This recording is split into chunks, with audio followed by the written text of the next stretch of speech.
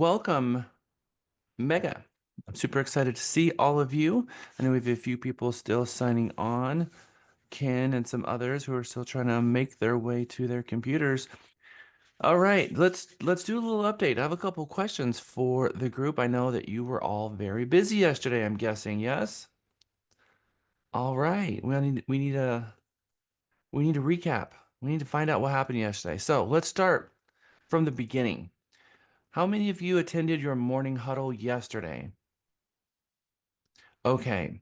Anybody want to share their experience in morning huddle? Both what it feels like, how it starts your day. Is that something you're going to continue? Please share. Lewis. Sure. Oh, sorry. I think it's great. I think getting up early in the morning, getting ready, getting dressed, puts you in the mindset of being prepared to start the morning off right. But most of all, just having everyone there in the group, seeing each other there, encouraging each other, ensuring everyone's held accountable. That's what we're doing for the day, and just really setting a plan of action to ensure that you're managing your time properly. If you want to change the world, Exactly right. From the Uh, time you get up on forward. I love it. It's how you start your day matters. How you start your day matters. How many of you been doing the before the morning huddle and you've been starting your day with a gratefulness exercise? Oh yeah, me for sure. I wake up and grateful and I pray, just set my intentions, put the intentions out there. I love that. That is very powerful. It really is. It is a game changer for so many people because once you set that intention, your mind starts going to those things and you just have a different day. You have a different day.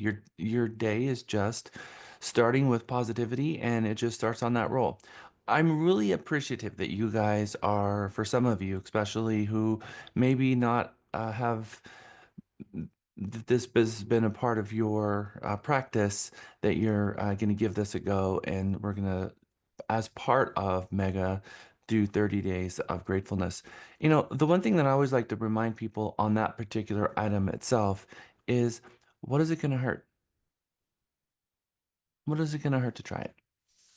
So starting your day off with gratefulness, for every finger, think of something you're grateful for, which reminds you of all the blessings that you have in your life, all of the things that are going right, a check-in on yourself, and then jump into your morning huddle. Now, talk to me about your Mega Mini with Lisa Ormsby, the one and only. How was that?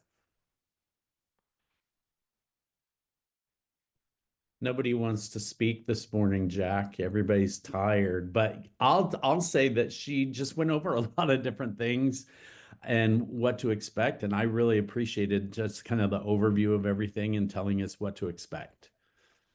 The dichotomy, right? You get the lecture with me and I'm explaining the principles and going through it, and then it's the breakdown with her to kind of pull it all together, give you a lab environment to ask questions and to break down some of the stuff that maybe some of you weren't clear on. And of course, memorization and your homework. And how many of you heard that you're going to have a project this week? Raise your hand.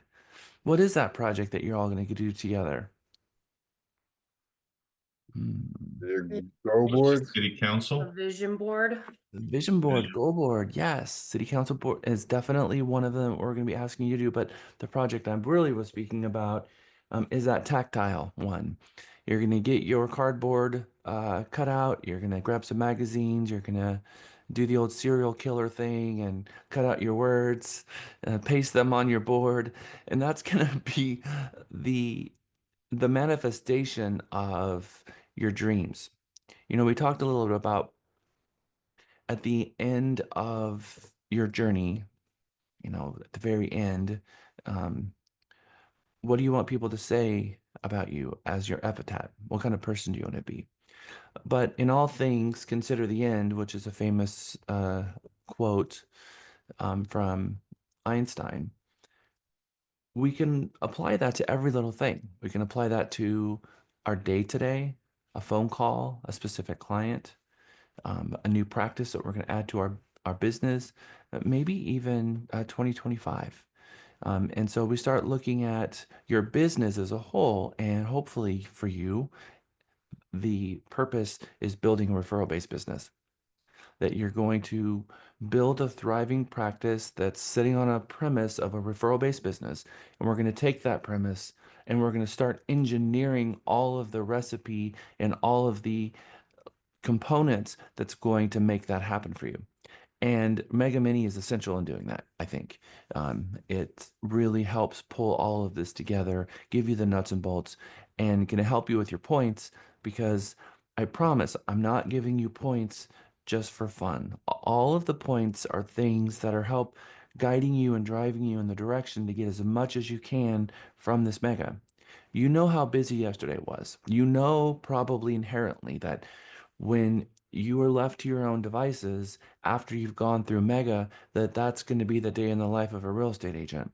You're going to be out there making calls and going to meetings and attending huddles and inspiring other people and having great conversations with clients and converting leads and getting checks, lots and lots of checks, because that's part of the whole process.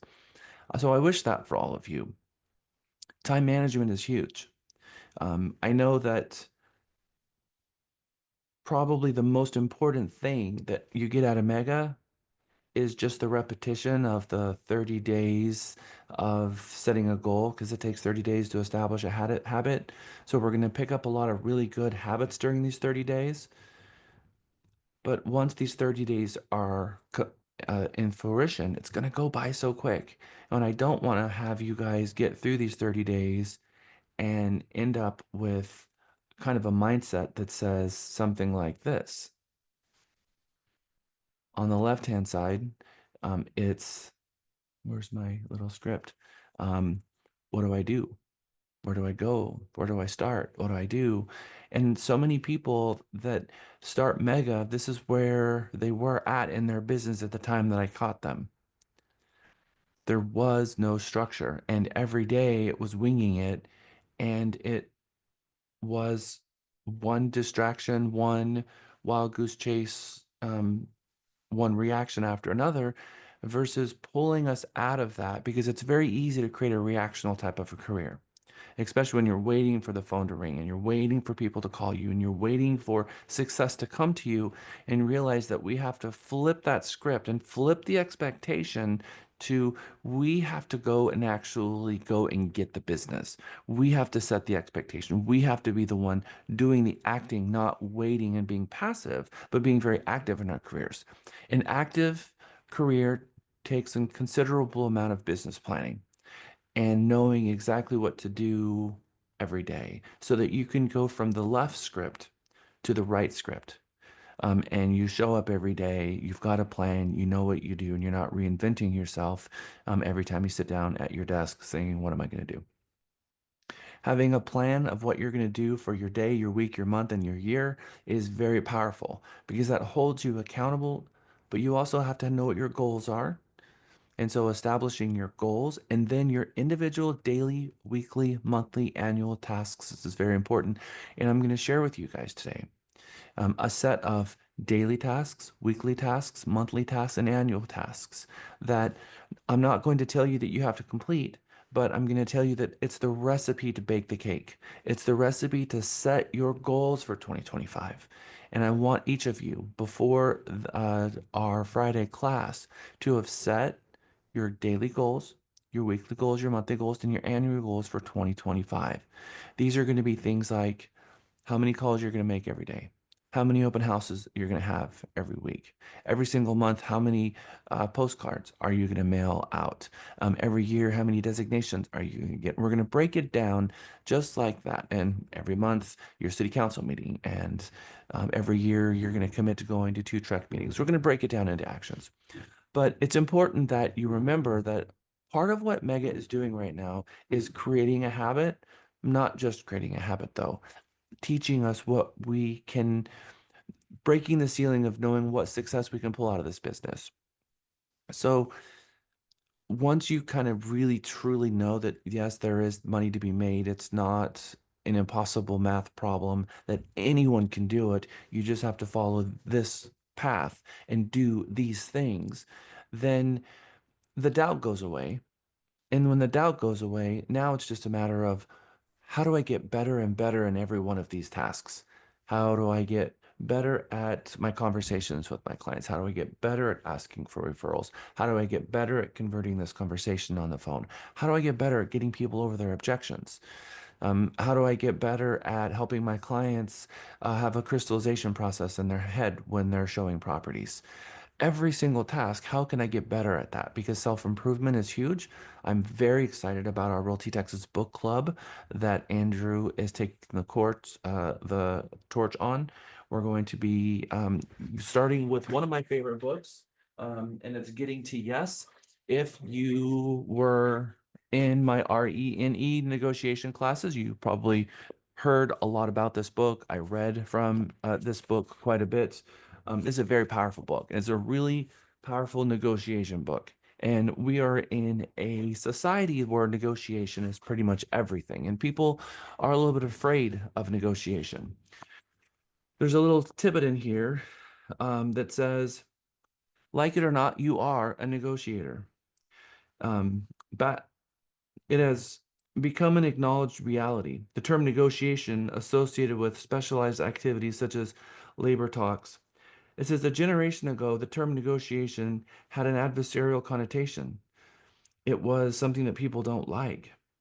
But the reality of negotiation is that we need to get over the fear of negotiation, because more than ever, faced with the challenges of living together in a nuclear age on an increasingly crowded planet for our own sake and the sake of our future generations, we need to learn how to change the basic game of conflict, because everything comes through conflict. And that the goal should not be to eliminate conflict. Conflict is inevitable and useful, and it's part of life. It often leads to change and generates insight. Few injustices are addressed without serious conflict. Conflict makes the world a better place. In the form of business competition, conflict helps create prosperity, and it lies at the heart of the democratic process, where the best decisions result not from a superficial consensus, but from exploring different points of view and searching for creative solutions. Strange as it may seem, the world needs more conflict, not less. And at the heart of that conflict is how to help people through the conflict. And at the very nature of real estate, do you think your buyer and seller are in conflict? Seller wants as much as they can possibly get. The client wants the absolute best deal. They're showing up at the table with the very nature of conflict. And our job is to be the person that guides them through that conflict, lets them see what they can't see. And a lot of it, they're so strapped with emotion, especially the seller who's emotionally attached to that home. And the buyer, also very scared about moving forward. We have to understand conflict. And instead of increasing the temperature in the room, lowering the temperature in the room and walking our clients through those negotiations is the premise of what we do. And so this is going to be the first book that Andrew's going to take you through. I'm very excited to be popping in and out and watching the aha moments from this. So please attend your book club. That's going to be one of your monthly tasks, because we're going to go through 12 books in 2025. So one of the items on your monthly task is going to be your book club. Okay. So thank you everyone for showing up to your morning huddle, your mega mini. Now, let's talk about the sales meeting. How many of you was it the first time you've been to our Realty Texas sales meeting? Anyone? Or have you all gone to it before? Who has not? Who did not? Who was it the first time? Anyone? Your first time? Belladonna. So talk to me about what did you expect at the sales meeting? What actually happened and what surprised you?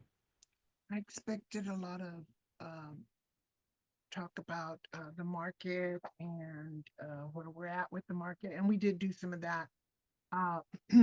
But I didn't realize there were going to be lenders there and people that could give us advice and other ways to connect with builders and whatnot.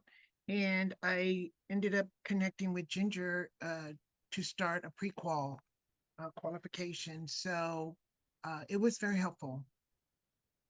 And then we got to listen to Janine. I'm sorry, Yeah. Janine. Her call, which almost had me at tears. I was like, oh my goodness.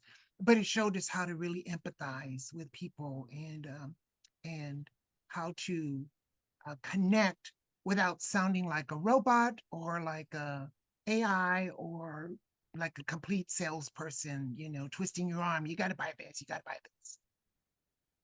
So I Real, enjoy. es- real estate is sitting on a heart of relationships.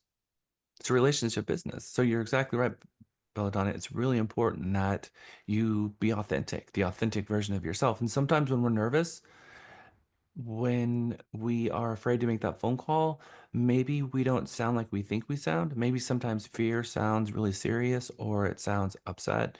So we're going to be watching several videos today from Vanessa Van Edwards regarding how we say hello, how we prepare ourselves for our phone calls. I think you guys are going to really, really enjoy today, especially the videos. And we're going to have some aha moments, I think, in how do we prepare ourselves for their calls so that we can get the most out of it. But exactly right. I think that it's so great to hear people like Janine on the phone because you start feeling and getting an understanding of where's the bar for us. Where is that bar? What work do we have to undergo to get to the level that we can pick up the phone, have a conversation with the consumer, connect with them, create an understanding, empathize, create trust, prove our ability, our commitment, and our ethics, and come out the other side of that transaction with them thinking, you know what? I think I just hired my real estate agent. That's what I wish for each of you. And that takes confidence. How many of you are feeling confident right now, where we are on day 2 of Mega, to pick up the phone and make those calls? If you're not feeling confident, that's okay, because today I'm going to ask you that same question at the end of the day. And I'm guessing that there's going to be a very different answer at the end of today. I think you're going to be feeling a lot more confident because it's okay to feel a little bit afraid. We are going to, well, I told a story yesterday. I'm going to share it with you as well. How many of you remember the very first time you ever went swimming? It's kind of a random thought. How come so many people remember that? Were we naturally afraid to jump in the water and go swimming the first time, or did we just jump in? So Alexa, were you a little afraid to go swimming the first time? So you stand by the edge of the pool for like 45 minutes, just wanting to jump in, but you're just so terrified you just couldn't bring yourself to do it? Then what happened once you got in the water? Were you afraid anymore? A little bit still. It's still And scary. then afterwards, maybe you were thinking, wow, I really put myself through a lot of hell because this is not nearly as bad as I thought it was going to be. In fact, this is great. I remember that story for myself because I remember standing on the side of the pool as a young kid, wanting to jump in, seeing everyone having fun, and I was just terrified.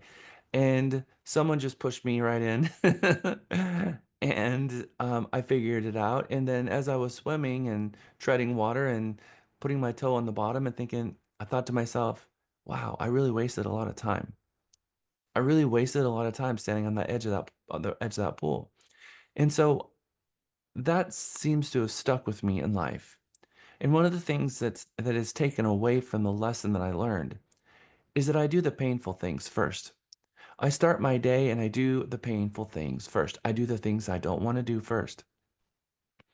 And I do that because I do not want to have that pain all day. I don't want to be worried about that thing that's stressing me out all day long because that's going to make it all worse.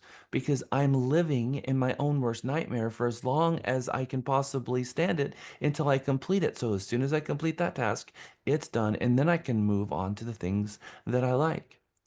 I operate life on a pain or pleasure status. I do the pain first, and then I do the things that I like, which means I can look forward to the things that I like, get through the stuff that's painful, and that helps my day become a much better day. Because if I did the things that I liked first and I had painful things coming, those painful things are going to overshadow the things that I liked in the first place, which is going to diminish that. And not only is that diminished, but I've also increased my agony tenfold. So I am going to throw you all in the pool today.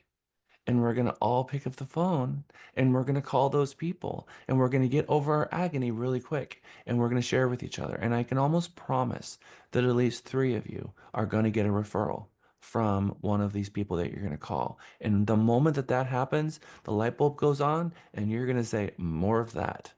And then you're going to realize that no one yelled at you. No one got upset at you. Everything was good. People are actually excited to talk with you. That is the big takeaway that I'm looking forward to all of you seeing. And I know that a couple of you already made calls, so thank you. And if you'd like to share some of those calls that maybe you've already made since Mega, go ahead. And Belladonna, I think maybe you have one that you would like to share. Well, it wasn't there's one that relates to Jenny. I had my hand up because I couldn't get my contacts to sync. I followed your video and it just keeps saying get contacts, get contacts. I don't know. I'm gonna try to work on it. But I did call Well, people. Belladonna, so let's talk about that for a moment. Okay. When you have a problem with anything of our platform, what is the very first thing you do? Yeah, it was like 3 o'clock in the morning when I was trying to do it. I get up at 3, I have to be to work by 6 Don't a.m. call us at 3 a.m., okay? That's what I'm saying. And then I get off at 8 and I come back here. So, All right, so um, I'm gonna ping Katie and have her help you with that. But continue on. okay. So I spoke with a woman, Jane Hefner, and she was so distraught because her agent, this is the 95% that Jack is talking about.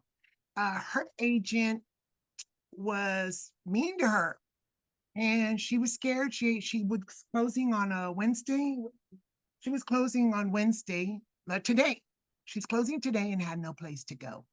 73 years old. And she was trying to get me to work for her. And I was like, well, you're under contract. Can you look at your contract and see? And they didn't give me any paperwork. I don't know. And I was like, wait a minute. So in the end, to make it short, because I know we're in the class, in the end, what ended up happening is I called her back after I talked to my mentor. If you don't have a mentor, you're shooting yourself in the foot. Um, and she told me what to say and how to, verb it. And I did. And she says, well, I ended up finding a place. And you're right, I was under a buyer rep and I didn't know.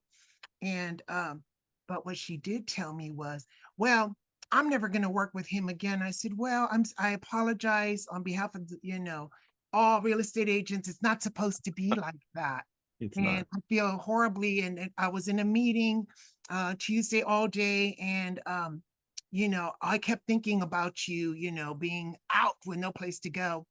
And she says, well, I said, if you wouldn't mind, if you, we made a connection. If you wouldn't mind referring people to me, referring my business. And she says, well, I have a friend and they've got this $3.5 million dollar place on the Guadalupe and blah, blah, blah. And she's like, I'm going to call them after I move in and refer them to you. So I sent her my information. And then she going on and on about this other person. So I'm making contacts through somebody else's mistake. We need to have conversations with everyone and just be friendly and remember that it is an honor to help put keys in someone's head and a hand and put a roof over someone's head. It is an honor to be able to help with that. And so thank you, Belladonna, for taking the time and having empathy and helping her. So I'm hoping that each of you are going to start your day with gratefulness, that you're going to jump into your morning huddle, that you're going to continue doing your mega minis, and that you're attending all of the mega modules. Remember, there are some things that we should already be working on. So I'm just going to cover a couple of them. Your code of ethics, we're going to go through those together today, as well as the 23 contract paragraphs. We're going to see what that looks like today, but you need to start memorizing those now.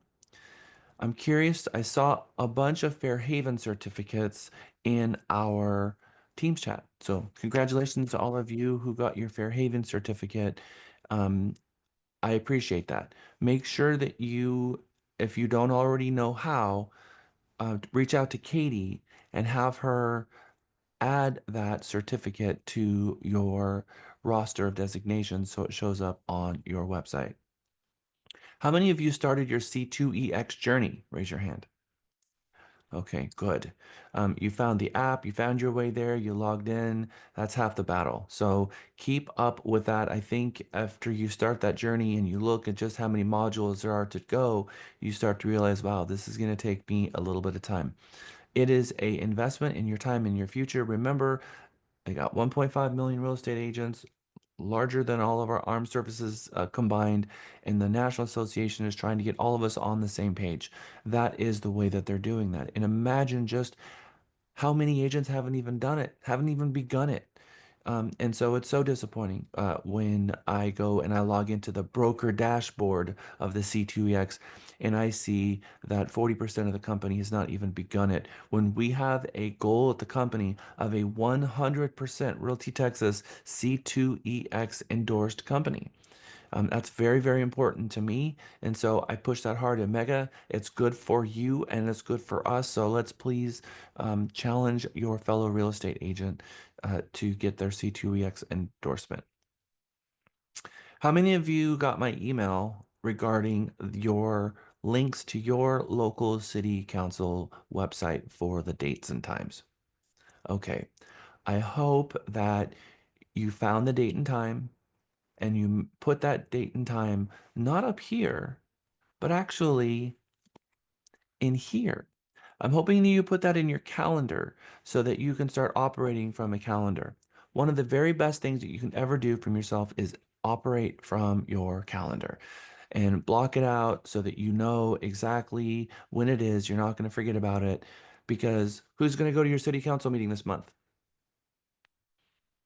Okay, great. Reach out to your fellow mega group because you guys can go together and sit together. And it is once you've gone to your city council meeting, my ask is that you talk with the council meeting after the meeting, introduce yourself. You have read the agenda before you go to the council meeting, so you know what's on the agenda. After the council meeting, you can bring a friend or you can bring a tripod, but in front of the city council building, because I really want you to go in person. I want you to film a video. Hey guys, this is Alexa here at Realty Texas. Just attended the January City Council meeting for City of Round Rock, and boy, do we have some amazing things coming in Round Rock. And film that video. And then you're going to take that video and you're going to post it to your Instagram, you're going to post it to your Facebook, and you're going to tell all of your followers that you're a real estate agent. You care about what's going on in your community so much that you're going to your city council meetings, and that's going to start resonating. And then share some of the items that are coming out of the city council meeting. Share some of those facts. Looks like we've got Amazon fulfillment center coming to Round Rock. Looks like we've got a new water treatment plant that's coming online February 1st. Share some of the things that are going on and do that every single month.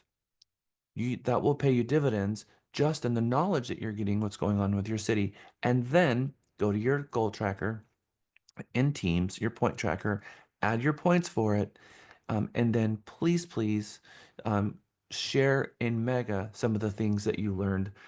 Every single Mega that we do, we find a lot of our students are super excited about going to the city council meeting. They get all kinds of great valuable information. They're sharing it at the open houses. And then February, chirp, chirp, no one went. So I'm hoping that you will make a commitment to add to your calendar for 2025 to attend all 12 of your council meetings. Unless you're in Houston, all 52, because Houston likes to do them weekly. Some of your larger cities do them more on a more regular basis. You don't have to go to all 52, but at least go to the main monthly council meeting where they're taking votes. Okay. And how many of you asked someone for referrals in the last 2 days? You asked the question. All right, anybody get a referral from asking that question? Okay, we have to ask the question correctly, and we're going to spend a few minutes on this one as well. If I at the way that our brains are wired, your synapses in your brain really wire things together in a different way than I think people understand how our brain is wired. If you are in a database and you query a record set, garbage in, garbage out. If you query the wrong record set, you're going to get the wrong data. A lot of you are asking your people. If you hear someone talking, if you know anyone looking to buy, sell, or lease a home, please call me. But what did you not ask them? And when you ask them that question, if you know someone looking to buy, sell, or lease a home, um, please let them know about me. It's who you know. That's exactly right, Jessica. You ask them if you ever hear about someone who knows someone. That's future. And their mind goes to the future and think, okay, in the future, if I hear someone talking about real estate, I'll tell them about you. That will get you exactly nothing, I promise. That's futile. It will get you absolutely nothing. And you're putting the wrong query in the database and you're getting a result that's going to be no records found 100% of the time. If you want it, it's, hey, if you hear someone talk, if you know someone that's looking to buy, sell, or lease a home, that referral would mean the world to me. And by the way, who do you know?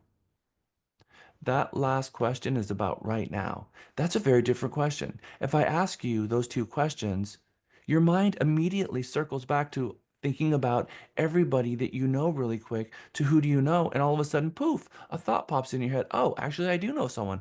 I didn't even think about them. I was buying a pair of Jeeps, and I have a friend who works for Chrysler Jeep. And I was trading in my Chrysler 300 for a pair of Jeeps. Lisa and I went shopping. I knew where I was going to go. And I had a friend who worked at a Jeep dealer down South Austin. And I usually go to Nile Maxwell on 620. Long story short, my friend said, hey, if you ever buy a Chrysler, let me know. Well, I wasn't buying a Chrysler. I was buying a Jeep. I didn't think about them. And after I bought the Jeep, I realized when I saw them, oh my gosh, they are a salesperson at Jeep, Chrysler, and I didn't even think about them. They didn't even come in my head. And I'm going to tell you that if you tell your friends the wrong things, they're not going to think about you when they go home shopping because people are not spending a lifetime dreaming about hiring a real estate agent.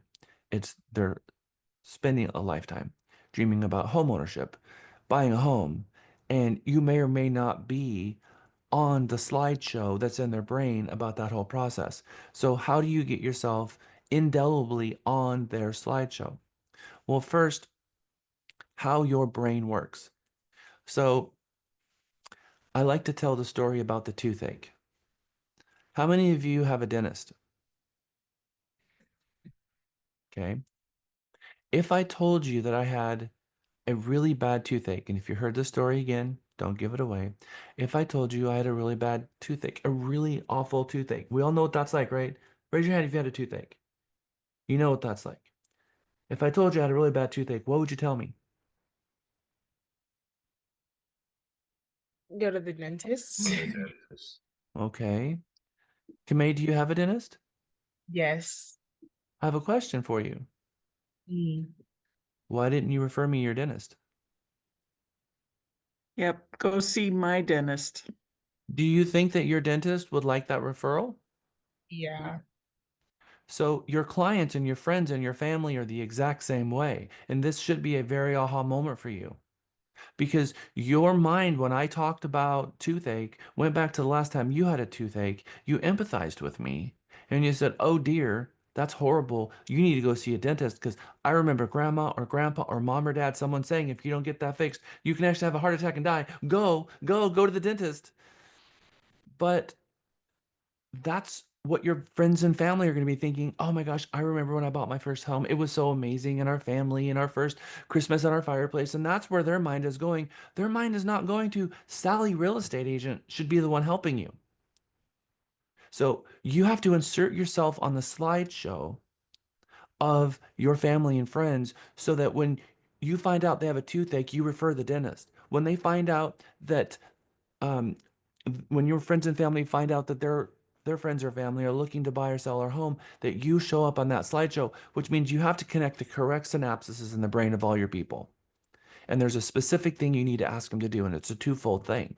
First, you have to let them know that you're in real estate and you'd be grateful for their referrals. You have to ask them that. The second thing is you have to tell them specifically what to do. You don't want them to hand out your card, and you don't want them to hand out your phone number, and you don't want them to tell people that they have a good real estate agent and that they ought to call you. Because that also is going to result in no records found because they're never going to call you. What you want is you want them to call you. If you know someone looking, would you please call me? Would you please call me and let me know about that? Because I want to make sure that I know that you referred me because it is so meaningful when that happens. Because you know that there's a much better, greater chance for them to call you. Hey, and it happens all the time. Prene, hey Jack, one of my friends is looking. Their name is John. I let him know that you're going to be calling them. Prene, thank you. That is what I need to happen.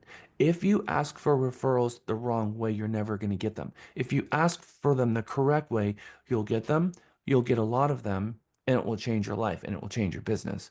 So, a lot of coaches, a lot of business coaches, they tell you go ask for referrals, but they don't train you how. This is a very important part of getting referrals because it should be 75% of your business. If 75% of your business, if 75% of any company's business dried up overnight, they would not be flourishing. I'm going to help you create that 75% of the business that's missing for you. And it's going to come from your army of raving fans, from your spheres. And you're going to be doing all of this work calling them. And what a huge mistake it is if I don't train you how to have these conversations correctly when you're having them. And so it's a script. If you know anyone that's looking to buy, sell, or lease a home, would you please call me? Because your referral would mean the world to me. And by the way, who do you know? You see, that is a script. It is an intentional one. Every single word is carefully thought out and carefully crafted for the outcome that we're looking for. Would someone like to share with me the script that I just helped you with? Did anybody write it down? Diane. Okay, I have a couple versions here because, No, I don't want versions. I want mine. okay. If you know someone who is interested in buying, selling, or leasing, please let me know. Would you please call me? Sorry, because your referral would mean the world to me. Or where does, by the way, who do you know? Where does that fit in? Right at That's the where I end. got If you confused. know anyone looking to buy, sell, or lease a home, would you please call me? Because your referral would mean the world to me. And by the way, who do you know? Okay. Thank you. If you can internalize that script, if you can make it sound passionate and that you're asking for their help and that it's meaningful and say it with empathy, it is going to come across as, of course, I want to help you. And then guess what happens when they give you the first referral? What are you going to do? Send them a thank you gift card, something. Take them to lunch. You're going to take them to lunch. You're going to take them to lunch on Friday. You're going to give them their personal time. You're going to take this to the next level. You're not going to send them a piece of candy in the mail. I'm going to send them a handwritten thank you card because those things still exist and I do them. And guess what? I'm going to take them to lunch on Friday. That's the commensurate scale balance of what they've just done. And then you're going to do the next best thing, which means they're going to want to give you as many referrals as they can when you do this particular practice. It's going to change the relationship you have them with as well. And this is the one thing that top producers do, the 5% that has 95% of the business. This is what they do that everyone else doesn't. And this is an insider pro secret. This is a pro tip. Would anybody like a pro tip?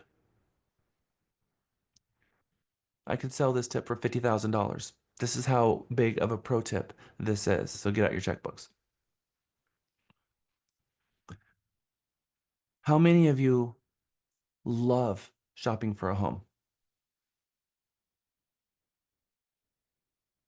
Gavin, Alexa, Alfonso, Chris, Kamei, Felix, Savion. I don't see your hands because there's not a person on the planet Earth that doesn't like home shopping. And if I don't see your hand, it tells me that you're not actually listening to Mega right now. And so we are also paying attention to that. All right. This is the deal. Everyone loves home shopping. Your client, your friend just referred you someone. They may not be a client yet. They may be a friend or a family member, but they just referred someone to you. You are going to call them and you're going to share with them how things are going. Hey, just want to let you know, just got them pre-qualified. They're super excited. Thank you again for the referral. Hey, just want to let you know, we went home shopping today. They saw 3 that they really liked. I just wanted to let you know. Hey, they just submitted an offer and got their offer accepted. I want to let you know they're super excited. Hey, just want to let you know, we just went to closing today and they signed and they just bought their new home. Thank you. You're going to involve them so they can live vicariously through their friend, through the home shopping. That's going to also plant a seed in their head that they want to go home shopping too. And that's going to put them in that spirit, but it's also going to make them want to refer more people to you so they can live vicariously through more people home shopping. I can tell you it's going to change everything. What we're not going to do is send them a $25 gift card and never call them again. Because that's bullshit. That's shameful. It might even raise to the level of disrespectful because you asked him for help. And how did you repay him for that help? You sent him a $25 gift card and you never called him again. You told him, you know what? I just paid you for your referral. That's good enough for me. That's not what this is. This is relationship stuff. So your pro tip is that you're going to involve them in the home shopping, which is the thing that all Americans can agree on, the only thing that everyone loves shopping for a home. And So that will change your life. I have Yes. a question, Jack. So whenever they call you and say like they have a referral, what do you say next? Are you supposed to say, can you give me that person's number? Or, because I've had people who said they referred me and I say thank you. But I Yep. don't know. That's exactly right. That's why you don't ask them to refer you out. You ask them to call you because you know that when they called you back and said, "Hey, I referred you out," you know you're never going to hear from that person. So, Mm, Jemiah, the Jamia. the script on this, Jemiah, this I always get that wrong. I apologize. Um, I went to school with a Jemiah, who was a very good friend of mine. And so you remind me of her. And so I'm going to have to fix this in my head because it's wrong. I'm sorry. Okay, The script is, can you get me in contact with them? got you. Okay. Can you get me in contact with them? And now you get in contact, whether that is, hey, add them to the phone call, give me their number, send me an email, do a warm reception. I don't know what's going to take, but get me in contact with them. Now, sometimes, and this is a fun story that Cindy Bell shares, sometimes you are going to be, and you're going to call them and they're going to say, oh my gosh, yes, I did get your information. Thank you so much. I actually already hired someone. And then you ask them a question. Oh my gosh. Well, congratulations. Are you excited? Are you excited about buying a home? I'm excited for you. Every client that tells you that they're in the home buying process, I want you to give them permission to be excited about the process because they're scared, they're a little freaked out. And when you ask them, are you excited? It completely throws their interview questions into chaos. It throws their whole situation into chaos. And now they turn their attention over to like, I'm trying not to be, but yeah, I guess I'm a little excited. Is usually kind of the story. And you just connected with them on a human level. And that is a very important thing. And you're going to ask them, do you know anybody else that's looking to buy, sell, or lease a home that could benefit from my services? So I would like to comment on that. I actually, so somebody was interviewing realtors and they interviewed me and some other people and they ended up going with someone else, right? But then I told them, okay, best of luck, I hope to hear from you in the future. And I just sent positive energy. And literally, I checked in with them like a week later to see how their process was going, just out of curiosity. And they said that it wasn't going well. They weren't vibing with the person they selected, and they actually wanted to go with me to buy proceed going with the home. And Yep. I got like we closed, And so this just goes to show that even if you're not first choice sometimes, like that initial first choice, to still keep that relationship open because you never know. Like, I think it was Diane that said, like, somebody else screw up benefited me, And Can we so, all give Jamia a big round of applause? thank you. Thank you. That's exactly right. We have to throw the trick rules out of our brain for a moment. Not that we're going to break them. We're going to throw all the nuts and the bolts and the confusion out of it. And we're going to just push all that aside. And we're going to connect to the ooey gooey. We're going to connect to them on the human level. And we're going to have a conversation with them. And we're going to let them know, are you excited? I'm excited for you. And we're just going to be human to human for a moment. And then just exactly just exactly that, vibing, creating a relationship, creating trust, the ability, the commitment, the ethics. That there's something about this person that just makes me feel better. They make me feel safe. They don't make me feel like a number. This doesn't feel like a transaction. This feels like a home purchase. People don't want to be sold a home. People want to have someone help them buy a home. And they want someone to be excited for them and to rally for them and answer the phone for them, not make this feel like they're standing in line at the Department of Motor Vehicles. Because how many of you would be excited about buying a home?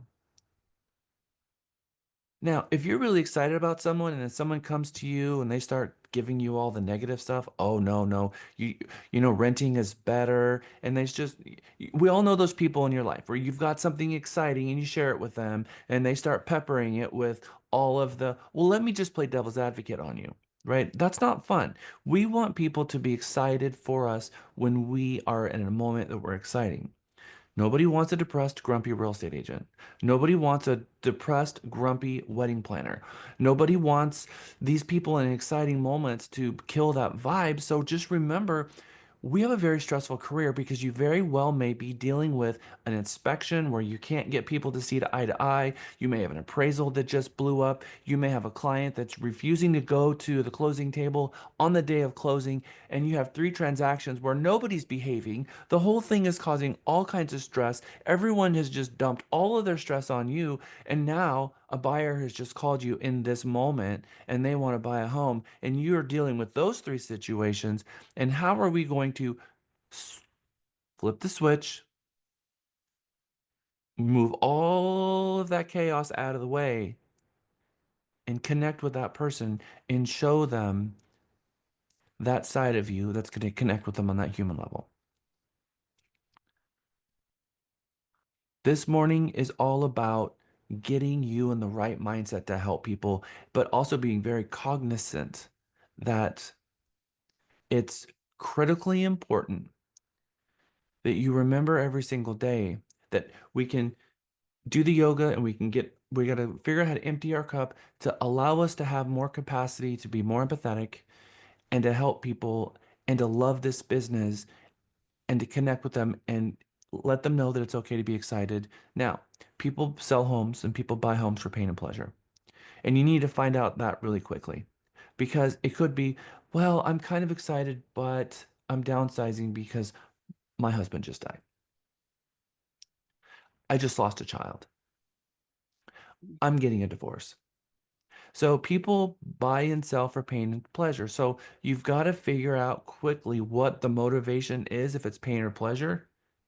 And if it's a pain, we're going to turn this page. We're going to open a new chapter. We're going to get you through this.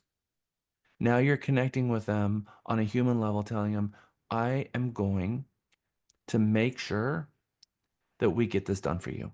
That I'm going to care about this as much as you care about this. And I'm going to take it upon myself to make sure that we get this done for you. and we're going to open a new chapter because your best days are still ahead. People need this in life, and that's what we are as a real estate agent, as a leader.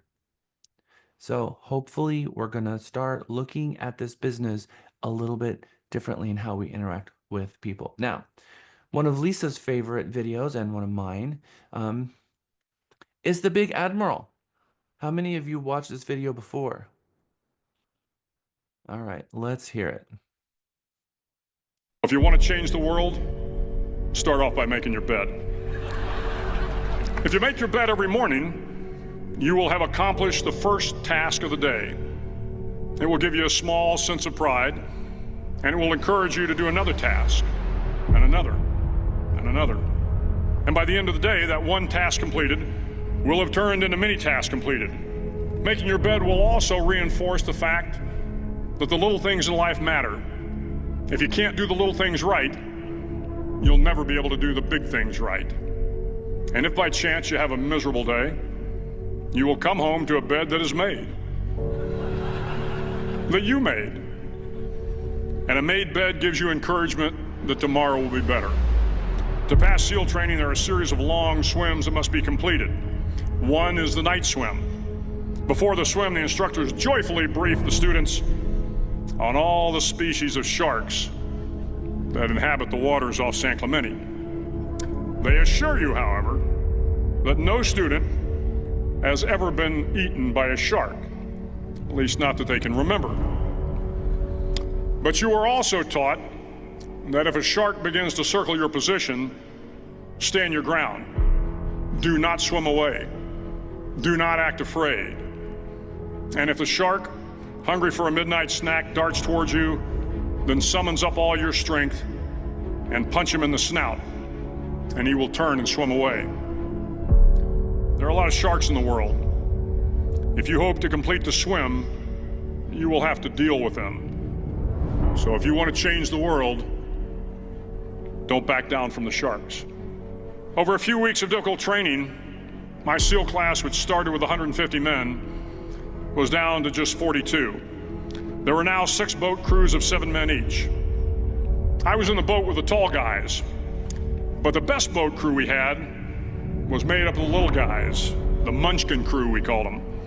No one was over 5'5". The Munchkin boat crew had 1 American Indian, 1 African American, 1 Polish American, 1 Greek American, 1 Italian American, and 2 tough kids from the Midwest.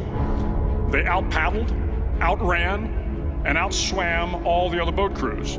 The big men in the other boat crews would always make good-natured fun of the tiny little flippers the Munchkins put on their tiny little feet prior to every swim.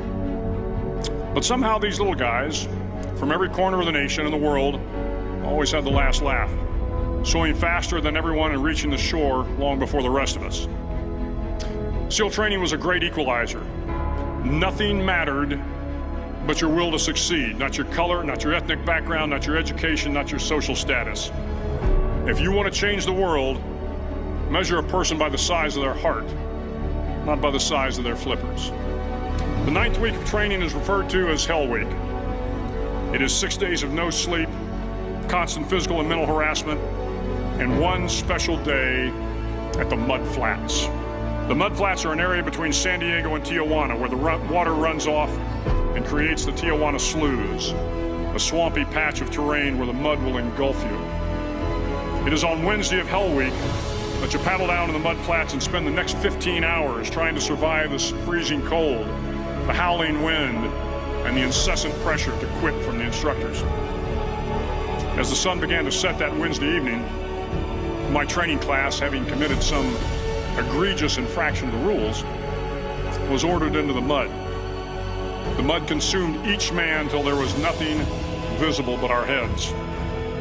The instructors told us we could leave the mud if only 5 men would quit. Only 5 men, just 5 men, and we could get out of the oppressive cold. Looking around the mud flat, it was apparent that some students were about to give up. It was still over 8 hours till the sun came up. 8 more hours of bone-chilling cold. The chattering teeth and the shivering moans of the trainees were so loud, it was hard to hear anything. And then one voice began to echo through the night. One voice raised in song. The song was terribly out of tune, but sung with great enthusiasm.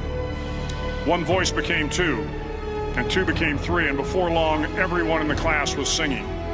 The instructors threatened us with more time in the mud if we kept up the singing, but the singing persisted, and somehow the mud seemed a little warmer, and the wind a little tamer, and the dawn not so far away. If I have learned anything in my time traveling the world, it is the power of hope. The power of one person, a Washington, a Lincoln, King, Mandela, and even a young girl from Pakistan, Malala. One person can change the world by giving people hope. So if you want to change the world, start each day with a task completed. Find someone to help you through life. Respect everyone. Know that life is not fair and that you will fail often. But if you take some risks, step up when the times are the toughest, face down the bullies, lift up the downtrodden, and never, ever give up. Real estate agents, never ever give up. I stop it there because 95% of agents in this business quit. 95% of real estate agents quit. 49% fail after their first closing. In 2022, 49% of real estate agents who had their first closing were unable to replicate that success in the following year.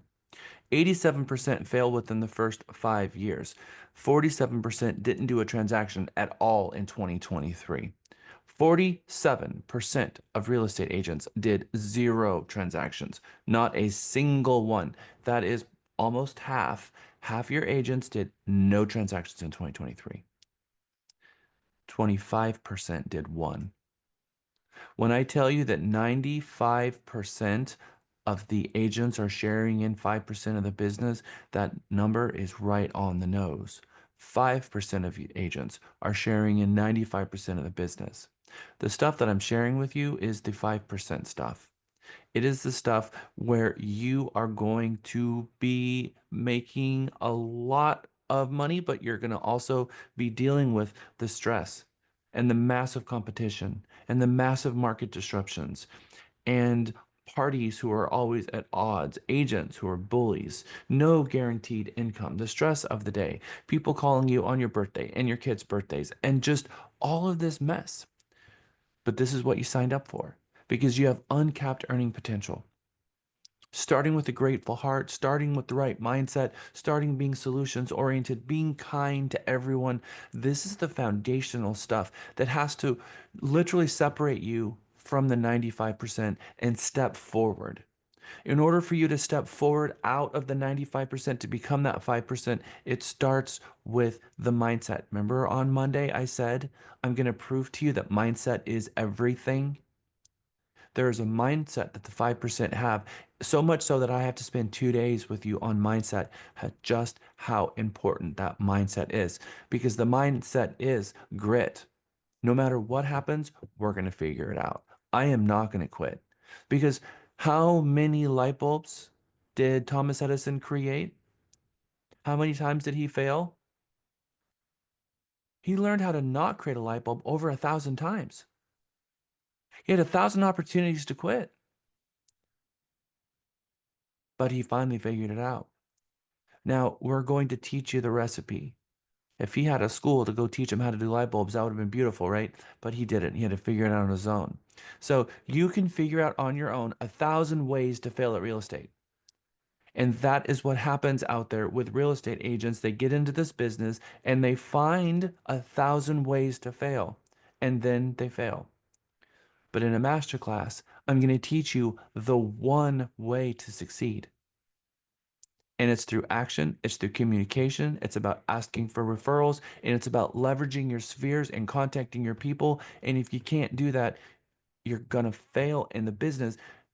And you get to determine what fail is, because some people, making money is not the issue. Sometimes people get in this business for other reasons, and that's okay. But if your goal is to meet a certain production amount and you don't meet that and you don't make your goal, I can show you how to make sure that that never happens. again, and that you can decide how much money you want to make every year, and you can go make that happen exactly to the letter based on what actions that you are going to go out there and take, because today is about power starting your business. You've been sitting in a car, you got the keys in the hand, you got a full tank of gas. I'm going to show you how to push the start button, and we're going to start traveling the road that is your business. We're going to have a bunch of breakout sessions today, so please make sure that you guys are participating. Remember that you have a UVP coming and that your classmates, the unique value proposition video that's going to happen the last week. We're going to be calling the Mega Hell Week, just like Admiral just talked to us about, because all of you are going to be afraid to get up in front of your classmates and share with them your value proposition. But nervousness is the last refuge for the ill prepared. If you know what you're going to say, you're not going to be as nervous saying it. But if you get up there and you don't know what you're going to say and you don't have it memorized, you're going to be trying to figure out what it is that you're going to say as you're sitting in the chair waiting for your time slot to happen, and you're going to be really nervous. Don't do that. Prepare and start preparing today. Again, it doesn't have to be a 30-minute speech. It's not supposed to be that at all. It is supposed to be, what is your value proposition? Just like I shared with you one already. We have a day dedicated to that. Part of the goal board is designed to help you with your value proposition. Then we have a day where we're going to have you spend time on your mission statement, your value statement, and you get those through those things. And that's going to really help you with your mission value statement, to get to your value proposition and get that down and solidified. But start thinking about it today, because we're going to even put you in groups, and we're going to give you 50 words that are going to also help you craft some words that can put those together. So we're going to be doing a lot of work on this over the next 4 weeks. But please start getting that in your brain now. Remember that there's 3,000 points associated to this. Lisa and I and all of the staff here have nothing to do with the points. We don't even add points or subtract points from your score. It comes 100% from your classmates.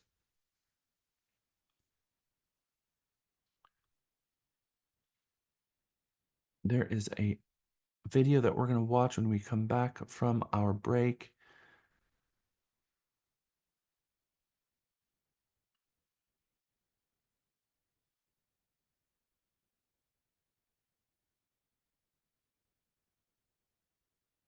We're going to watch it now. It is Gilbert.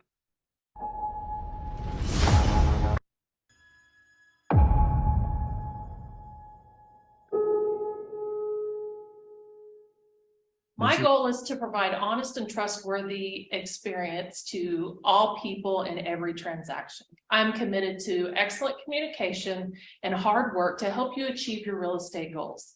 Coming from a background in construction, in the industry, to create a customers, responsibilities to the public, and duties to the realtors. I'm taking you through this video. Personal recommendations. And lots of deadlines. This is what it's going to kind of look like to give you kind of an idea. You're going to be standing in front of the class. We're going to record these, and then we're going to put them together, and you guys can watch them after as part of your mega graduation. But you're going to be standing in front of the class, and you're going to be talking to them about your value proposition.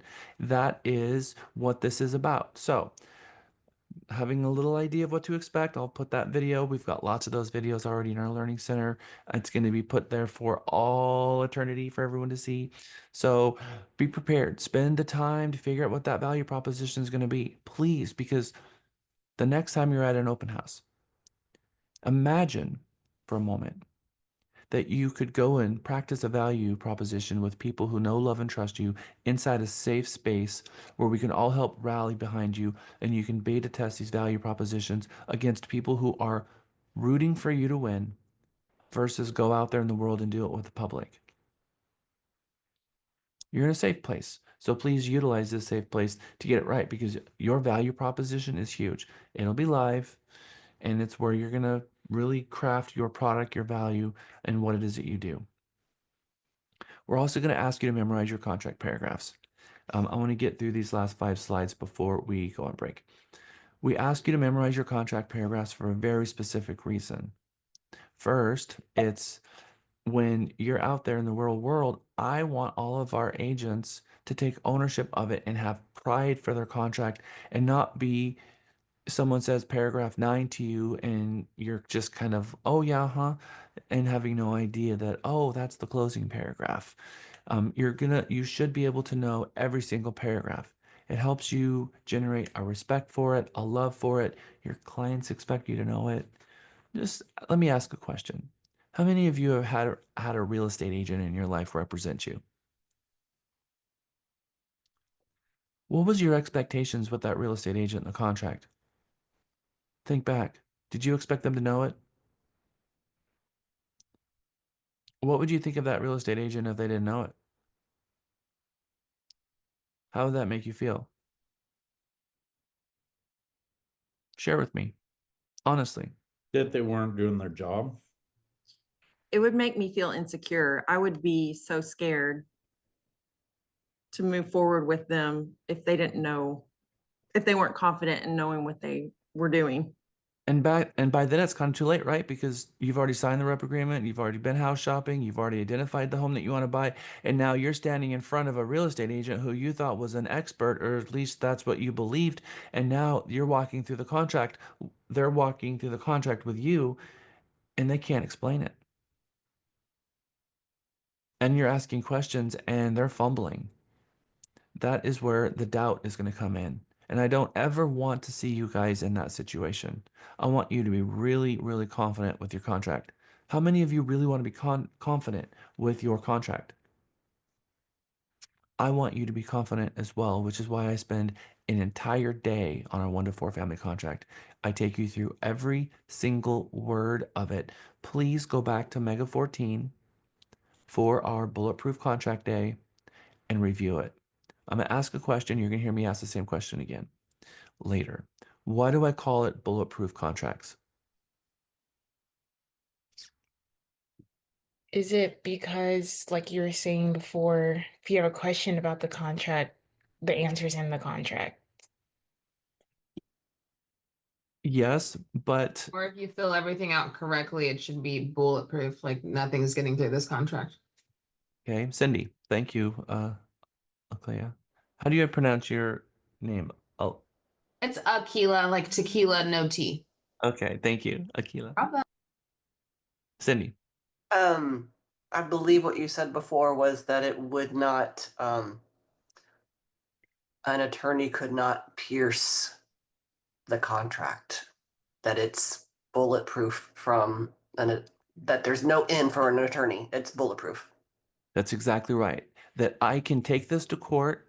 The contract is defendable. They can't poke holes in it. And that is a very important place for you to be, for us to create an enforceable contract. Because if they poke holes in your contract, if they blow holes in it, it's no longer enforceable on the parties. And if you have an ambiguous, unenforceable contract because it has technical flaws and errors in it, then you haven't been scrupulous and meticulous as Trek requires you to be. And now you're sitting there in a chair, attorneys pointing the finger at you, telling the entire courtroom that it's all your fault and that you're an idiot and that you should know better. And didn't you get training from Trek? Didn't your broker teach you? And you're just sitting there humiliated, and it's the very last place that you want to be. And I've seen these situations because we've been expert witnesses. I've been an expert witness twice in my career. I don't ever want to see you guys in that scenario. I want you to feel very confident. I build a platform that if you are a agent that doesn't yet have the competency for the contracts competency approval, that you have a bullhorn and then it goes to your manager for your manager to review those contracts so that we can at least put eyes on it before the consumer sees it. And when we see holes in it just off the cuff, that we're going to get involved. But we don't often know the context. And without having a context, we really are just doing a cursory review to looking for technical flaws that we can see, but we also may not be able to see and the understanding of what was the buyer thought that they were offering.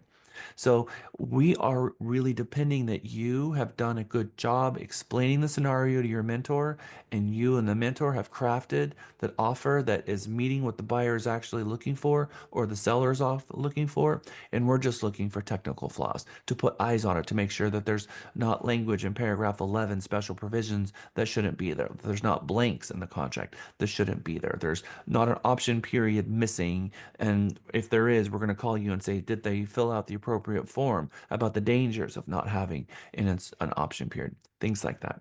So we want you guys to feel confident, and that confidence comes from going through contracts and really hearing it, but it's not going to be a single situation.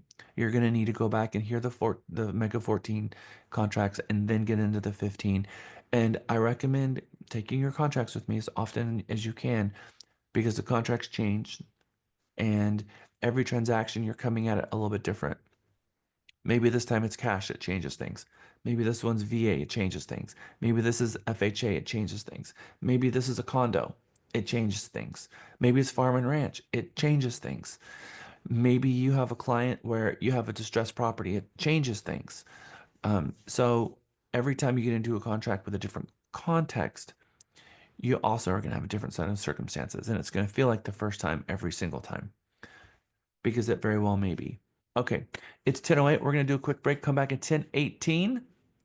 We're going to walk through all 23 paragraphs together as a group. I'll see you back at 10:18.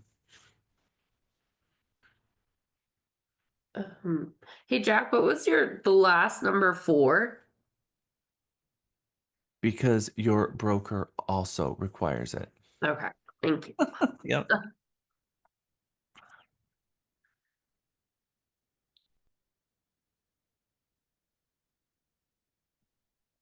Hi, Jack. Can I ask a question? Oh, Yes.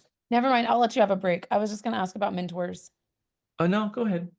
I guess I was confused because I know that we have like Mr. Constancio and Michael to call upon, but is there another way to have like someone assigned to us? I guess I feel like I'm unprepared for like listing presentations or things that are very basic that I should know, or are those basics accomplished through Mega? So we do have a buyer and seller presentation day. I do think that having, regardless, Trek requires that every time you do something for the first time, you have a mentor. So if you're feeling not prepared, we have a lot of agents here that will reach out to a mentor. I'm going to share my screen and I'm going to answer that question in about 3 different ways. The first way that I'm going to answer that is taking you to the .me and looking at the mentor tab, because you're saying having a mentor assigned to you. We have this mentors tab in the .me, and it lists all of the mentors that we have at Realty Texas. And those mentors, you get to choose each one of them and determine who it is that you want to hire. Now, you can call Michael and you can call Andrew and ask them, hey, by the way, who do you think would be good for me in this scenario? But on the mentors, we have a competencies tab, and it shows what they've been approved to mentor on. So we get to know each one of our mentors and what they're good at and what their specialties are. And you get to hire them right here and pick the mentor that you feel is going to be best for you. So we have the mentors tab, we have our agent leadership council tab, who the managers are, me, and then about Realty Texas. But on the mentors tab, you can go here and you can pick someone that you think is going to be best. But again, you can also go to Michael or Andrew and ask them for a recommendation on who you think would help. As an example, I happen to know Elisa St. John is a really good mentor when it comes to listings.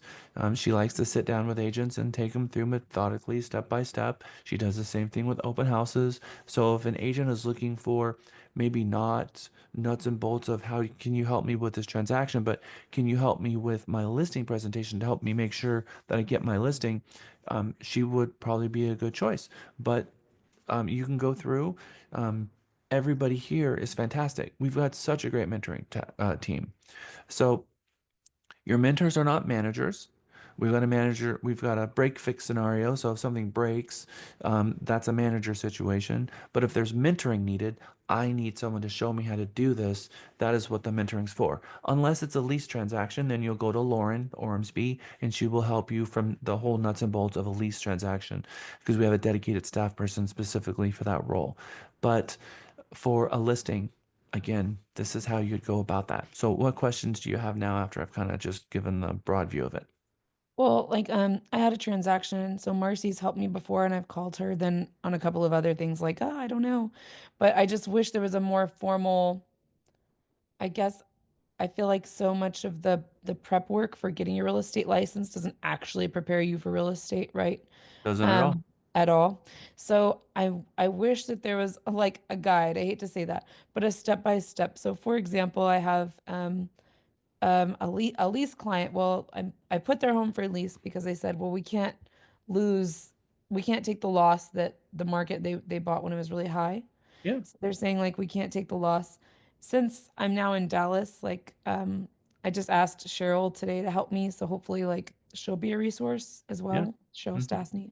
Yeah. But like for example, when I told Cheryl that, and she was like, well, what does their payment look like a month? And um, how much do they put down? Like how much are they actually losing? And I was like, oh my God, why didn't anyone like I probably should have run through that before. Like I should have known that that was a bigger situation than just how much did you pay?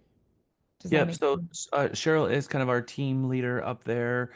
She is putting a lot of the agents under her wing and helping them step by step. We have a new agent training program. We have an ISA training program, and then we have Mega. And in Mega, um, had you watched what's cool about what I've done in Mega is I've recorded every single one of the megas, taken out the commercials and the breaks, and we record them and we put them up on YouTube, and then we put the links to them in your learning center.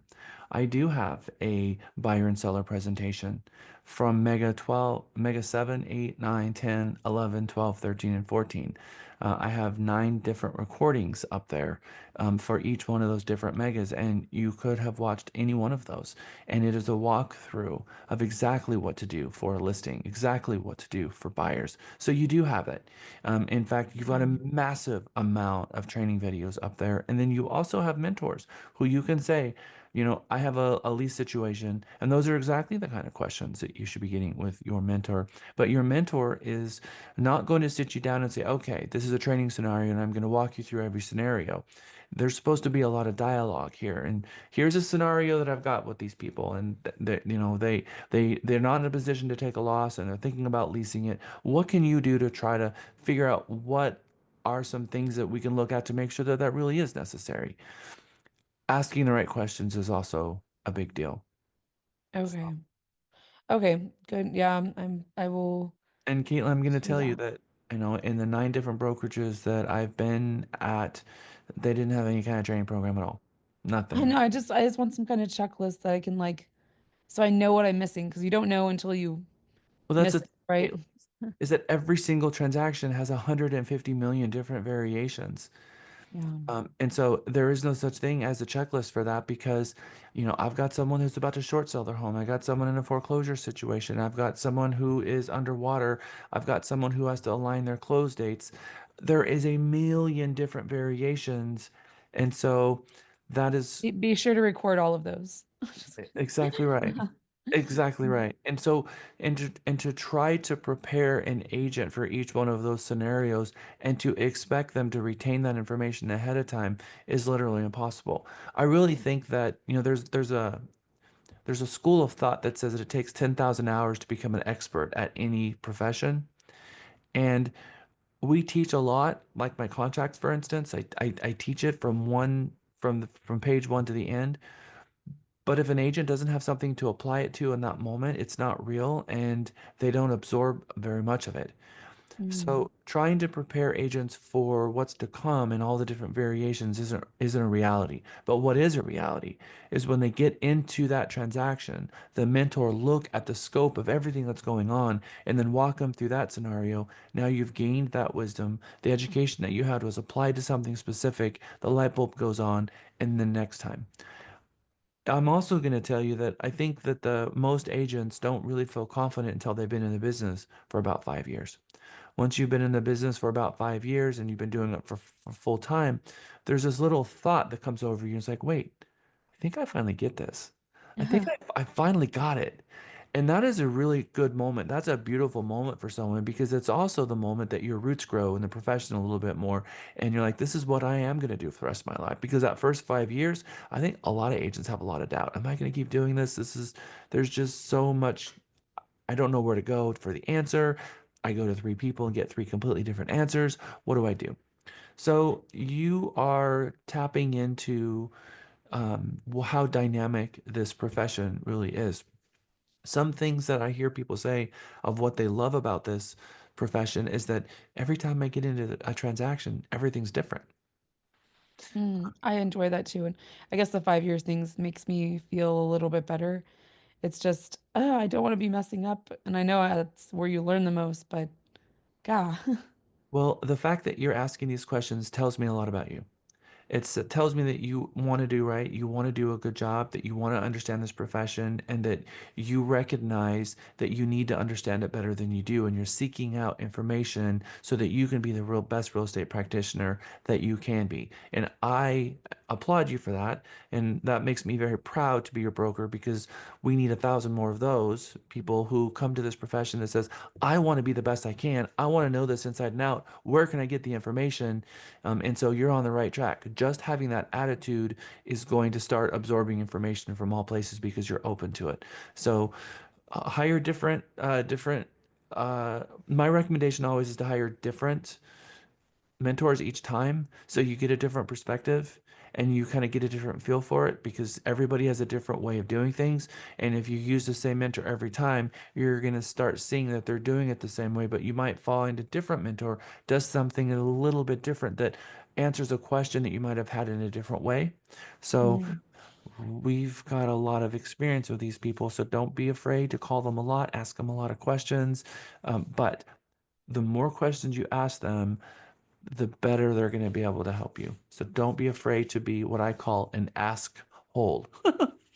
So I have a question, Oh my Jay. gosh, I love that. So I have a I need to question. put that under my name. One of my designations now. So I had a question, Jack. So before we hire a mentor, should we talk to one of y'all to see if that you can guide us to the right one? Like I said, Andrew is your sales manager and Michael Right. is your assistant sales manager. They would be happy to help connect you with who they think would be the perfect person. Now, I'm going to say that Andrew's new. And so he's not new to the profession, but he's new to the company. And so because he's still in his first couple of months, he might not know the breadth of all of the agents and their experience. Right now, that person, the people who know the agents and their experience the best, frankly, is actually Lisa, me, Miguel, and Michael. And so any of us can help point you in the right direction. Andrew is absorbing a lot of information right now, but he also has access to those same people. So if you go to Andrew, he's gonna be like, hey, who do you think the right person for this is? So come to us, ask the questions. But right now, I think for those questions, you're gonna get the right answer if whoever you go to, you really will.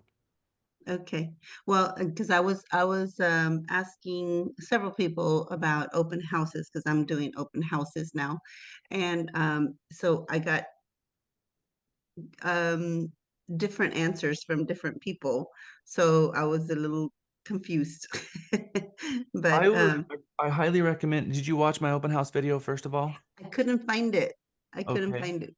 So it's actually when you go to the realtytexas.com website, the .me, I'm sorry, .me. And you click on accept for any of the open houses, it actually Right. pops up on the screen. And my video is literally right there for you to see.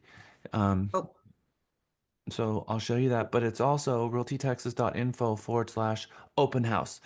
So it's also easy to find. Let Okay, me wait. share Can my you say that again? Realty Texas. I'm going to show you where you can find it. The hyperlink didn't work. Has anyone ever like hired, I guess like one of my major questions right now is how to properly prospect to make the most use of my time. So like making calls and reaching out to people. But for example, I've tried the whole like looking, Caitlin, give me one um, second. sorry. When you go to the dot me, we are actually past Yes. break, so we're three Okay, I minutes see past that. break. So I need to get back to. Oh, okay. I can But get with you later. when you are on the dot me and you click host it, Yes. we ask you to read all of this important note, and then down Yes. here, how to host an open house. Understand Ah, okay. grand open house advertising and Realty Texas broker address on duties on intermediary, Okay. which opens up the video with me Hey walking everyone, you Jack here. through. Super excited to talk. Okay. Got it. So all of that is right there for you. All you got to do is just click the right buttons and it will give you that stuff. But that's step one. Step two is please go back to Mega 14 and watch the grand open house day. Um, I spent an entire day on open house scripts, preparation, what you should be saying, what you shouldn't be saying. Everything is there. And I take great pride in my open house. And I have always taken great pride in doing open houses. Lisa and I both have always taken great pride in doing our open houses. And I think we have an incredible mega open house day for you coming in Mega 15. But it's Mega 14. You can watch it there. Thank you so much. Thank you, everyone. Sorry I had to cut you off short there because we are 4 minutes back, coming back from break. And guess what? We have a lot of information to cover today, and we all know how fast these days go by. And guess what? We are still in the review phase. We haven't even begun our mindset yet today. All right, so we're going to go through the paragraphs, and I want you guys to do this together. So we're going to all say this together. So I need to see mouths moving, all of you. So please, all together. Paragraph 1, parties. Let me get here. Paragraph 1, parties. Paragraph 2, property. Paragraph 3, sales price. Paragraph 4, leases. Paragraph 5, earnest money and termination option. Paragraph 6, title policy and survey. Paragraph 7, property condition. Paragraph 8, brokers and sales agents. Paragraph 9, closing. Paragraph 10, possession. Paragraph 11, special provisions. Paragraph 12, settlement and other expenses. Paragraph 13, prorations. Paragraph 14, casualty loss. Paragraph 15, default. Paragraph 16, mediation. Paragraph 17, attorney's fees. Paragraph 18, escrow. Paragraph 19, representations. Paragraph 20, federal tax requirements, which is now called federal requirements in our new contract. Paragraph 21, notices. Paragraph 22, agreement of parties. Paragraph 23, consult an attorney before signing. So we're going to ask you to memorize these in order. Paragraph 1, parties. Paragraph 2, property. Paragraph 3, sales price. Paragraph 4, leases. We're going to take you through the entire contract and extra credit points. And I know this is going to sound absurd, and we did not create this. This was not something that I came up with. You have to understand that. This is something that mega students, starting in about Mega 14, no, Mega 12, said, Jack, if I can do it backwards, will you give me extra credit points? And I said, are you kidding me? Yes, I'll give you extra credit points if you do it backwards. Paragraph 23, consult an attorney before signing. And they went through it backwards.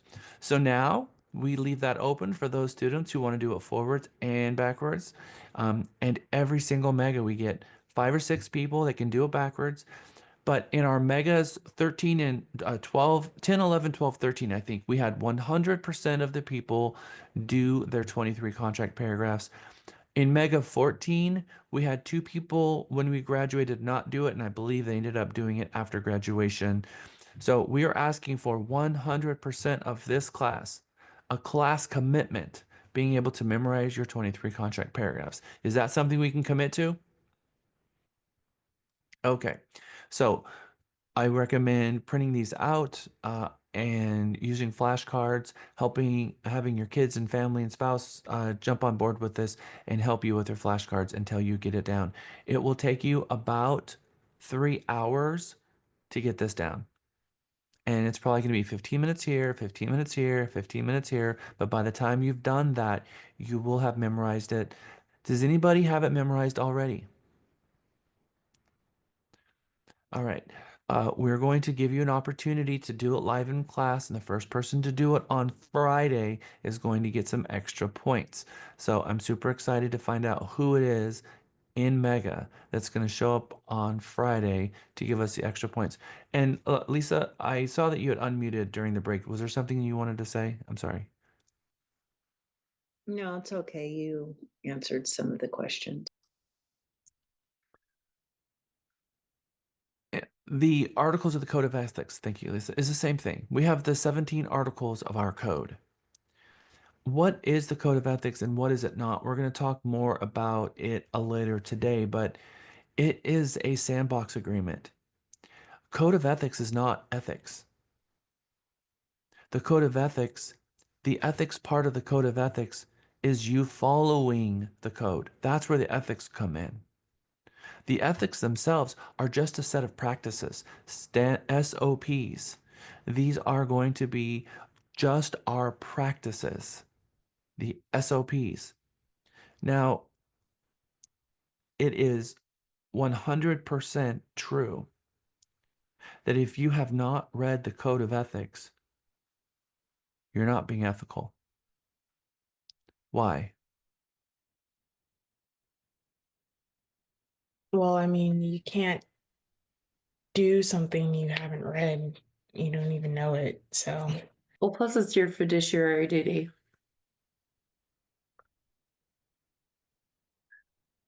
I would love to say that that was true, Jessica. I would love to say that that is true, but that actually is not true. Your fiduciary duty to the client is the canons of professional conduct. The Code of Ethics is a promise that you make to the National Association of Realtors and being a realtor member. And so these are just simple things that you promise. Your fiduciary duty to the client has nothing to do with making sure that you put a lockbox on the property and you lock it up and don't let the next person who comes after you be able to access the home. Let's just use this as an example. Let's say you're showing a property and you use your lockbox and you pull out the key and another a real estate agent with their client shows up. A lot of agents are going to think, well, you know, the kind thing to do, because we're supposed to be kind, the kind thing is to do is to hand that cradle with the key in it to the next agent behind you and let them just go in without having to struggle with that lockbox. It seems like that would be the kind thing to do, but that's not. We have a promise, not in the Trek rules, not in the property code, but in the NAR Code of Ethics. Is the only place where that exists. That says that you're going to secure the property back up and make that agent go through. And there's reasons for it. One, that the seller and the listing agent wants to know who's going into the property. Two, you don't know if that agent's license is active. You don't know if they're licensed in the state. You don't know if they're just pretending to be an agent and they're going to burglarize the house. You don't know any of these things, right? So the code is specifically a set of rules that says, look, we're going to do a sandbox agreement. All the brokers across the nation who raise their right hand join the association and says, I promise to obey the code of ethics. I'll follow these rules if you follow these rules. They're professional rules that we all kind of code together. So the standards of practice are just a bunch of rules, agreements. And you can't fulfill your obligations under it and if you don't know what you're agreeing to in the first place. And every time I teach Mega and every time I teach the code, I ask all of you the very same question. How many of you read the entire Code of Ethics? And I know that most agents have never read the entire code. They just not. It's not because they're not ethical. It's because 99% of them have come away with an understanding of what the code is and what it isn't. Most agents think I'm ethical and the code of ethics is ethics. So by very nature of me being ethical and there being ethics, I'm good. I've subscribed to code of ethics and now I'm more ethical than everybody else. We're good. Cindy Bell. And I see this with real estate agents in the marketplace quite often. They confuse the Texas Occupational Code and Code of Ethics. They treat it interchangeably. And it's painful to watch and read because you want to correct, but at some, if it's me interacting with another agent, I'll correct it. But there's so much I see out in the marketplace that they just don't understand the difference. And to go to a higher level, you really need to understand the occupational code versus the code of ethics, in my opinion. Yeah, but there's three of them, right? We have the occupations code, which is Title 7, which is Chapter 1101, cited as the Real Estate License Act. Then separately, we have the TREC rules, which falls under 531 and 538. And then separately, we have the National Association of Realtors Code of Ethics. So we have really three, right? Three completely different sets. But where you find the word ethics in the TREC rules is under 531, Canons of Professional Ethics and Conduct. And one of the things I'm going to really caution all of you about, and Cindy knows this as well as I do, that when you join the National Association of Realtors, you're held to a higher standard because there are things that are in the Code of Ethics that don't exist anywhere else. And it's really, again, these standards of practice. One of the things that is an agreement that the National Association has, it says you're not going to talk bad about other professionals in the profession ever. And so we have people in the profession right now that are not realtors, they're just real estate agents.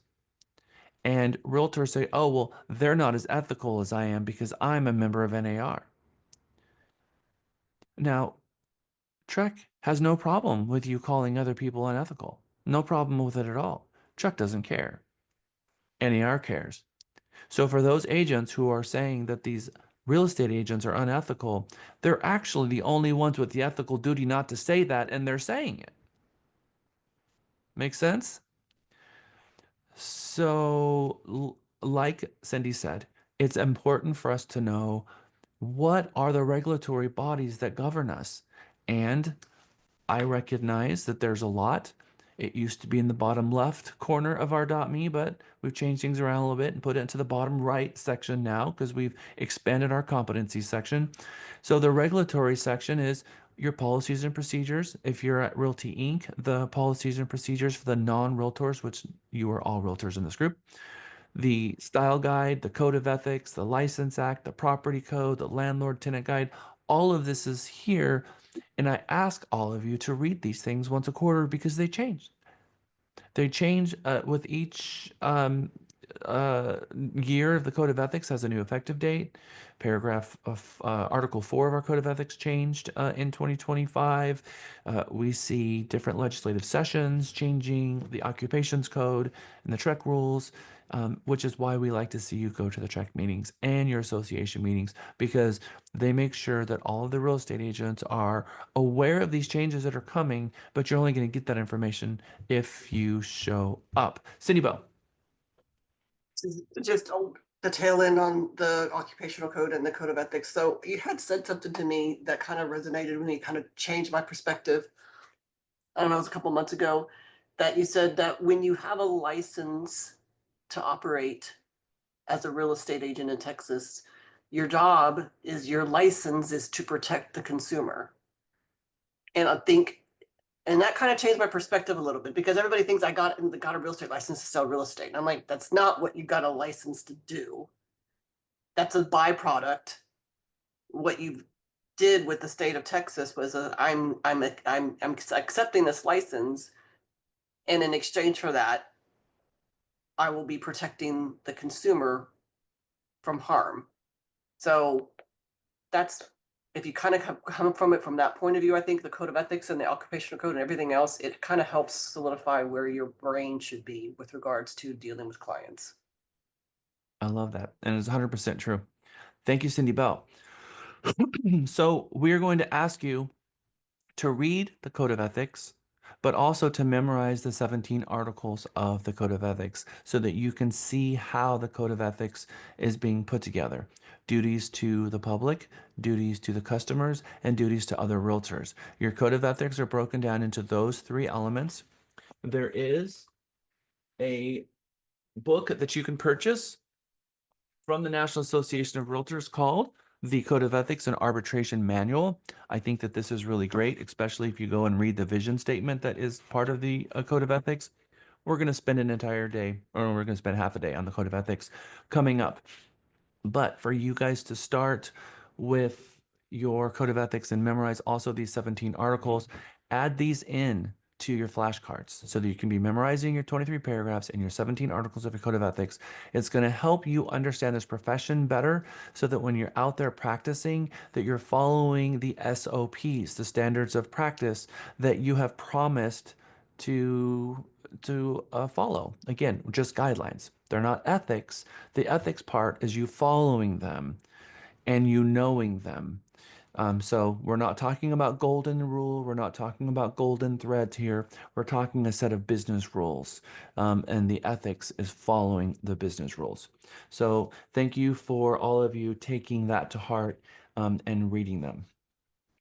One of the things that we also talked about on Monday was the importance of your continually upgrading your ability, your commitment, your ethics, and having a business plan and a plan that helps you continue to be better and better. That we are better today than we were yesterday. And if we can show up confident, knowing our business very well, and we create that trust with our client because they're like, just I don't have any questions regarding my agent's ethics. I have 0 questions regarding my agent's commitment, and I have 0 questions about my agent's ability. If the client is totally good and 100% confident in those 3 things with you, they know you have their back and there's a lot of trust and they're going to feel safe with you representing them. If you don't know the contract, they're going to not trust your ability. If you're not answering them back, they're not going to trust your commitment. If they think that you're trying to sell them a house or pushing them to make decisions, or they don't feel like you're telling them everything, they're not going to trust your ethics. So everything falls down into these 3 buckets. And so if you have a problem with a client, one of the way that I triage it is I try to figure out, well, what's the issue?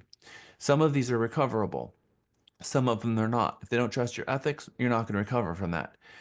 If it's they don't trust your commitment, we need to re-engage with them and prove to them moving forward that we're committed. If they don't trust your ability, we need to get a mentor involved and let them know, look, I've got a management team that's got over 100 years of experience standing behind me that's overlooking this entire thing, and nothing will be missed. And so I am checking in with them. If there's something that I'm not exactly clear about, know that I will be talking with my management team to make sure that not only you're getting me and my availability, but you're getting their experience, which means you get me and them, and that's better than that's the powerful duo that you're not going to get anywhere else. So figure out a way to deal with the ability issue if you're a new agent and you're struggling with that as well. And Trek says very clearly in the SAE rules that if you're being mentored, that you will expose the client to the fact that you're being mentored and who that person is. You don't get to hide that fact. It is not a secret. The Trek rule says you will tell them you're being mentored and who that mentor is. That is part of the Trek rules. So figure out a way in a script, like I just told you, that makes that an advantage instead of a disadvantage, because it is an advantage. Every agent is continually, let them know. Texas Occupation Code says that every time we do something new for the first 3 times, whether it's work with a buyer or work with a seller or work with a lease transaction or a commercial transaction, or even something as specific as I'm dealing with my very first condo and I've sold 10 homes before, but this one happens to be a condo. I need to be mentored on that. And so let them know that that's just part of the nature of our business, that we're always being mentored, and that we're always having people helping us through apprenticeship situations. Okay. Who remembers the 4 corners of real estate? Prospect, convert, close, follow up. Prospect, finding leads. You being very good at that is what is going to help bring leads into your business. But if you're getting a lot of leads and you're not closing any transactions, then you got to work on your scripts and you got to figure out how and why it is that you're not converting more people, because you should be getting referrals from them. But if you're looking at every single client as a transaction, that's not going to serve you well, because every single person is only going to be buying once every 5 years, and there is a percentage that they're going to hire you or not hire you.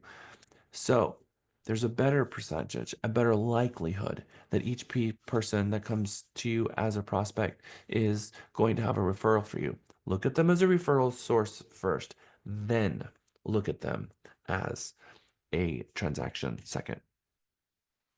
Converting them means getting your representation agreement signed. Closing them means you get to the closing table and we have the big hug and the celebration and the closing gift. And then 4 is when you're going to continue following up them in perpetuity in your referral-based business, and you're going to have them sending you referrals. And you're going to ask them the correct way to send you referrals. You're going to let them know when you know someone looking to buy, sell, or lease a home. If you would call me, it would mean the world to me. And by the way, who do you know? And you're going to be very intentional in what you're asking for so that you get the right result. And then when they do give you a referral, you're going to take them to lunch on Friday, and then you're going to call them and you're going to let them live through that transaction vicariously, and you're going to keep them updated so that they want to do that more and more, and they know how much it really did mean to you that they sent a referral to you, because you took it upon yourself to keep them updated along the way. And people really appreciate that. Has everyone set their goal for 2025? Has anybody not yet set their goal? Okay. Mario, Phyllis, you've got some work to do still. We got to set that number. We have to put it down on paper. I know not all of you are here for credit. Regardless if you're here for credit or not, we should have a goal so that we know what we're shooting for, so that we can reverse engineer all of our actions into a plan of attack so that we can reach our goals, whatever that is. So please figure out that number.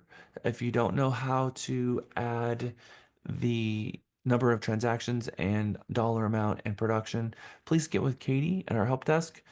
When you go to realtytexas.me, you'll see the little blue online button that pops up. You can chat with her and she can walk you through it, or you can Teams her, or you can call her on the phone, whatever you prefer. We would love to hear from you to help you make sure that every time your .me opens, it helps remind you of what your goal is for 2025 so that we can help you reach that goal. I don't think we're quite yet at points, but every time we start with mega, we go over to points. Lisa, are you ready at all for this, or you are? Okay. Well, I'm going to turn it over to Lisa, and she's going to talk with you about mega points and where we are so far. Lisa. Yeah, so I actually showed them my little scorecard yesterday. Nice. And that I'm not going to share that every time, but I will give the top.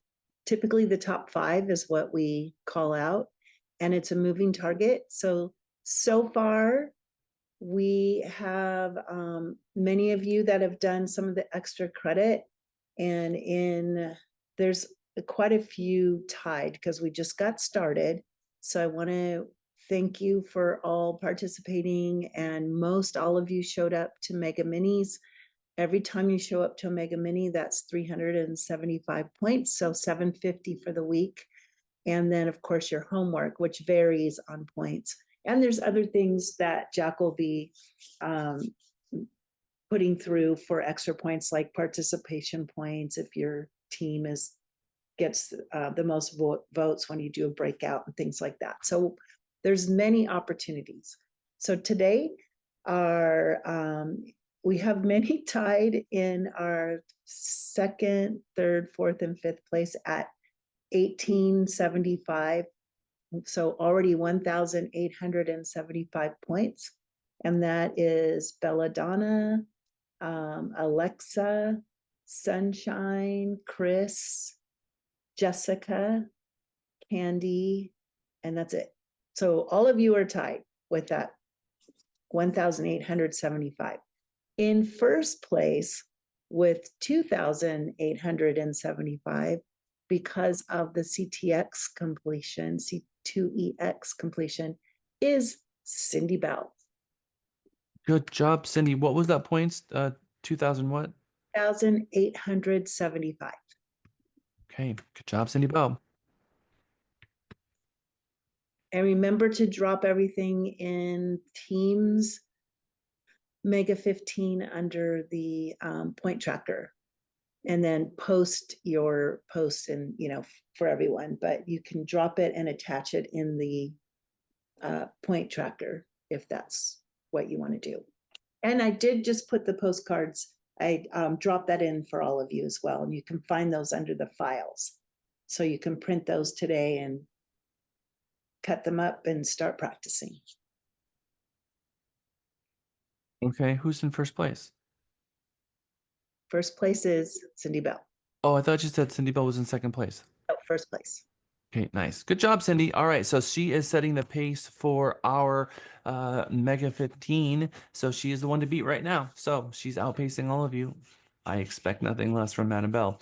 So I am very proud of you. No pressure, Cindy. Good job. All right. So out the gate, you guys are doing very, very well. I like to see thousands of points on our second day.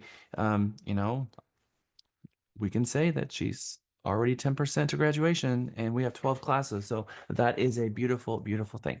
So good job. Thank you, everyone. I can't wait to see on Friday what your next set of points look like. All right, at least I'm going to unspotlight.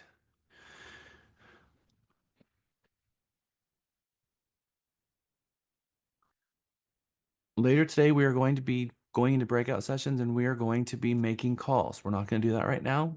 We're going to do a couple of things first because I want to get through a couple of these videos first. But this is the official start of our second module. We've gone through our review, talked about a little bit of the compulsory things I want to get through, and now we're ready to begin. This is also a approved class from Trek, so we went over the rules with that yesterday, but each one of these classes are standalone. I kind of showed you this a little earlier, the importance of having a plan.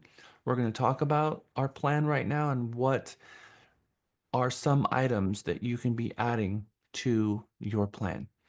You may have seen in Teams, I put in a one-page Word document, PDF, yeah, that has some ideas of what you can use as a recipe to create your 2025 goals with. But this is kind of a more of a breakdown. It's not one page, it's a little bit longer than that. But here's daily goals. Here are some things that you can add to your 2025 plan that will help you um, stay on target and meet goals. First, how many daily sphere calls are you going to make? We always have a recommendation of making no less than 20. Put in the number that you're going to hold yourself accountable to and put that in your calendar. Remember, I read to you the Red Book, which is the Keller Williams Shift book, that it says that on average, professionals do three things. First, they annually time block their vacations and special days, showing to their family that you have a commitment to them. Therefore, you're working in between days off. And second, you're going to take a little bit time every single day to plan for the one thing, which is your power hour, when you're going to be making these calls. And then you're going to spend a little bit of time every week planning your schedule for each day. So on your calendars, you should already have on there of what time you're going to be doing your morning calls and what time you're going to be doing your evening calls. So I hope you're either using your Outlook calendar or you've gone to Google and you have printed out a 30-day calendar. And on that calendar, you're starting to write down when you're going to be in Mega, when you're going to be in Mega Mini, when you're going to be hard coding your homework assignments, and that just might be something as you're, just going through life, but also when you're going to make the calls. Those are the things that we're going to ask you to put on your calendar. Mega, Mega Mini, open houses, and when you're going to make your calls. That's what your schedule should consist of January. Now, when you get out of January and you get out of February, you're going to now have a lot more time in your calendar because you're not going to be in Mega or Mega Mini. So then you're going to have be pulling those call sections and making a little bit more calls during those times. Whether that's going to be coming into our call center here and making calls in our ISA department, whether you're going to be calling the opportunity vault, whether you're going to be running your own leads, whether you're going to be knocking on doors, whatever you're going to fill that time with, but your prospecting will need to be expanded in February. So how many sphere calls? Contacts. Mix of new and existing. Aim to contact at least 20 or 30 leads a day. So contacting people you already know, but also hopefully you're getting referrals and taking out leads and calling the sphere, exposing yourself to people you don't already know. Postcards that you're going to send, trying to send out 5 or 10 thank you cards or postcards on an average day, and sending 2 to 3 personal thank you cards. That's something that you should be aiming to do on a daily basis. Now, weekly goals a little bit different. And by the way, you've got your desired income here on your daily goal. I want you guys to have that for the annual year so that when you go to the .me, don't forget every year you need to be making sure that you set that. So on the weekly goal, how many open houses you're going to host. I'm hoping now that you're doing open houses on Thursday as well as Saturday and Sunday. Contact, how many of you have ever considered for sale by owners? Do you know where you can find for sale by owners? A whole list of them. Zillow.com. You can find them all right there. It's literally a huge advertisement for you to know where they are. And you can limit it by city and then you can go and visit them. And a great first script is, hey, I know you guys are trying to sell the home. That's great. Would you mind letting me see it so that I can see the property so I can be sharing with information with my buyers about your property? They'll be excited to show it to you. By the way, do you have a seller's disclosure? A what? Oh, it's a document that Texas law requires that you give to prospective buyers regarding the home. Have you filled one out? No? Okay. Well, all right. It would be helpful if I could get my hands on one so that I can be providing that to my buyers because my goal is to help you. And in earnest, try to learn about what their goals are and let them know that you would love to help them if they have any questions, that there's a resource. Most for sale by owners end in failure. In fact, 75% of them end in failure.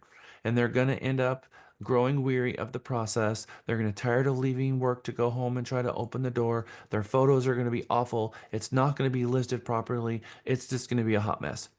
And eventually, you're going to be the one that keeps checking in on them every week. How are the showings going? Tell them I'm a neighborhood specialist and I know this area really well and I like to watch with the inventory and keep up with them on a weekly basis. How are your showings? They're probably going to be also $15,000, $20,000 overpriced. So they've got that as well. So it's the perfect trifecta. This is a way for you to pick up new business if you decide that you want to go after the for sale by owners. Contact expired listings as well. Does anybody know where you can get expired listings? You can get them right out of the MLS. We also have them in our own MLS Plus. So you're going to know when the expiration date is of each listing, so you know when it's coming. You don't know if they're going to renew or not. They may. They may get to the last day and then renew. It could be that they renewed a month ago. It could be that they have already extended their listing agreement and they did it a long time ago, but the agent just never bothered to go into the MLS and change the expiration date. So you don't know if they're already under an exclusive right to sell, but you do know when the property goes expired. Now, there's about 5% to 8% of agents who did get an extension signed, but they forgot and it went expired, and now they're in the process of contacting the MLS to try to undo that expired. So also, if you're going to go knock on the door on an expired listing, you should just ask the question, hey, first question is, are you under a listing agreement still? Because I'd love to meet with you about what I can do to help you sell your home. It never hurts to know your options, and I think you'd be blown away at what I offer. That is the same script that we use for recruiting. It is the same script that I recommend that you use at the door. Now, before, Lewis, just give me 1 second. Do not call temporary off market and do not call withdrawn. Don't go knocking on the door of withdrawn. What is the difference between a withdrawn listing and an expired listing? Can someone share with the class? Yeah, the withdrawn is that they still have the agreement signed, but they just withdrew it for whatever reason, like needing to repair the home. Something bad happened. Like over here in Houston, when the storm happened, there was a lot of withdrawals because people were having to fix their homes from the storm. And it could be that, we also have a 21-day hold in the MLS. So if they can fix it in 21 days, they'll probably put it on hold. And after 21 days, it will automatically fall into the withdrawn bucket. So it could be for condition. It could also be that the agent's been fired. Let me make this perfectly clear. An agent can be fired and be required to take it out of the MLS, but they still have a valid listing agreement because a consumer can't unilaterally cancel a listing agreement. It does say that if the consumer says, "Look, you're fired," that's true. You're no longer you're going to pull it out of the MLS, but the contract that you have as a listing agreement is still in force, and now you have to work with them whether you're going to allow them to get out, whether there's going to be a fee associated with that, and nobody else can list that home while they're under still an exclusive right to sell. And so they can choose to fire their client, but if they've just chosen reasons because they don't want to sell their home anymore and they decided they want to keep it, that's not a thing. They don't get to just fire you because it is a bilateral agreement. We're both held to the terms of the listing agreement. So if they want to early terminate the listing agreement, then that's a negotiation. We have to figure out what that negotiation looks like. Sometimes the agent will put in an early termination fee, which talks about and it's kind of pre-agreed what happens if you get fired, which I don't think is a good thing to put in your listing agreement, but we can talk about that later. But you have up until the expiration date to sell the home and no one can interfere. If the client wants to terminate you and default on that agreement, default remedies kick in. And our agreement says that they owe us a commission, the whole commission. Now, is it likely that we're going to collect the whole commission? No, they're probably going to want to sell the home and now we can negotiate with them. What I'm telling you though, withdrawn is likely that they were fired. They still have a listing agreement and they need to clean that up. And we don't get to interfere until it is cleaned up. Anybody have any questions regarding any of that? Good. Okay. Daily tasks. Hopefully 8:30 in the morning. You're attending your morning huddle and calling 20 people in the morning and the afternoon. You can grab vault leads, grabber leads, all of that.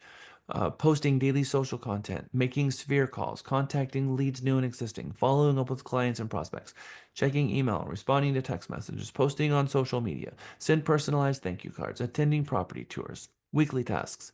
Tuesday, attend the sales meeting. Work 2 3-hour shifts in the Realty Texas ISA department a week. Attend Realty Texas Book Club. Create a blog on the site weekly. Host at least 2 open houses a week. Conduct door knocking sessions, especially if you're going to host an open house. If you're going to host an open house, maybe that your open house is 2 to 4 on Saturday.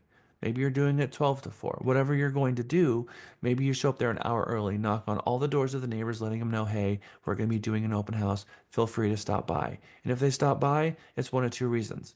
Usually, they're looking to sell their home or they do have someone that's actually looking to buy. In any case, you want to know them.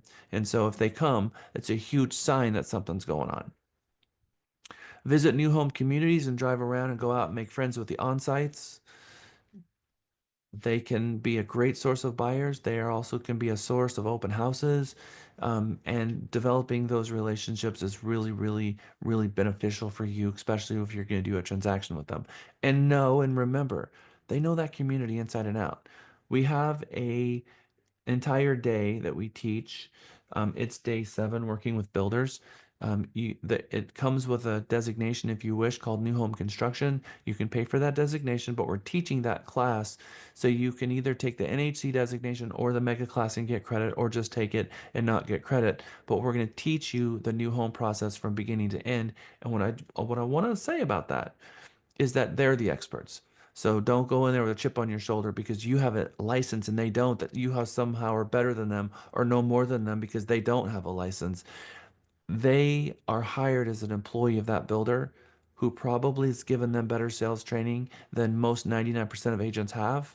And they know that community, they know their build styles, and they are the experts, and they are the representative that's representing that seller.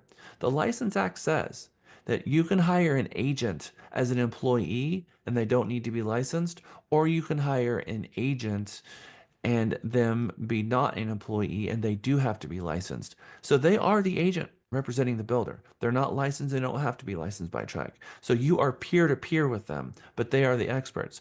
So when you bring a client in there, respect them.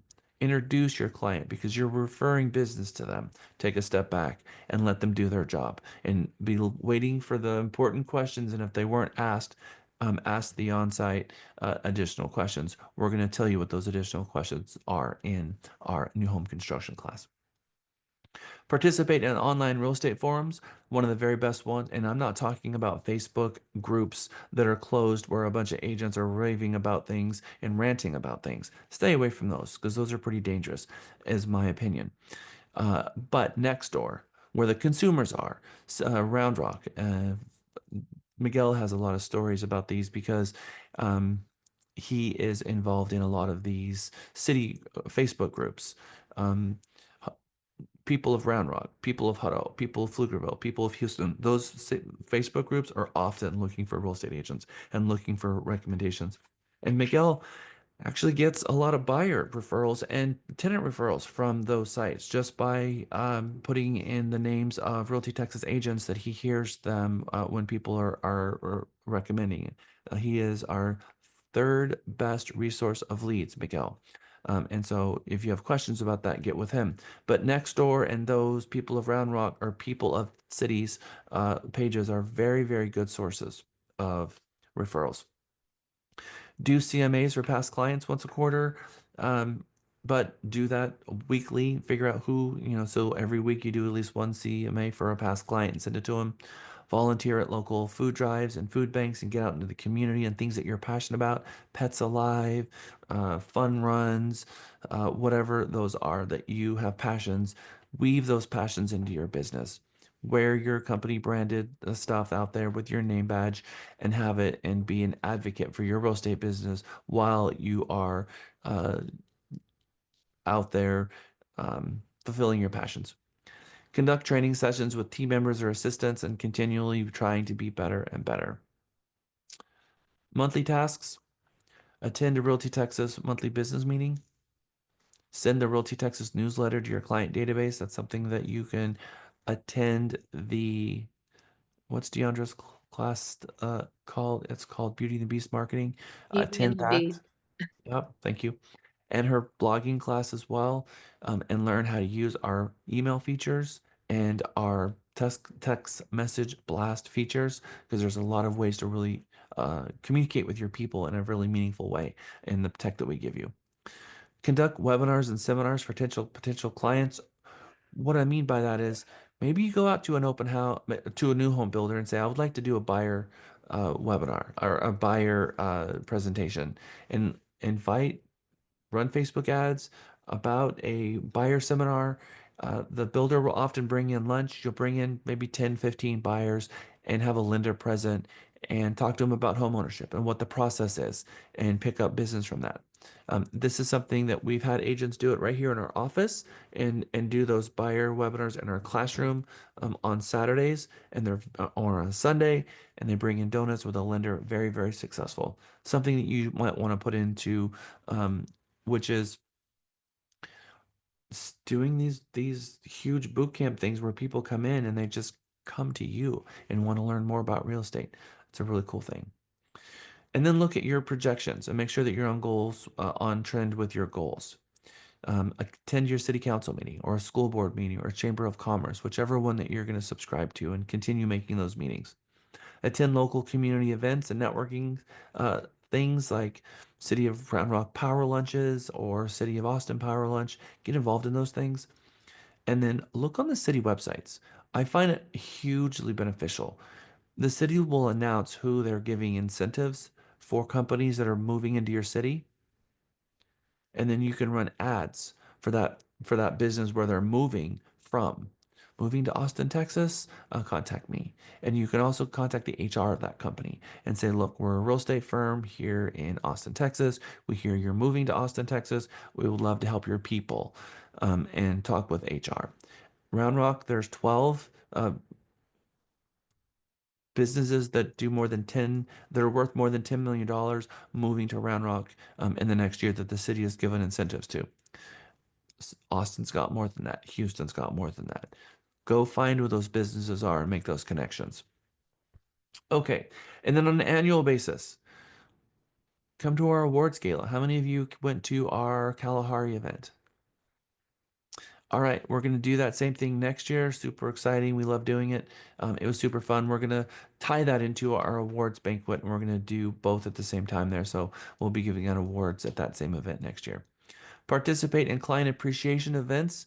We have our trunk or treat event. We have our car show. Deandra will send these really cool invitations to your social folders that are designed for you to blast out to your client base, inviting them to come. And all you have to do is wear your name badge and your clients will come. And you have a client appreciation party built for you. All you have to do is click one button and show up that day. And it costs you absolutely nothing. And the reason we're doing it is for that, because you should be having at least 3 client appreciation parties. Some agents do them themselves. Maybe they'll rent out a movie theater on a Saturday, invite everyone to come. But you're going to spend thousands of dollars doing things like this. Whereas we do a huge event for the whole company, and all you got to do is share it. And we have bounce houses, and we have DJs, and we have sponsors who bring food, and it's a lot of fun. So make sure that when you hear about one of these events, that you, as soon as possible, share it with your spheres and share it with them. And maybe you use it as a touch and you call them after you send the invitation via email, and you personally invite them to come out and then show up that day. You can even do little swag bags for your specific clients if you want to. But very, very, very valuable thing. On an annual basis, I teach Legal 1, Legal 2, and Broker Responsibility, and I ask my peeps, all of you, to come and take those classes in-house, especially the Broker Responsibility. We require that every year that you take Broker Responsibility, you can take it online, you can take it with someone else, but we actually teach the Broker Responsibility with our policy. So not only do you know what the Broker Responsibility class is, but we make it very highly relevant to Realty Texas. So you're going to get a lot more from taking that class here at Realty Texas. Earn at least 1 designation a year, and I teach them all, so you can take them with me, or you can take them with champions or your local association. But please have a commitment to education and earning at least 1 designation every year. Establishing your annual production goals and set it on your .me, and review your mission, your vision, and your value statements every single year. So these are things that you're going to dog ear, that you're going to keep every year, because everything in here is all the different things that you can do as a agent to prepare for the next year. Put together your business plan. We're not going to give you a business plan and say this is what you're going to do this year. We're going to give you all of the ingredients of a business plan and let you put together the business plan that works for you. Maybe you're not going to do expireds. Maybe you're not going to go and have conversations with for sale by owners. Maybe you will. Maybe you're not going to knock on doors in neighborhoods. Whatever it is that these things resonate with you in your business, you can take these ingredients and sit with your manager, and your manager will help you put together your business plan. Or a lot of title companies also have business planning, and you can go to them. But we recommend highly that you do the business planning. Okay, it is time for a break. When we get back, we're going to do something super, super fun. We're going to be watching our amazing Vanessa Van Edwards talk with us about how we can prepare ourselves so that we do all of this work to prepare our business, but now we need to prepare ourselves for conversations with the clients and how they're perceiving us and how we really need to be prepared for that. So when we get back from our break, we're going to go over that. It is 11:08. Come back at 11:18. I'll see you back in 10 minutes. And again, I'll stick around this time as well and answer questions that you might have, because our last break was cut short with questions because many of you had them. So let's go. I had a question. So I unfortunately was not there on Monday for the first class of Mega. What can I do to make that up? The only reason I didn't go is because I was a little confused because it said it was $20 for each class. And I was like, okay. I was like, I wasn't sure. So I did call and I inquired about it, but I never really heard back. And then I saw the YouTube video on Realty Texas and I watched that. But then it also said that it was free, so I ended up joining this one today. So what can I do to make that up? And what was the homework? Okay, so did you attend Mega Mini yesterday? Yes, I did. Good. So then you know that all questions regarding homework goes to Lisa. She will keep you up with that. Were you added to the... Yes, I was added to it yesterday. Good. All right. So I added you. Awesome. So then go to the Teams group or the Outlook group. They're both in the same place. If you go to Outlook, you'll see all my emails. And the very best way for you to catch up is to read all the emails that are in the Outlook group. And Okay. we have already recorded and uploaded the entire mega one that you missed to YouTube. I don't know if that's what you meant, but that Yes. entire 7 hours is on YouTube. So you watch that? Okay, I've watched half of it just because I started watching it last night and I was gonna watch the other half after this class. Cool. But because I found it late at night, I was like, what can I do? And then I saw it and I was like, I just Googled it. I didn't know if it was gonna be a thing, so I was excited about it. So just watch that, and then there should be. Can I still do the homeworks, or is it too late to do the homeworks for that? It's not too late to do the homework, so go ahead and finish up with the homework, and then you can also go to the Learning Center and take your Mega 1 exam as well. Okay. I have given you a video of a walkthrough with the exam. I don't do the exams to try to trick you up. I actually give you the answers to walk you through the exams because I find it to be that agents learn just as much from taking the exams as they are in class. And so also take the exam and pass it. Alrighty. Well, thank you so much for answering my question. Happy to. Thank you for being here. Mhm. Latanya, how are you? Hey Jack, how's it going? So, Okay. quick question, and I asked Lisa in class or at the Mega Mini yesterday, and I'm just curious. But as far as like making the calls on I guess our business line and they're recorded, is there an appropriate way to notify I guess to just let others know that they're being recorded, even though I know legally you don't have to, but like, is there an appropriate approach to notifying them? So, as the attorneys say in Texas, that in this state, there is an assumption that everything is being recorded. The assumption should be that when you send an email, when you send a text message, when you have a conversation on the phone, that it is being recorded. When you're knocking on someone's door and they open the door, the ring doorbell is recording you. When you're standing in the driveway having a conversation with them, the ring doorbell can hear that too. When you're in the middle of the street, walking down the street, walking your dog, the neighbor's ring doorbell is recording part of that conversation as you're walking by in that property. When you're in the mall, walking down the halls and you're shopping with your kids, you're being recorded both visually and audibly. So the assumption should be that you're always being recorded. TREC requires that we subpoena all conversations and all documentation and everything. And so these recordings are there to protect you. Our staff has access to all of the leads that come in. They have the ability for the leads that come into this company that they can hear those recordings and they can see those recordings. Our staff does not have access to your personal leads recordings. You do. You can send that recording to your manager if there's something going on, or our tech team can access those recordings on a specific day and a time and pull those down if we need to. But I can guarantee you that we don't have the time, energy, or will or necessary desire to listen to those phone calls, so they're not being listened to. More importantly, I think it's important for all the agents to understand that whether this person is a friend of yours, a family member, or a member of the public, you have the same duties and you also have the same risk and the same liability. Every single agent's job is to refer business into the brokerage. And when they do, and they're having those conversations regarding business related things, that we have the duties of obedience, loyalty, disclosure, confidentiality, and reasonable care and accounting. Those duties for clients and customers are primary. We have seen agents get just as many complaints at TREC, not our agents. I'm an ombudsman, so I serve at Texas Realtors as I served as the 2020 chair of professional standards, but currently one of 5 ombudsmen that are currently serving 2025. We need more.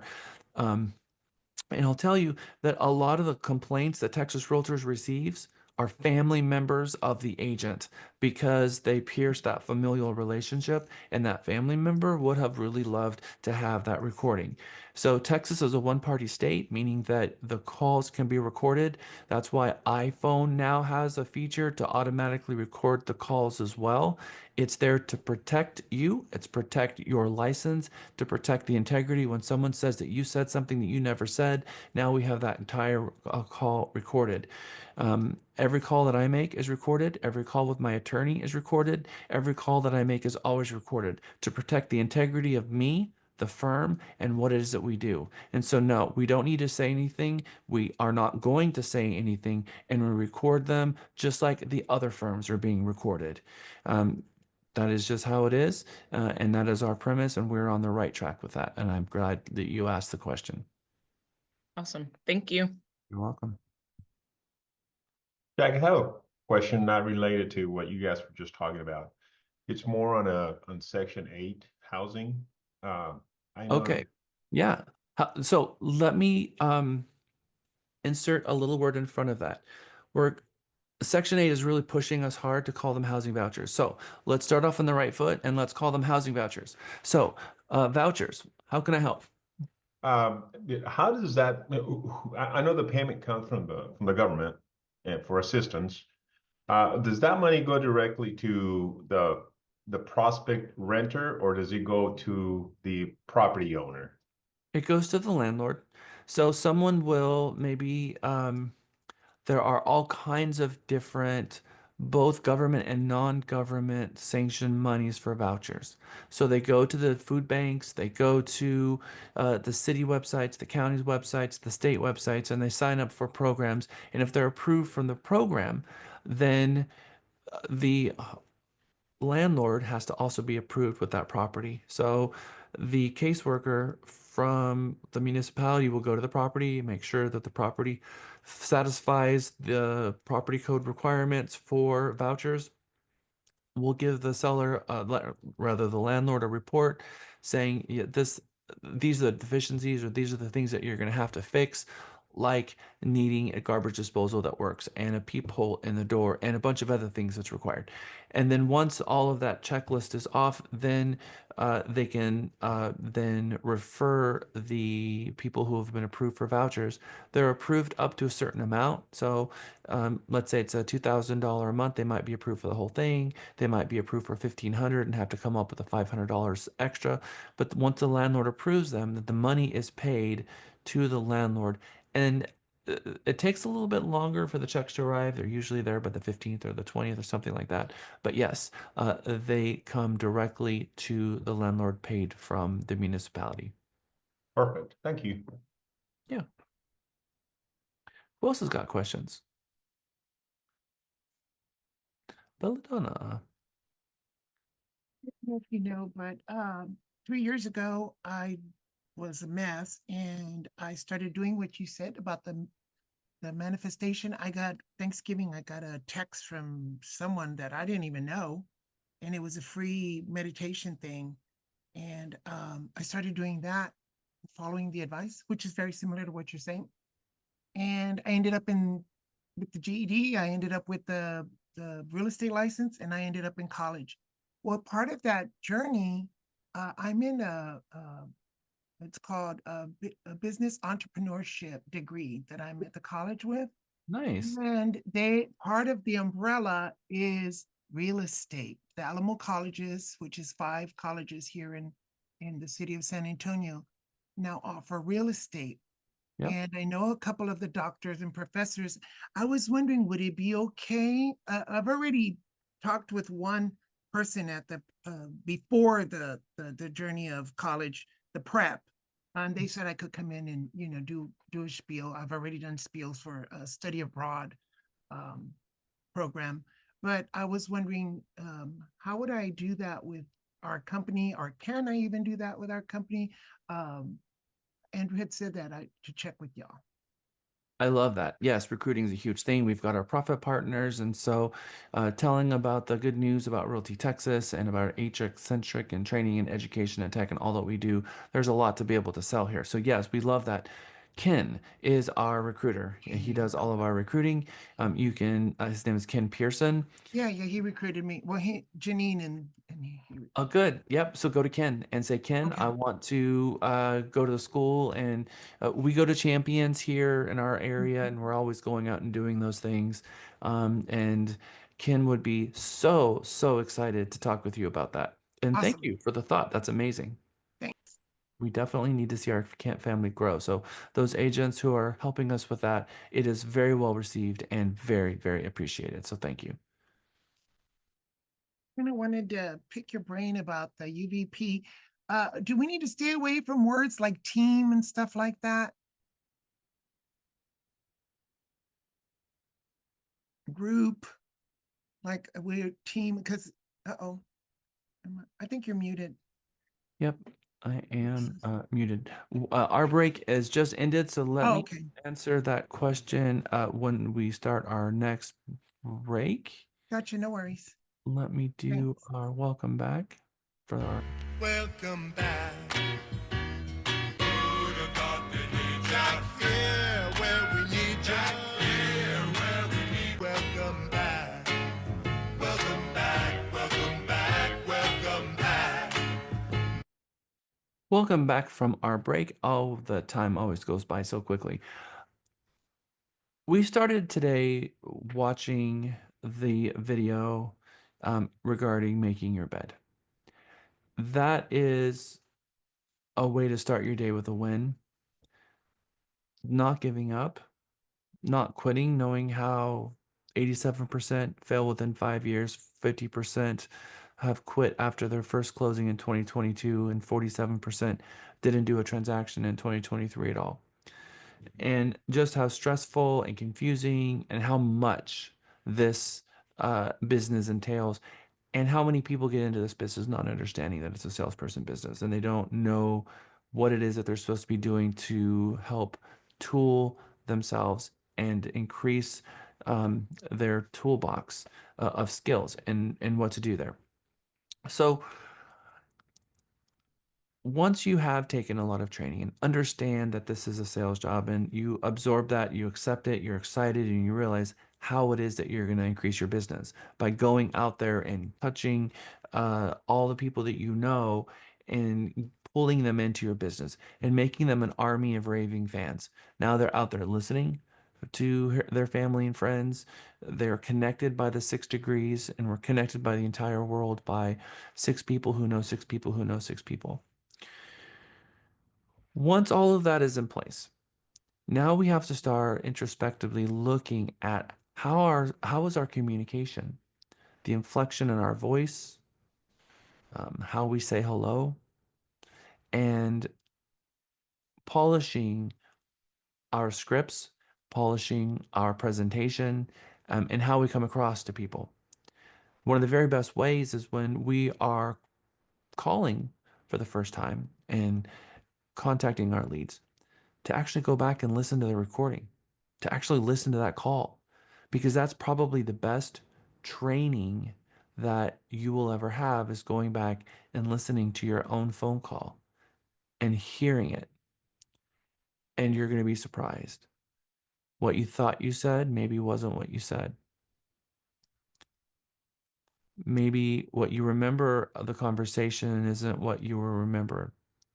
Oftentimes, when we're in a conversation, we're spending more time thinking about what we're going to say than what the person is actually saying.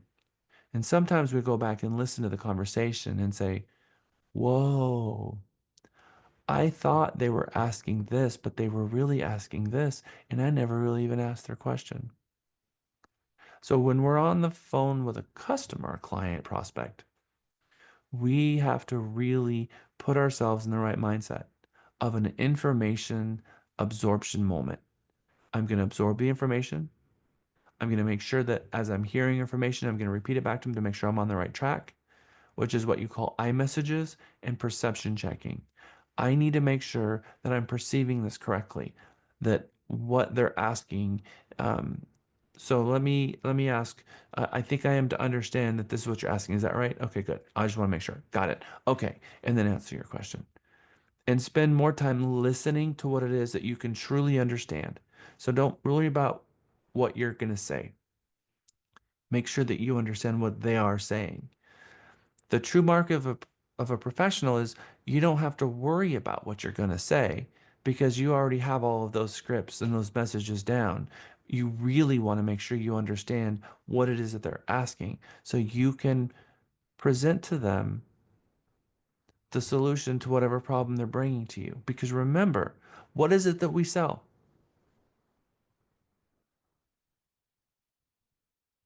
Services. What kind of services? Representation. Yep. So thank you, Sean. So representation is at the heart of a service, but it's also we deal in information. We deal in knowledge. We deal in communication. So we are in a communications business. This means that we have to be very, very good at communication, don't we? We have to be good at listening. We have to be good at problem solving. We have to be good at taking complex things and breaking it down and making it very simple, but also listening. This is exactly what we're going to learn from Vanessa Van Edwards. First, she owns a company called The Science of People, and she is fantastic. I am like all in on Vanessa Van Edwards. So let's listen to watch a couple of her videos. Please all ears up because this is really valuable stuff. And quite frankly, this is probably one of the most fun and engaging mega sessions that we have in with these videos. So this is time for you to sharpen the pencil. This is time for us to maybe hear some things we've never heard before. So I know we've got email, we've got kids, we've got cell phones, we've got books on tape. My recommendation for you right now is that you put all of that aside and you focus on this with your full attention. Hopefully, I have earned that right in this moment to ask you that, to give me your full attention on these videos, because I believe that it's worth your time. Here are 3 of the biggest mistakes I see when people present their ideas. This could be on stage or in a meeting. First is you throw away your first line. So many people get on stage or get in front of the room or hop on video and they apologize. They say, "Oh, so sorry, I'm so nervous." Or they point out their own lack of confidence. "Oh, I'm not a very good stage speaker." Don't do this. You're actually priming the audience to be more anxious and lack confidence themselves. Make the first line you say powerful. Your big idea, your introduction, don't throw it away with something technical. Is this mic working? Or can you hear me? No, make it powerful. 2, you are making too much eye contact with your slides. So if you have slides behind you or slides below on your computer, the biggest mistake I see presenters make is they talk to their slides or they talk to their slides. The audience wants to make eye contact with you. Use your slides as an anchor. You can gesture to them or glance down at them, but make sure you are making over 60% of eye contact with your audience. And if your slides are behind you, try as hard as you can to glance quick and then keep talking. 3rd, you are using the question inflection. The question inflection is when you go up at the end of your sentence, like you're asking a question instead of saying a statement. The 3rd biggest mistake I see presenters make is they ask their name or their opening line. So they say, "Good morning, my name is Vanessa, and I'm here to talk about body language." Ooh, using an accidental question inflection immediately cues listeners that you are not feeling confident in what you say. Say your name, state your big idea, don't ask it. I have an entire course on how to have powerful presentations on video, on stage, in person. Anytime you're sharing your idea with more than one person, you're presenting. So in my course, I have my favorite opening lines, my favorite closing lines, my favorite presentation frameworks, how to have stage presence, how to have video presence, how to speak with more articulation, and so many more tips on how to sound more competent and likable when you're sharing your ideas. I would love for you to check it out. I'm so proud of this course. I hope that you'll love it. Vanessa Van Edwards, owning the company, The Science of People. Just a brilliant lady. All right. So you're going to be doing a unique value presentation, aren't you? And this video is all about you preparing yourselves for your opening sentence, your opening line, and how to make sure that you deliver that with confidence and making your audience feel more comfortable with you. When you're nervous, it makes them nervous. When you're not confident, they don't feel comfortable and they're actually vibing on that. And they're just like, I don't want to be here right now. It's just, oh, this is just, just, versus lifting them out of their chair and filling them with confidence and making them excited to hear what it is that you have to say. And it all has to do with your delivery. Your delivery of what you're going to say is so powerful and it matters so much that you will instill confidence. And if you're trying to establish your ability, your commitment, and your ethics, how you talk, how you speak, and how you deliver matters. But not just in our group when you do your UVP, but also guess when? When you're in your open house and you're presenting. Because make no mistake, you're standing in front of everyone and you're presenting at the open house. You're presenting when you go into the chamber luncheon and they ask, or the chamber breakfast, where they ask someone to stand up and sponsor your business. I hope that you can walk into the chamber and you've got 50 business owners and it's your turn to present, and that you can, with excitement and passion, talk to everybody in that room about what it is that you do and not be terrified to walk into that room and share with a group of business owners what it is that you do, why you're in business, and why you would love to work with them. That's what Vanessa Van Edwards videos are going to help prepare us with to make us cognizant of all of these different things. I'm going to put you in a breakout session. I want you to talk about what was your biggest takeaway from this session. I want you to talk a little bit about your value presentation videos and what you've done so far. And I want you to at least talk a little bit about maybe some of the experience you've had with speaking in the past, whether you're nervous about it and what you're doing to help fix that in Mega and in 2025 so that you can turn the corner and be fearless. I'm breaking out our breakout sessions now. This one is going to be a quick one. We're going to have 6 breakout sessions back to back. So more than usual. This one is a short one. It's 6 minutes. I'll see you back in 6 minutes.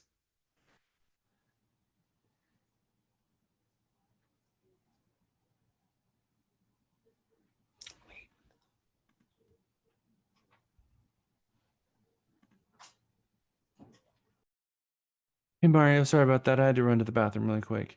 Looks like you made it back to our class here, but we're just ending. They're all coming back.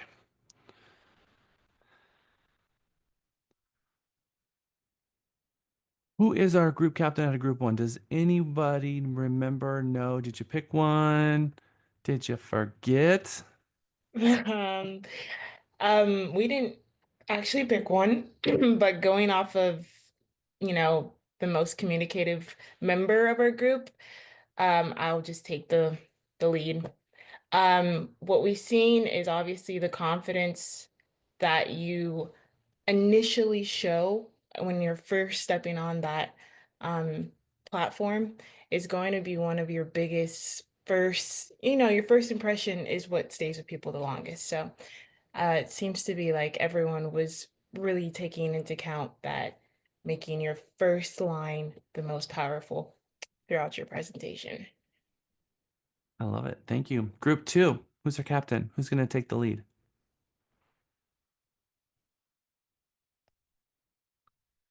And Interesting group. We had Michael, Lisa, and Andrew in that same group. Yeah, I'm the team captain. I was voted, So I think what our group took away from that video is make sure you have your energy. I think energy is very important. Is what our group said. They also said do your prep work. Come prepared. Practice. It'll give you more confidence as well. And then think about what the end result you want to accomplish. And so we thought about that as well. So those were our 3 little bullet points that we took. Very, very powerful and very, very true.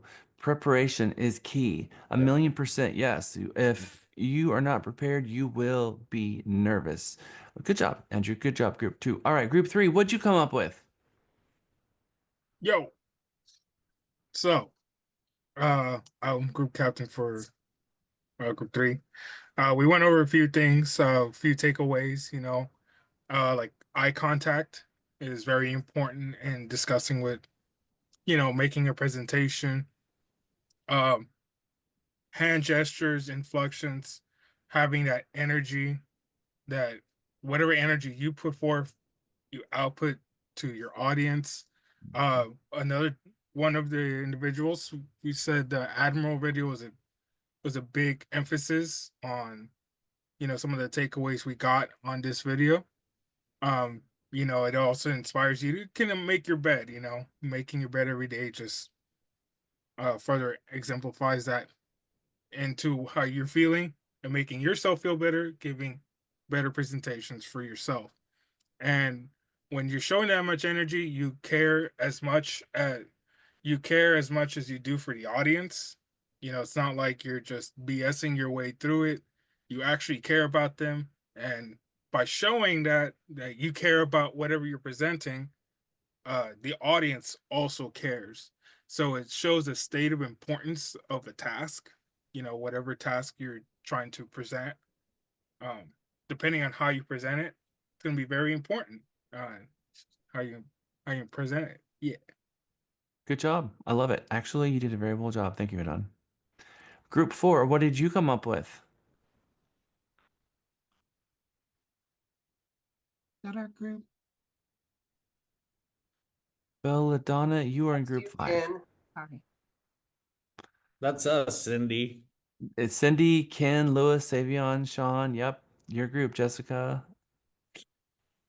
Who's our captain? Someone's got to Cindy was say. nominated, but I'll take the role for this one since she's not here. She is here. We primarily talked about the tonality of how people come across, making sure that you're confident, that one of the examples that Sydney brought up was like, you don't talk to your kids saying to clean their room with a question mark at the end. You make it so you're telling them that you know what you're talking about, and if you don't do it, then you're going to be in trouble. But that's what we talked about. And then a lot of people, we really liked the fact about making an anchor and a powerful statement in your first sentence, and not starting off with "I'm sorry." Yeah, and I liked also the make the first line very powerful because I mean, and this might shock you, Jack, because I talk to people and everybody knows I talk to people all day long. But once I get in front of that camera, it's gonna be interesting. That's all I gotta say. Well, I can tell you this, Ken. The more yellow, the more they have no idea what's going to come flying out of their mouth as they're talking. It has been proven. And so people who are yellow, they That's just me. talking and That's they me. talk themselves into a big old spaghetti bowl, and then you ask them what they said, and they don't have any idea. So we have to be recognizing that as well and have our script and know what we're going to say so that we don't have to really put a lot of thought into what is it we're going to say because we already knew what we were going to say before we said it. Cindy Bell, did you have anything to add? No, that's covered everything that we went over. Awesome. All right. Thank you. Group 1, 2, 3, 4, and now 5. I believe it's Belladonna because you had thought maybe that was you. So are you the Yes, sorry, captain 5? I Let's got it do it. confused. Our session, Mario said that he's working on his name because he doesn't really say his name in front of people very often. And the inflection was we had a Toastmaster, Asia, and Powerful. she also said that the inflection, like when you're telling your dog or your children or whatever the case may be, you want to command, not go clean up your room, go clean up your room, and then I think Alfonso made a really good statement because he said, as well as inflection, if you make a mistake, how are they going to know? Only you know that you made a mistake because you're the presenter. So don't worry, don't get hung up. If you made a little, fumble and they might not know that you made a mistake, that you meant to say it this certain way or whatnot. So not to get stuck on names. And then we went into talking about the UVP, and we mentioned using our full name, not just our first name, because there might be someone else with that same first name, but using our full name. And then also being able to make sure you use your name if you make a video. And so that's basically mostly it was inflection and how you speak and how you present yourself when you speak, the tonality of it. Well, you have just led me into my next segment. So thank you, Belladonna, because it was literally a perfect segue. First, and in two different ways, actually. Number one, when you make a mistake, do you think it makes people like you more, or do you think it makes people question your ability more? I On like a you more. scale, It all like depends on how you handle it, right? no, let's well, but let's answer the question before we get there, at least just off the cuff. And then I agree with you, Alfonso. It is how you handle it. But let's just say people who are perfect and people who make mistakes. Who do we like more, the perfect one or the one who makes mistakes? There are no Who wants to perfect. make mistakes? Perfect. We Do can we relate. like the perfect person or do we secretly hate them? Secretly hate them. That's right, we do. So be human, allow yourself to make mistakes, poke fun at yourself, just not too much self-deprecating because that's also awkward as heck. But allow yourself to make mistakes. That's okay. We're not perfect, we're imperfect. So, number one. Number two, your tone is really, really critical. I'm going to ask a very interesting question, what actually Vanessa Van Edwards is going to dive into in the next video, saying hello and how important hello is, your very first hello. You know, in the last video, she talked about your anchoring statement. The first thing you come out the gate with needs to be with intention. You need to say it like you mean it, and you need to blow the audience away with your confidence. That's going to happen with your anchor statement. But that first statement also is going to tell them and set the tone for the energy. Are we going to be uplifted? Is this is gonna come across an anger thing? Are we gonna have a power pose thing? Are we gonna be empathetic? Are we gonna be kind? Let's look at those situations and look at those across the board. What do you think is gonna resonate more? Power, professional, kind, or angry? What are people gonna resonate more to? Kindness. Kindness. What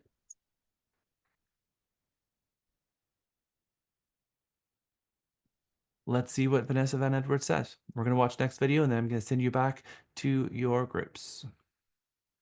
Ring, ring, ring. Hello? Have you ever thought about your vocal first impression? How you sound when you first say hello? In this video, I'm going to change the way you say hello forever.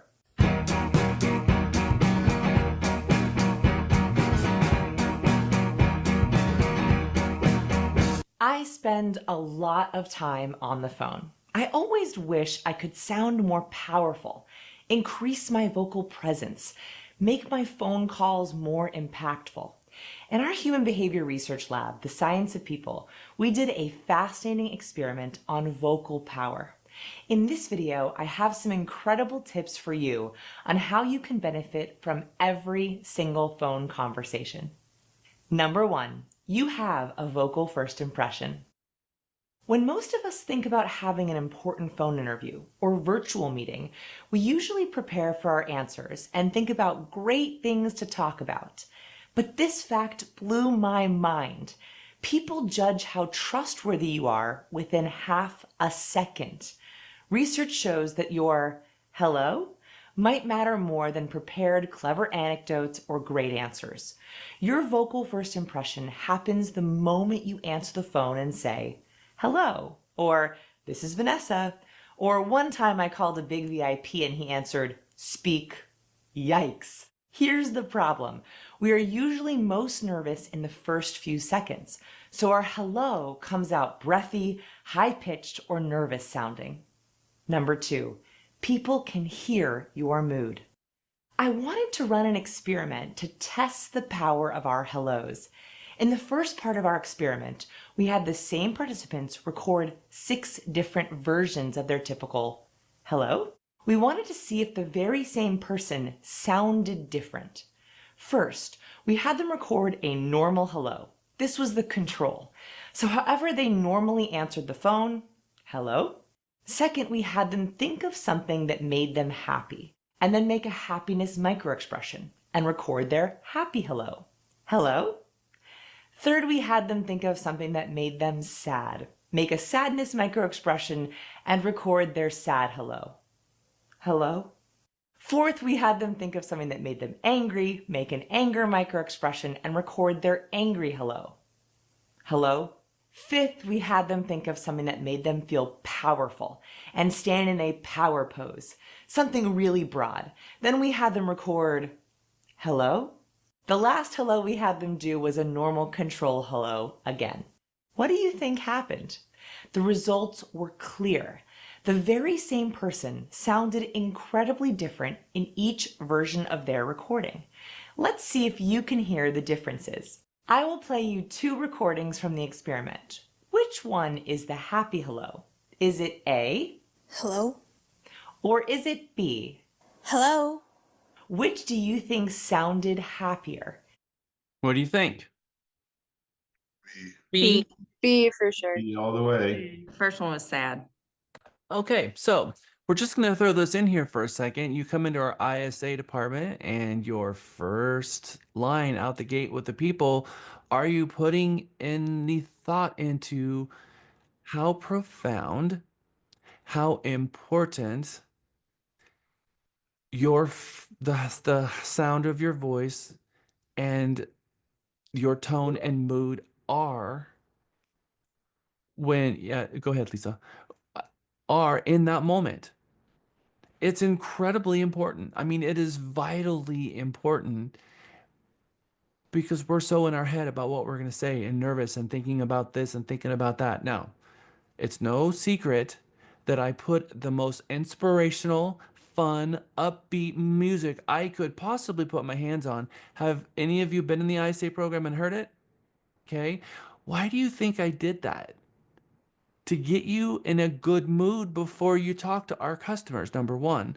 Number two, I have a mirror in there so that you can see yourself, so you can see the smile before you talk to them. And then I have little happy puppy dogs and little smiley faces above the chalkboard above each one to help get you in the right mindset before you make the call.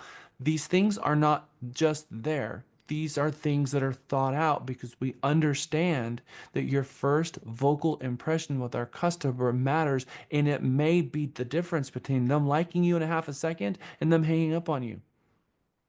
This stuff really matters. Madam Bell, I see your hand. Yeah, it does matter. Your tone. I've shared this story with you, Jack, and some of the agents that I've worked with. So when I was first starting real estate, I signed up for a class. It's like the first class I ever signed up for. And I left such bad voicemails that somebody called me back to ask if I was okay. He's like, "Are you okay?" And I'm like, "No, I'm in this class and I have to take all these calls." He's all like, "Oh my gosh." So I realized very, very, very early on that it does matter what it sounds like when you are speaking to people. Because you might get a call back and asking on your general welfare. So and that's not what we're aiming for. We're not going that's to what use we're aiming for. technique. But it is just, it is so important for us to be cognizant of that. So we need to be prepared for that. We need to prepare ourselves for that. All right, so let's continue on with the video. If you guessed B, you would be right. Let's play again. Which of these 2 hellos is the angry hello? Is it A? Hello? Or is it B? Hello? Which one sounded more irritable to you? Go with your gut. B. B. If you picked B, you would be right again. All right.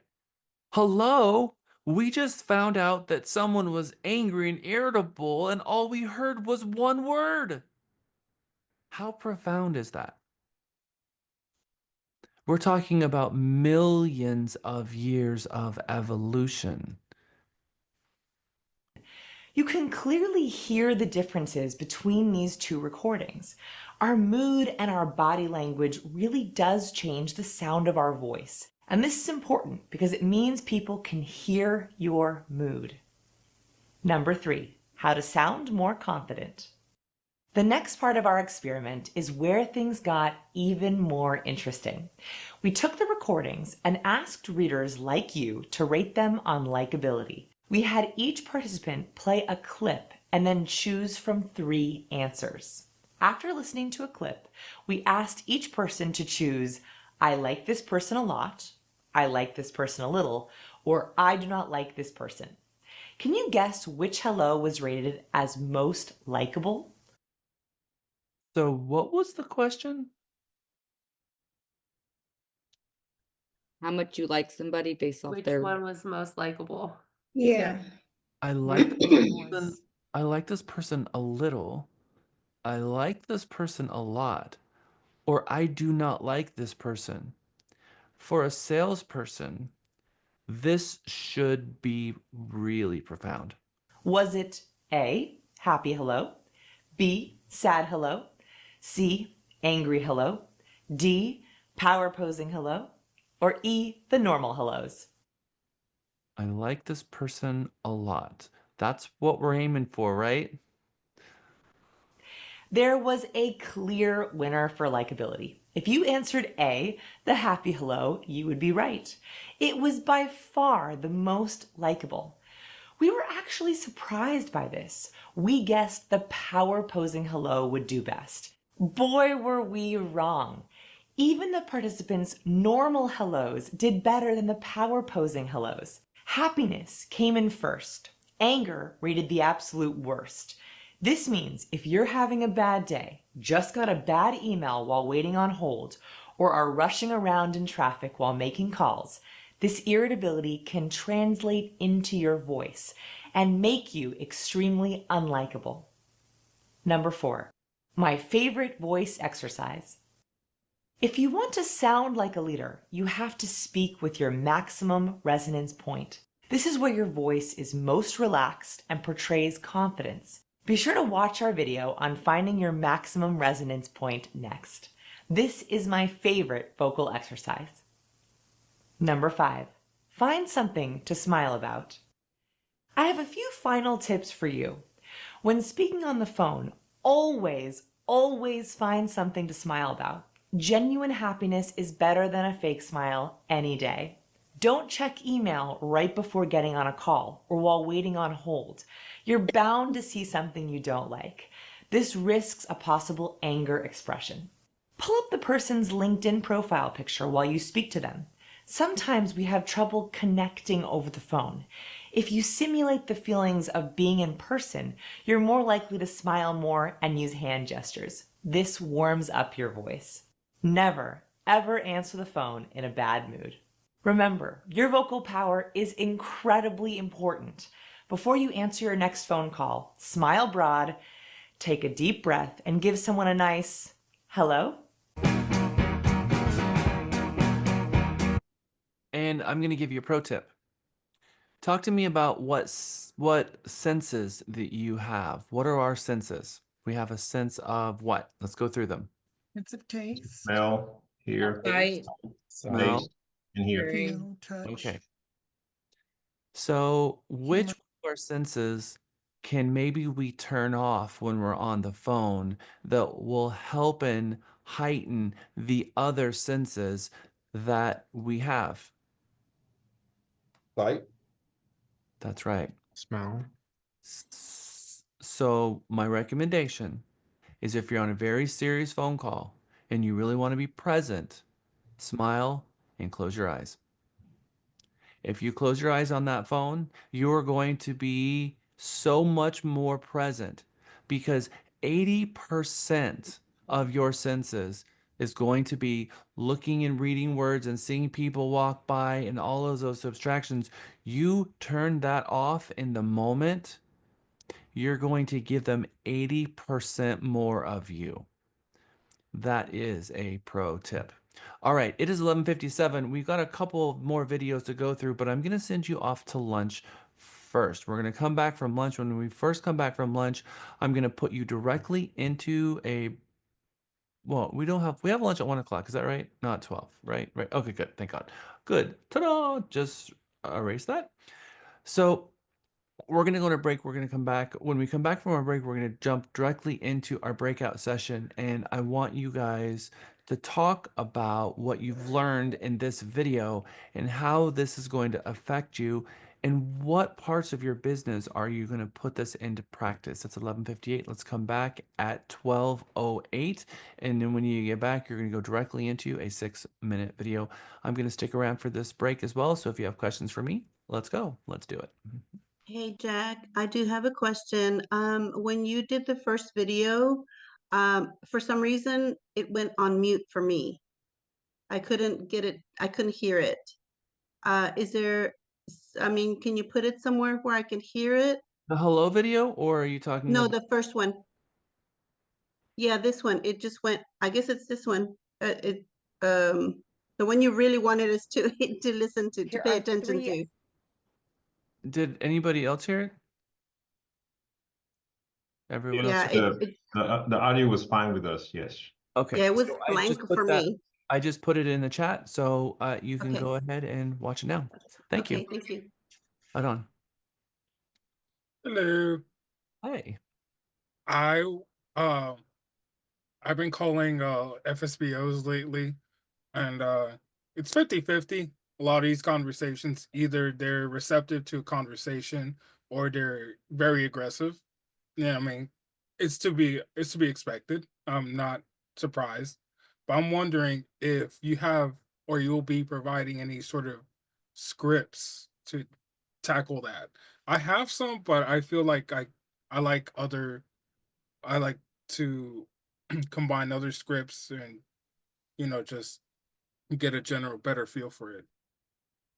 What I like to do is exactly what I said. I don't want to call them. I want to go knock on their door, and if they're not home, then I will call and set an appointment. And I don't try to convert them at all.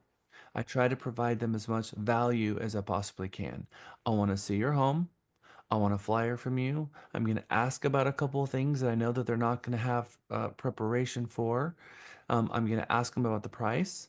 I'm going to ask them if they have comps for supporting that price. I'm going to let them know I'm a neighborhood specialist, and that are they going to offer cooperative seller concession for compensation, and let them know that you're here as um, uh, to offer them any advice or help that they need throughout the process. That you are a huge proponent of people do-it-yourselfers, and that you respect that very much. That if they need help, you're there. And then call them back every single week to check in with them and just let them know, look, if you need help, if you need stuff, just call on me. I'm here to help. I'm an expert, and if you decide that you want to get your real estate license after this, I'm certainly can help you with that as well. And through earnest, try to help them, because people are going to respect the fact that you're trying to help them. They're expecting that you're going to try to convert them into a buyer, and they're tired of that. So give them a breath of fresh air. That's going to change the conversation. It's going to change the outcome. But you should call them every single week to check up on them. And And every single time, they're going to be waiting to hear you ask for the business, and they're going to say, I knew it. I knew you were disingenuous. I knew you were just trying to take my listing, and they're getting angry at you. So don't let them do that. Yeah, and I've been using that a lot. Like I tell them like, hey, first and foremost, I just want to tell you that I absolutely respect the fact that you're doing this on your own. And I tell them, I'm pretty sure you're gonna, sell this on your own anyways. But I want to keep in touch with you. I think my biggest mistake is I tell them that I'm gonna keep in touch with them later as opposed to week per week, which is I something don't I'm gonna even tell them change. I'm going to touch base with them. I'm just going to call them exactly in 5 days, and then I'm going to call them every 5 days. That's been my first mistake, but a So mistake that's rectified. call them on Monday. Hey, did you guys have any traffic over the weekend? How was your open house? Ask them that question, because they didn't do an open house. City Bell, I saw your hand go up. That's what I was going to tail back is most for sale by owners will list with somebody like after week 6. So what most agents, because Jack is probably going to say this, we're really bad at the follow up. If you consistently call and just pick a day and say, hey, is a house still available? Are you under contract? I'm sorry I don't have anybody to work with you yet. Still working on it. Did you have an open house? I had a fantastic one down the street. I had like 20 people come in. Sorry you didn't have any success this week. I'll just check back periodically to see if it's still available. And as the weeks go by and they get stood up and nobody shows up, they're going to be more apt to hear. And then you can gently pepper in, you've been on the market for a while. Have you considered working with a real estate agent? No, we haven't. Okay, great, cool. And I'll just continue to check in to see if your home is still available. And then that's your in. And it's like, sometimes they'll sell and sometimes they won't. And sometimes they'll just take it off the market, but it's still a contact. But the follow up. No, for sure. No, I've been trying to implement as much of that as I can. So I've been. It's a huge learning process. These people are like, I'm gonna do it myself, and I don't need you. And I'm like, okay, that's cool, that's fine. But hey, I'm here if you need me, basically, right? Something that you can also do is you can create a tailored marketing program specifically to them, and they're going to think that you're sending it to everyone, but it's not. You're sending it to just them, and go through the Realty Texas listings that all sold in 2 and 3 days, and twice a week send them an email, sold in 1 day, sold in 2 days, and keep sending that to them. And it looks like you've just now added it to their mailer, but you're showing them the huge success stories without saying anything. Now you're saying volumes without actually saying anything at all. And so now they're going to be more apt to be like, all right, what is it that you're doing? What am I not doing? I don't get it. So just little tricks. But I'm glad that you're calling them. But you should beta test this stuff and see how it works in different situations and find out what really works for you. No, for sure. I want to know what kind of marketing. You just mentioned that it's something I could build them personally. I'd like to know more about that too. Yeah, yeah. All you have to do is go to Sesame and click a button, and you can pick any listing and blast it out to either a client or the entire client base. And at the bottom of it, you can put the vanity description sold in 3 days, and then the rest of it there, and it's all of our Realty Texas listings. So yes, super powerful. What other questions we got? Nada.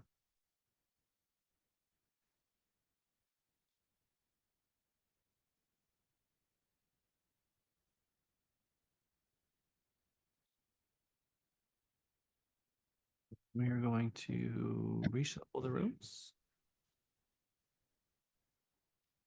I have a question, Jack. This is Jamia. Hello.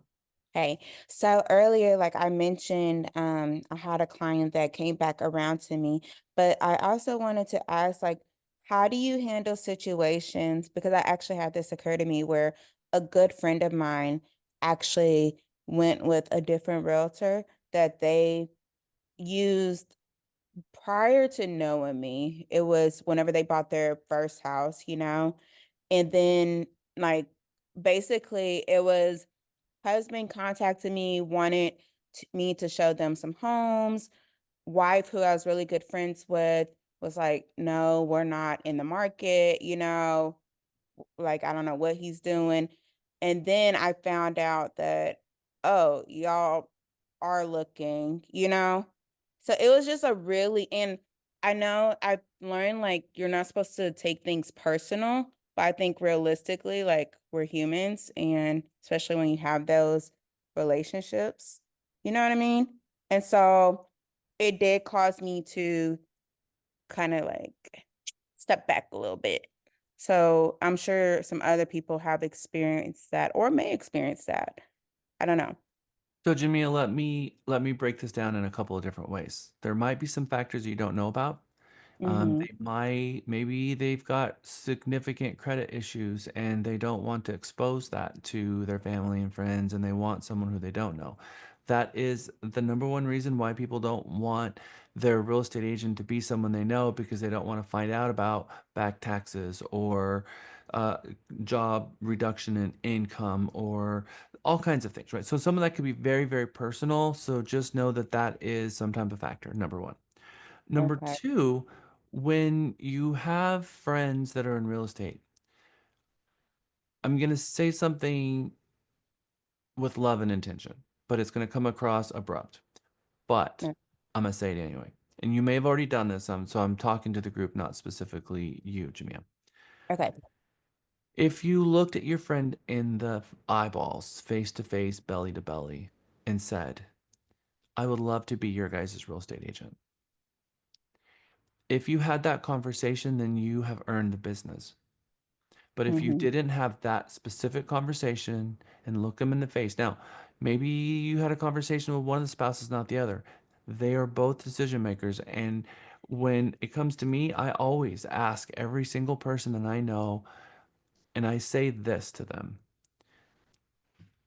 I'm in real estate. I am really good at what I do, and I absolutely am passionate and I love it. The three people that you need in life is a good CPA, a good real estate agent, and a good attorney. If you guys are in the market to buy, sell, or lease a home, or know someone that is, please call on me, because I would love to be your real estate agent for life. I really want to make sure that I get to be the one to help you, because that's really meaningful to me. You've now guilted them into using you, but you have to look them in the eyeballs and ask for the business. And if you haven't, you didn't earn the business in the first place.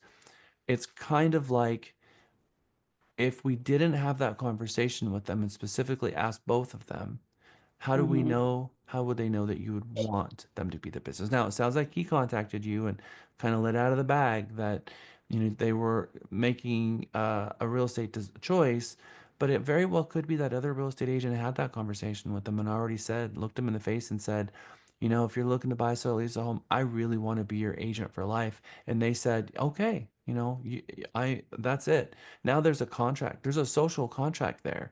And by breaking that social contract, if you didn't ask them that, the other person did, then there you go. And that's the reason. Also, So you can also call her about it and say, I just want to let you know that you do have a choice of picking the real estate agent of that you feel most comfortable with. I'm okay with that. I want to let you know that there's no hard feelings or anything like that. But I am building my business, and where I find my clients inside my sphere is really important with me. Would you mind sharing with me why you chose someone else instead of me? And I'm not being confrontational. I just need to know how I can do better in my own career. Ask that question, get that answer, be open to whatever it is that they say, and then say, thank you for sharing with me. That's going to help me with my business. And then give them a hug. And now you know the answer and what to look out for in the future. So I had a conversation, like it was a couple of weeks after, or probably like a month afterwards, and I did get to the root of like why they chose the other realtor, and they said, or he told me they felt liable to use them because he had paid for their roof, like something was going on with their roof. And so that is something, and I know I've seen on social media a person trying to gain business by saying they're going to give cash back to the client for selected them, like at the closing table. Like they put on social media, they'll give the client $2,000 at closing. And so it's like, oh, are we doing that? I didn't know we go about business that way. I don't Okay. know. So when people don't have any value, the first thing they do is they don't see the value in themselves. They don't understand the value. So then they discount their services because the only value that they understand is giving money back. And by doing that, they're undervaluing themselves. There's a lot of people who get in this business, and the first thing they do is they throw their commission up on the table because they don't understand what it is that their value is. Then once they get value and they understand what that value is, that thing changes, and they don't do that practice anymore. And let me give you an example. People hire you because you are a negotiation expert. You depicting on the professional who lists someone's home or helps them buy is going to help save them thousands of dollars of falling into the pit that is a mistake because of lack of wisdom and a lack of support from the brokerage or the wisdom that the agent brings to the table. Your ability to negotiate the contract, be able to properly do a CMA, make sure that you help them understand the inspection, that you're with them the whole time. Remember, 95% of agents share in 5% of the business, and those agents are often part time. They're working other jobs. They're not available. They don't know how to do a CMA, or they don't do a CMA at all. They don't know how to do negotiations, and you get what you pay for. If you can't negotiate your own commission, how in the world do you expect the consumer to trust you to negotiate the transaction? And I call people out on that, and that is a script that I use. Mr. and Mrs. Seller, I understand that there are agents out there that will discount discount their commission because the only value that they can see in themselves is giving you $2,000 back. But the thing is they're going to sell your home for $15,000 less. So that's still $13,000 less net in your pocket. You use me, I'm going to help you properly prepare this home correctly. I'm going to get the absolute excellent best marketing materials and photos that I can to help put your home in the best light, because homes that are properly prepared for market sell for 8 to 10% more. So while that other agent is going to take photos with their iPhone, skimp on their advertising, and give you back the advertising budget, thereby selling your home for 8% less, here I am making sure that I get the full commission so that I have the full advertising budget so that I can sell your home for more. And by the way, I'm a master certified negotiation expert. That's on the seller side. The buyer side, it's no different. If the only value that they have is to give back their commission, they're proving to the person that they have no value. And so you think it's expensive hiring a professional, hire an amateur. And that is the second most powerful script that you can have in real estate, because people know that that is true. You can hire an attorney at $800 an hour and they do something in 35 minutes, and hire a brand new attorney at 400 hours that $400 an hour that took them 2 hours to do it. Who saved you the most money? It was the person who had the most experience. So take your designations, be proud of having your mentors, and share that with everyone, and use these scripts. If I can't negotiate my commission, how in the world do you expect me to negotiate your transaction? Number one. And the three professionals you need are attorney, CPA. These are scripts that really help paint the picture, and the picture that you're painting is true. There's not much of your commission that you can give up that equates to what a true professional is going to earn for them in both concessions on the buyer side, or what they're going to be able to pull off on the listing side when a listing is truly listed correctly. So the more that you understand and believe these things to be true, because they are, the more you're able to, like Vanessa Van Edwards, be able to confidently explain this stuff, and they're not going to want to touch an agent who discounts their commission once you share with them what that really, really means. Thank you. Okay, welcome back from break, everyone. As I promised, I'm going to throw you directly into your breakout sessions. I clicked the create button, so you're going to have a different group. And I want you to break down what you thought about what Vanessa Van Edwards just said about the hello, how that might change things for you, and had you ever put thought into that before? And how are you going to implement into your business? Each one of these videos are a little bit different, so let's talk about the subject matter. I'll see you back in, this time, 8 minutes, because let's dig even a little bit deeper than we did before. Important one. All right, we're going to do this one a little bit differently. We're going to start with room 5. Who is our captain out of group 5? Who's room 5?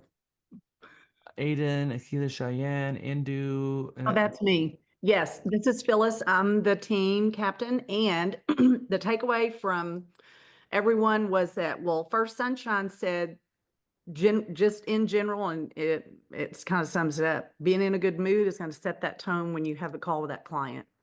Yeah. Cheyenne, she said he said, I'm sorry, start strong and end strong. Start strong and end strong. Aiden, the first hello is important. Actually, Aiden had taken a mega class previously and said that was very instrumental in getting him in the right mindset, and changed a lot of the way that he approaches calls and the initial conversations with the clients. Akila, she took a lot of speech classes. She was a cheerleader as well, and you can tell when she was in the group, she's very charismatic. But smiling, she said, to her was one of the most important things, even when you're on a call, not just in person. When you're smiling, they're going to feel that mood, and it's going to be projected as such. Indu, she actually was a counselor and went into detail about how, she puts herself in a perspective, switch it off, turn on the positive and let the negative go. For me, I kind of, like Sunshine, Good mood is going to set the tone. But one of the biggest things for me is what you just said, Jack, was close your eyes. And that's going to take, you're going to give them 80% of your sensory. And I put that to play. I should have put it to play in a call that I had to take on break, but I will start doing that. That was good advice. Thank you, Phyllis. All right, good job, Group 5. Group 4, who's our group captain? Took the lead. Candy worked at the bank, and she said that smiling, they were taught to smile on the phone, and that her husband can tell, and you know, if she's upset in her voice. Um, and I think Alexa made one of the most poignant points was that, you know, don't take the email before you get on the calls and eliminate distractions. And then Diane and I kind of spoke about how when you smile, muscles are activated and your brain starts to release endorphins. And then I was kind of a little bit vulnerable with the group, and I told them about my pilot. You know, I had driven 2.5 hours to get there. I'm damaged discs all over the place. The drive is, you know, it's relentless on my body. And I was thinking about how much pain I was in. The room was too small. So those were my distractions, and I wasn't smiling. And as soon as I had somebody who said a cuss word at me, I went blank. I froze. I became fight or flight. I went back into the scarcity mindset. And that Diane, she reiterated, yes, the smiling, it does. It kicks in endorphins, and it gives you kind of like a shield. So that Chris I can't pronounce his last name, Delestra, I think, said, yeah, if you're smiling and someone does say something that's kind of, you know, off-putting, it's kind of like a shield. The smile, the endorphins, it you don't get upset because in your mind you're thinking, you called us, and so I'm gonna mention that in a way. Well, I'm just returning your call because, you know, and then it puts it back on them. So that's mostly what we got from it: the smiling, the endorphins, and eliminating distractions. Kill them with kindness. When people are having a bad day, the very best thing you can do is kill them with kindness. Don't mirror their energy, rise above it, and always tell yourself, this person doesn't have the capacity in life right now to be doing these things anyway. They just saved me an incredible amount of time, and now it's time for me to go on to the next person, but kill them with kindness. No problem. Thank you so much for answering the phone. And hopefully we can talk with you again in the future, whatever it is. But just if someone is in that moment where life is just overflowing their cup is full right now, and just be cognizant of that. Don't take it personally. I think sometimes we're afraid of rejection. We're afraid of what happens when people get mad at us, when we take it so personally. We're going to hear from Kobe Bryant, who, of course, left us in a helicopter crash, but one of my heroes. We're going to hear a video from him where he says something very profound. He says, it's not about you. Get over yourself. And that is a very freeing statement. So when they have that and they bring that to you, they've exposed where they are and who they are, which tells you volumes. Don't take it personally. Maybe we'll catch them in a better state later and move on. And that is very freeing. Thank you, Belladonna. Thank you, Group 4. Group 3. I think that's me, Jack. So Kent, hello. I'm gonna speak today. I know this is shocking, but so we were talking about Alfonso was talking about how he changed somebody at AT&T because he had some problems with this phone, and he changed their attitude because, of course, right away they were irritable or whatever, and it's just really all about smiling. I told them, I said, well, I really honestly, I do the calling all day long, and it is not about me. Miguel actually taught me how to get over those fears of getting yelled at and those types of things, because there are a lot of solicitations a lot of times, and we all get them. And he just said, the next person that you call, doesn't know what the last person said to you. So again, it's like, get over yourself. Just, it's not about you. So, and smiling and picking up the phone, when you always smile, because you can hear it over the phone for sure. So, and I always try to do that, when I'm making my calls too. So, and being in a good mood. Thank you, Ken. It's always fun to have you in Mega. All right, so now we are moving our way up. Ken, you guys did a great job. That was our group 3. Group 2, Anna, Deandra, Juliana, Latanya, Mohammed, Sevian. Who was our group captain? That's me. So in our group, so most of us worked customer service, and then Latonia, I think that's how you pronounce her name, hopefully. She worked police, I believe is what she said. Nice. And we talked about how like smiling on the phone played a big role on how we would talk to our customers and people in general, and also that the energy that we gave off was very important because we didn't want to make it seem like it was such a like we're such in a bad mood, and how it actually affected people on like how we felt and how work was and everything. And then Lisa actually mentioned about how just mirroring ourselves at each other while we're on the phone can make a huge difference, because just watching ourselves can make us feel like we're actually talking to someone. Yeah. Awesome. Yep, close your eyes, hear them. Make sure that you're thinking happy thoughts. You just listened to this great music, you looked and you saw your smile, and now you are offering to help this person put a roof over their head. Buying a home is supposed to be one of the most exciting things in the world to do. So sometimes it's like, well, you reached out to us. So are you in the market to buy a home? Are you excited? That's pretty exciting. Start it off on the right foot. There's a lot of things that you can do that will help you with that. Maybe some of you saw, maybe some of you didn't.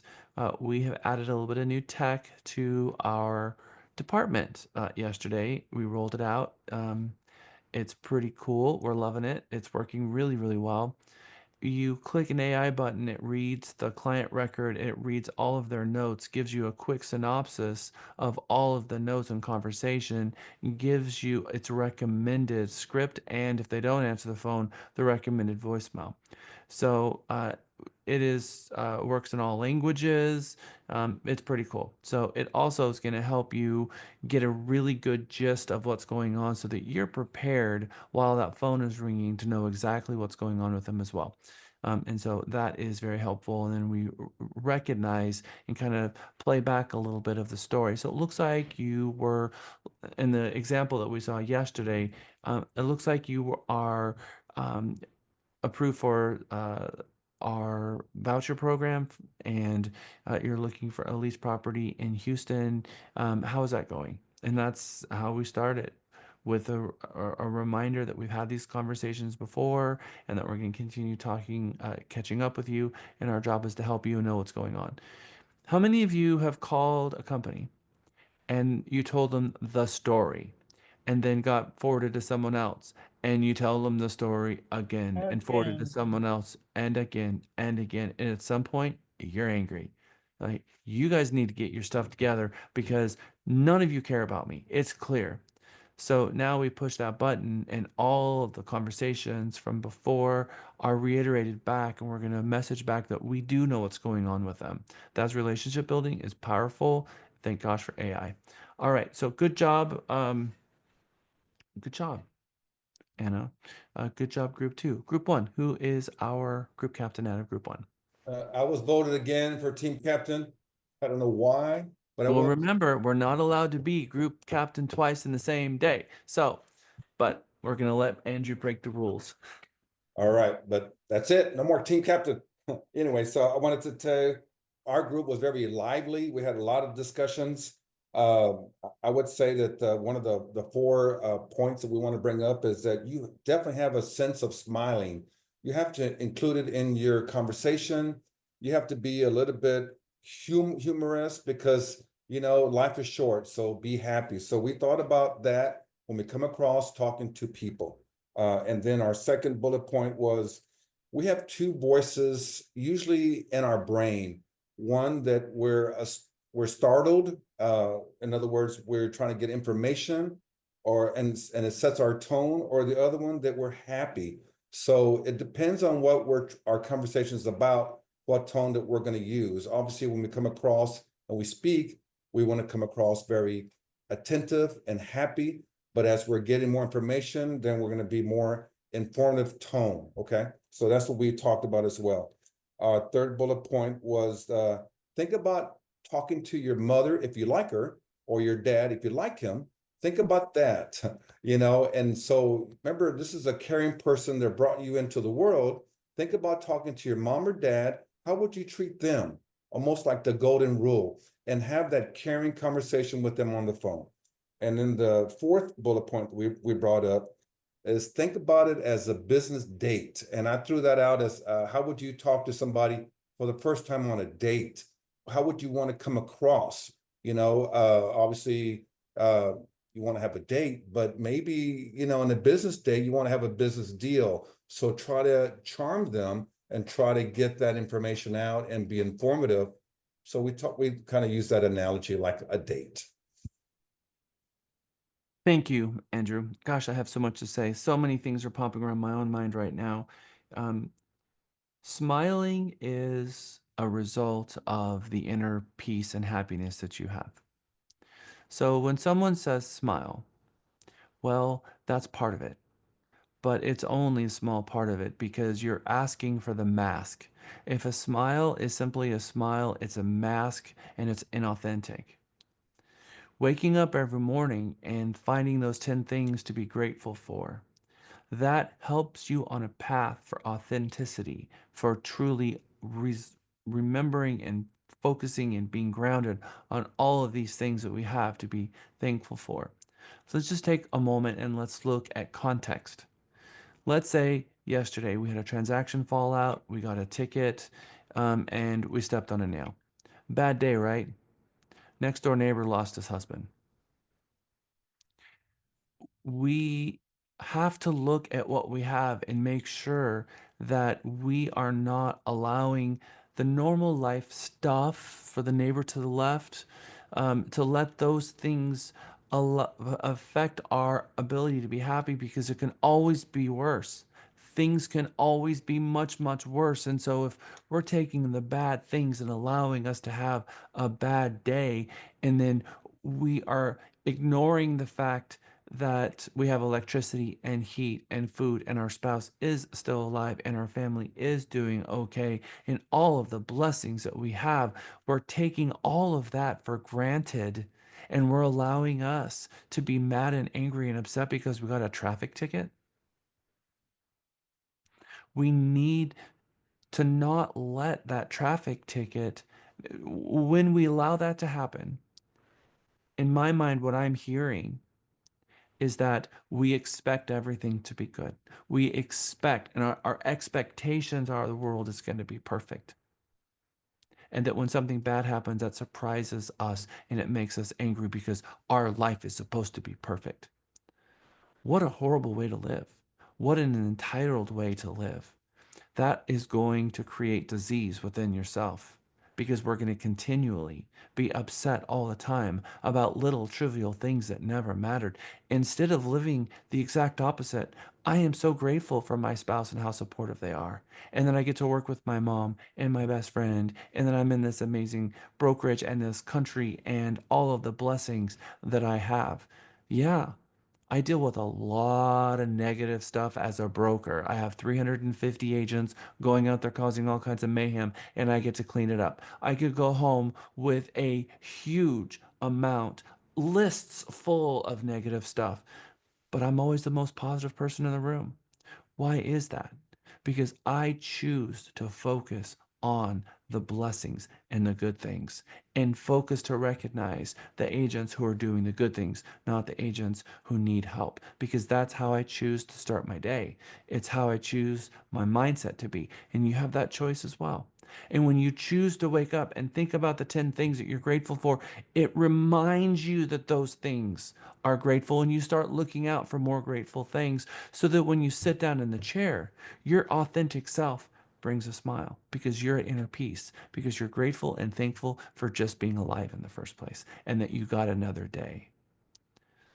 So that is what, when you're sitting in the chair and someone yells at you, that should not affect you and get you in a fight or flight. You're safe in a room that's warm and comfy, and you're okay, and this person's not. Don't let them drag you down to where they are. You're more powerful than that. You can lift them up. When you start each day, how can I make every person I talk to have the best day possible today? That is the powerful. If you're in that room, oh my gosh, I'm terrified someone's going to yell at me. Well, that's one way we can approach it. But the other way to approach it is, I am going to make sure that every single person I talk to is going to have the best day possible. Different way to approach it. Mindset's different. The smile's different. The feeling's different. And the way people are going to respond to you is different. So this is why we make our bed. This is why we think of the positive things. This is why we do the 30 days of gratefulness, because it will not only change your life and your health and your outlook and your happiness, but also it will affect your income. It is proven. It's not it may help, it will help. And even people who are positive, we want to be around more people that are positive, because we will fall off our own bandwagon and we will respond to things. And as a society of people, that's a community of agents, we support each other and help each other continually look for that positivity and help hold each other accountable for that. This other one is exactly a perfect prelude.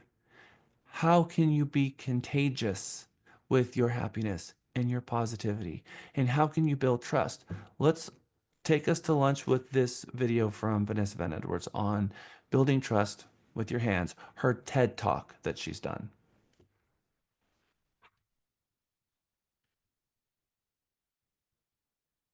Hello, my name is Vanessa, and I am a recovering awkward person. This is me at the peak of what I like to call my plaid vest phase. Luckily, my years of social awkwardness led me to a fascinating career trying to figure out how people work. So what I didn't realize is that many years ago, I would do an experiment that led me right on this stage in front of you here today. My lab researchers and I were curious about TED Talks. We wanted to know, why do some TED Talks go viral and others don't? So we embarked on a huge experiment. We analyzed thousands of hours of TED Talks looking for patterns. Now, I wasn't sure if we would find anything, so we were analyzing body language, hand gestures, vocal variety. We even looked at outfit choices, which made today particularly pressure-filled. And very quickly, there was a pattern in the data that made me curious. And after we coded more and more TED Talks, we realized there was a pattern. Now, before I tell you what that is, I have a personal question for you, which is, when you see someone, what part of the body do you look at first? You can just call it out. Where do you look first when you see someone? Face, eyes. So most people, shoes. They're very high. So most people say eyes, face, or mouth. But actually, when we first see someone, the first place we look is the hands. And this is left over from our caveman days. Because if we were approached by a stranger caveman, the first place we looked was the hands to see if they were carrying a rock or a spear. In other words, we wanted to know if we were safe, if they were friend or foe. Now, this actually still remains from caveman days. And when we can't see someone's hands, something interesting happens. So I just did something a little mean to your brain. You should start to feel just a little bit uncomfortable. And the reason for that is because when you can't see my hands, you wonder, what is she doing back there? And then the longer I leave my hands behind my back, you get more and more distracted because you can't see them. And eventually your brain is just screaming, can she just bring her hands out from behind her back? And the moment I bring them back out, it feels so much better. And this is because our brain knows that if we can't see hands, we can't see intention. And what we found is when we compared the most viewed TED Talks side by side with the least viewed TED Talks, we found a pattern with hand gestures. Specifically, on average, the most popular TED Talkers use an average of 465 hand gestures in 18 minutes. Yes, we painstakingly counted every single one. I have 465 prepared for you today. And the least popular TED Talkers use an average of 272 hand gestures, almost half. What's happening here? So when TED speakers take the stage, they're showing you first, friend, friend, friend, friend, friend. You'll notice when I walked out on the stage, I waved. I was saying friend, friend, friend, friend. And the other thing that TED speakers do is see if this looks familiar. So they come into the red dot and they do something like this. Today, I want to talk to you about a big idea. I'm going to break it down into 3 different areas that are going to change your life. Right?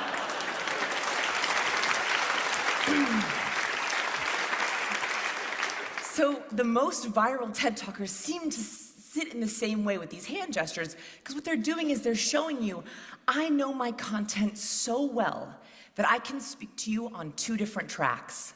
I can speak to you with my words, but I can also explain my concepts with my hands. And this way, they underline their concepts with their words. For example, if I were to say, today, I have a really big idea. It's huge. You laugh, and you're like, Vanessa, it's so small. It's not very big. And that is because your brain gives 12.5 times more weight to hand gestures. So today, I have a really, really big idea, and I'm going to explain it to you in 3 different ways. My big idea is that we are contagious. Specifically, as humans, we are constantly sending and decoding body language signals. We also do this emotionally and chemically. To explain this, I have a rather disgusting but very fascinating study. So in this study, researchers collected sweat pads from people who ran on the treadmill. Then they collected sweat pads from skydivers on their first time skydive. 2 very different kinds of sweat. Here's the disgusting part. Then they had poor, unsuspecting participants. I know. They had unsuspecting participants in the lab smell these sweat pads while they were in an fMRI machine. Here's where it gets interesting. Even though the participants had no idea what they were smelling, the ones that smelled the skydiving sweat pads had their fear response in their brain activated. In other words, they caught the fear. This means that our emotions are contagious. Our fear is contagious. Our confidence is contagious. And this begs the big question. If our emotions are contagious, how do we make sure that we're infecting people with the right ones? So I believe that we can be contagious in 3 different ways. The first one is non-verbally. Now, to test this idea, I did a very simple experiment in the streets of Portland, Oregon. What I did is I stood in the street and I looked up at nothing. And I wanted to see if people would catch or mirror my nonverbal. So you can see this video. I stand in the streets looking at nothing. And slowly, one by one, I infect people walking by. And slowly, we begin to gather a crowd.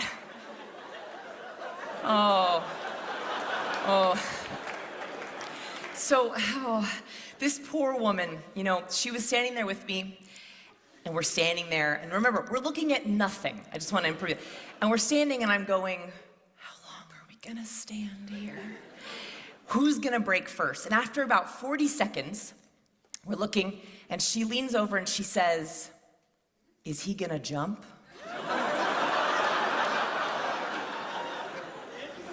And this experience taught me that we catch emotions and then we create rationales for why we've caught that emotion. Now, this is actually a good thing. As humans, this keeps us safe. Dr. Paul Ekman has studied something called the microexpression. It's a universal facial expression, and he's discovered there are 7 of them. Across genders and races, we all make this same expression when we feel an intense emotion. This is the fear microexpression. So fear is a really important emotion because we want to catch it from someone else to warn us if something's about to go wrong. And this facial expression also keeps us safe. So imagine for a second that you're walking and you see a snake. Your eyelids and your eyebrows jump out of the way so you can take in as much of the environment as possible. Is there another snake? What's my escape route? Then your mouth opens so you can take in oxygen in case you have to fight, yell for help, or flee. We make this face before we consciously realize we've seen a snake. Now, what's interesting about it is you should be starting to feel a little bit anxious. And that is because when we see other people have fear, if we saw this face in the subway, we would be like, what's wrong? What's going on? Because it keeps us safe. So I want you to try it with me. So open your eyes as wide as possible. Raise your eyebrows up. Very good. Now take in a sharp breath. Perfect. Do you feel anxious? What's interesting about facial expressions is they cause our emotions. So not only do our emotions cause our face, but our face also causes our emotions. It's called the facial feedback hypothesis. In the next video, we're going to dive deep into the micro expressions and what those micro expressions means. I'm going to be putting this TED Talk into your Microsoft Teams group for Mega 15, and one of your homework assignments is going to be to watch the last 10 minutes of it, because you always watch the first 8 minutes of it. How do you think and how do you want people to perceive you when they walk into your open house? You're doing a buyer seminar for buyers. How do you want people to perceive you when they walk into your buyer presentation? So I'm going to put you in groups, then that's going to take us to lunch. We'll come back at 2 o'clock, and then we're going to watch the last 2 Vanessa Van Edwards videos, and then we're going to move into the rest of our Power Start Your Business class. Hopefully with these videos, it's bringing to light some things that maybe we hadn't yet paid attention to. And one of these videos, the last one, is going to be how to prepare your elevator speech with your body language and your hands, so that when you get up in front of the class and you do your value proposition, that you're good to go. That sometimes when we're so focused on what we're going to say, we don't have the ability to focus on how we say it with our hands and with our expressions. And there's so much of the story that's being told when we have the floor and we're telling a story to others. If we're so worried about what we're going to say, we might not be telling the whole story with everything that we have that's part of our storytelling, which is your hands and your smile and your words. And it all comes together to create this authenticity. And when you're nervous and you're scared and you're really all up in your head trying to remember what words, sometimes you can stand there motionless and no smile at all. And you're trying to be so perfect in your words that had you made a mistake and had the expressions, they would have liked you more. So don't try to be perfect, try to be authentic. But if you're going to give a speech, if you're gonna do an open house, if you're gonna be in front of people talking, make sure you have a script and you know what you're gonna say, so that you're thinking less about what you're gonna say and thinking about more about how you're gonna say it. All right, I'm gonna put you in your groups. I want you guys to talk about this, as well as what are you gonna do to prepare yourself for 3 things. your value proposition, your next open house, and hopefully you guys do a buyer seminar. So what are you going to do to prepare yourself for those three things in what you've learned today so far? This is going to be a 6-minute. Once you're out of your breakout sessions, you'll go to lunch. We'll come back, like I said, at 2 o'clock. Recreating the breakout room so we have a different group. I'm going to make your groups just a tiny bit smaller this time. And I will officially see you guys back at 2 o'clock.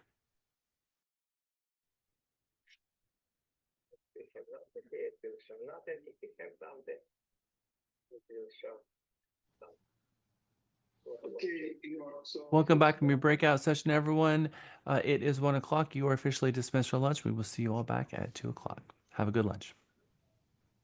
Thanks, Jack.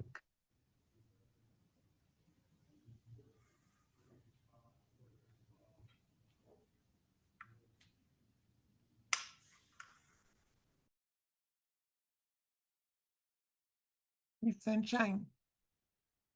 Did you find the thing that you couldn't find earlier? The video? Okay. Well, you're on mute, sweetie. You're on mute. Oh, I still have my apron on. I'm glad I said you're on mute, but you did find it. Oh yeah, you're on mute. At the bottom of the screen, on the left-hand corner. Can't hear you. Oh well. Okay, can you hear me now? Okay. My Wonder Woman apron, sorry. Oh no, I didn't know you could see me. I was actually working on, I was actually listening to that video, and also I was also doing the exam because yesterday I did it once and I failed it. And wait, so which exam? The day one exam. The exam we did yesterday. Oh, the 30 questions? Yeah. So I Jack did it does on it my own. But I know. you did it on your own. I did it on my, yeah, I got like a 67, but I went and looked at his video of him explaining everything, and I went and retook the test. I took it on pen and paper in my notebook. Yes, I did too. I got quite a few of them right. But then when I went, and I watched the video because he explains it as well. So, and this is not a crutch by no means. I have short-term memory loss.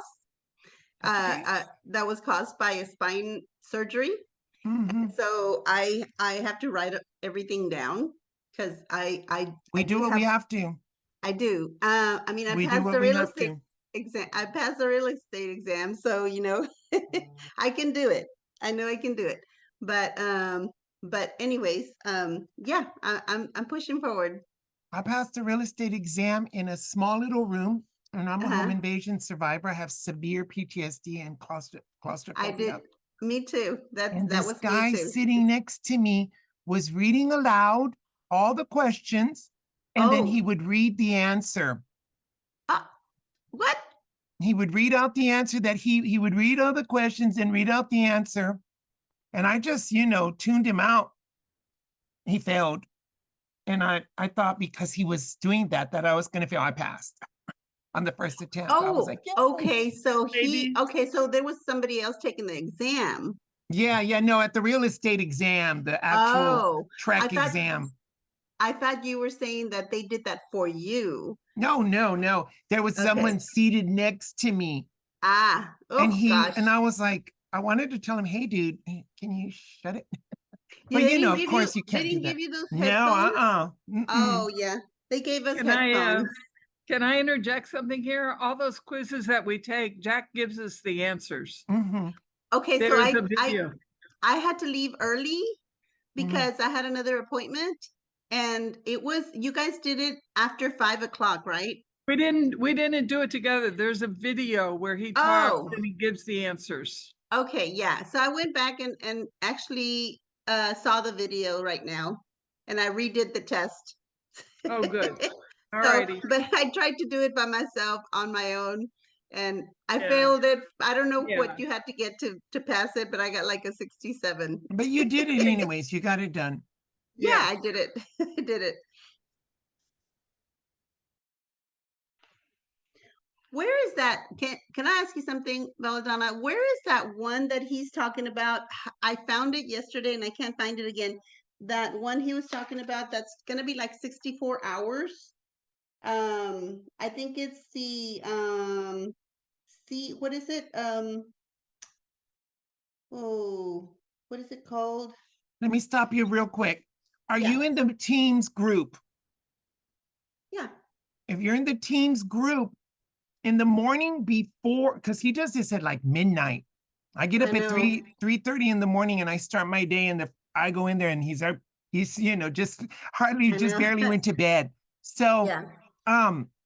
he sends out an email, and then in that, all the slides and all of that, you go to Oh. the groups in the Outlook, go to the left panel, hit the button, and then when it drops down, you'll see groups. Click groups, Mega 15. Yeah. Click on that, and it'll take you to where although I didn't really see the slides this morning.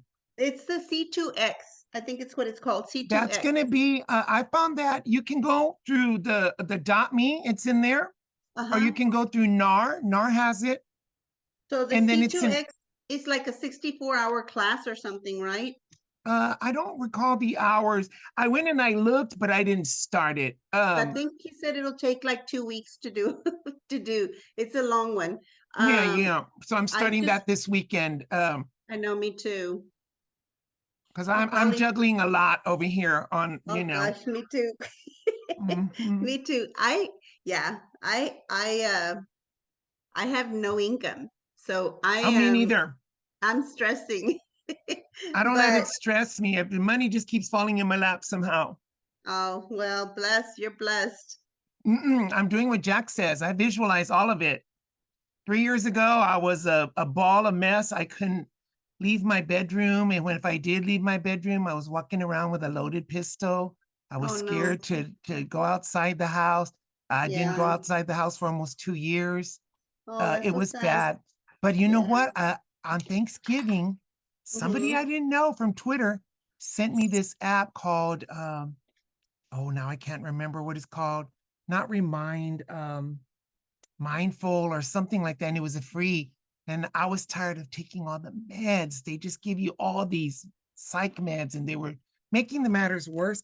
So I read it, and I got into it, and it was free for a year. So I did it for a year, and I learned to close my eyes and visualize. And I visualized and manifested all of this. I manifested a semester in London. Remember, I didn't leave my room for 2 years. I didn't want to go out of the house, Yeah. And then next thing I know, I'm in college, I'm in London, I'm all over the place. So that visualization and the gratitude, because when you're in a state of gratitude is the ultimate receivership of Yeah, abundance. I totally believe that. I am so grateful for everywhere I'm at and where I'm at and for my savings. I'm totally grateful. It's just a scary place to be, Yeah, I know. I'm in for the me. same boat with you right now. Yeah, it's a scary place to be, but I totally believe that I But will I'm be happy doing that really well. Congress finally did something for me. They're taking the medical debt out of your credit. Oh, nice. Yeah. So that's Nice. finally, yay, Elizabeth Warren, finally. Well, I'm gonna go look for that one. Well, have a good what is it lunch. I was called? just making sure you found it. Thank you so much. I You're so very appreciate welcome. you. And also, the It's called- breakouts are 50 mega points. I didn't know that from The yesterday. breakouts? Look at the Oh, screen. they are? It says 50 mega participation points Where? on the I didn't right see in it. front of you. Breakout session Oh, at the 50 very mega, bottom. 50 mega Oh, that's not on the list of the points. Oh, I guess these are extras. I don't know. So how I'm many gonna did we ask do him. yesterday? I wonder how many we did yesterday, because I I'm didn't gonna- put them in there. I'm gonna go back and look. Oh, we can go back and look at the slides, right? Mm-hmm. Oh, if you find them, let me know. Okay, I will. We had what, two? I'll put it we had in the two chat. breakouts. I'll send it to Yeah, you put in 'em- the chat if I Yeah, find that'll it. be good. Okay. I think we had two this time, right? Mm-hmm. I think we So did. far. Okay, I'm All gonna right. look. Okay, thank you.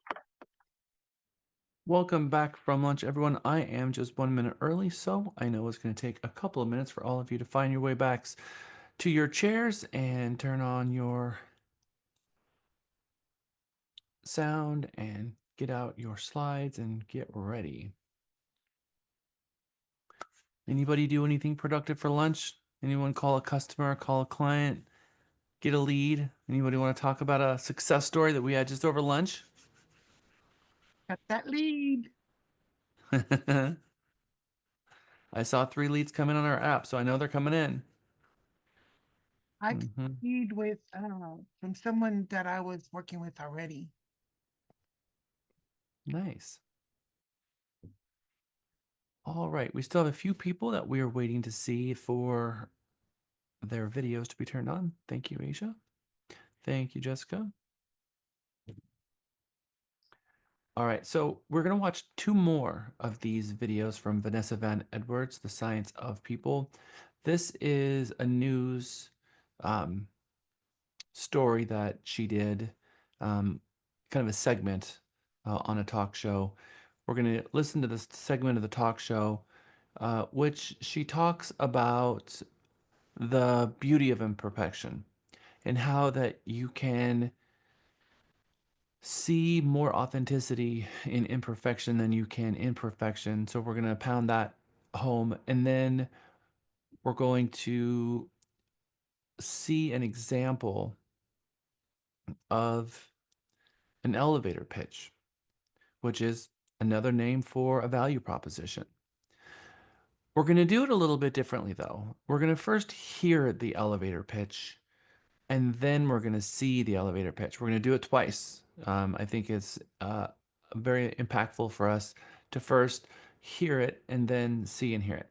All right, so let's first watch this one about her imperfection.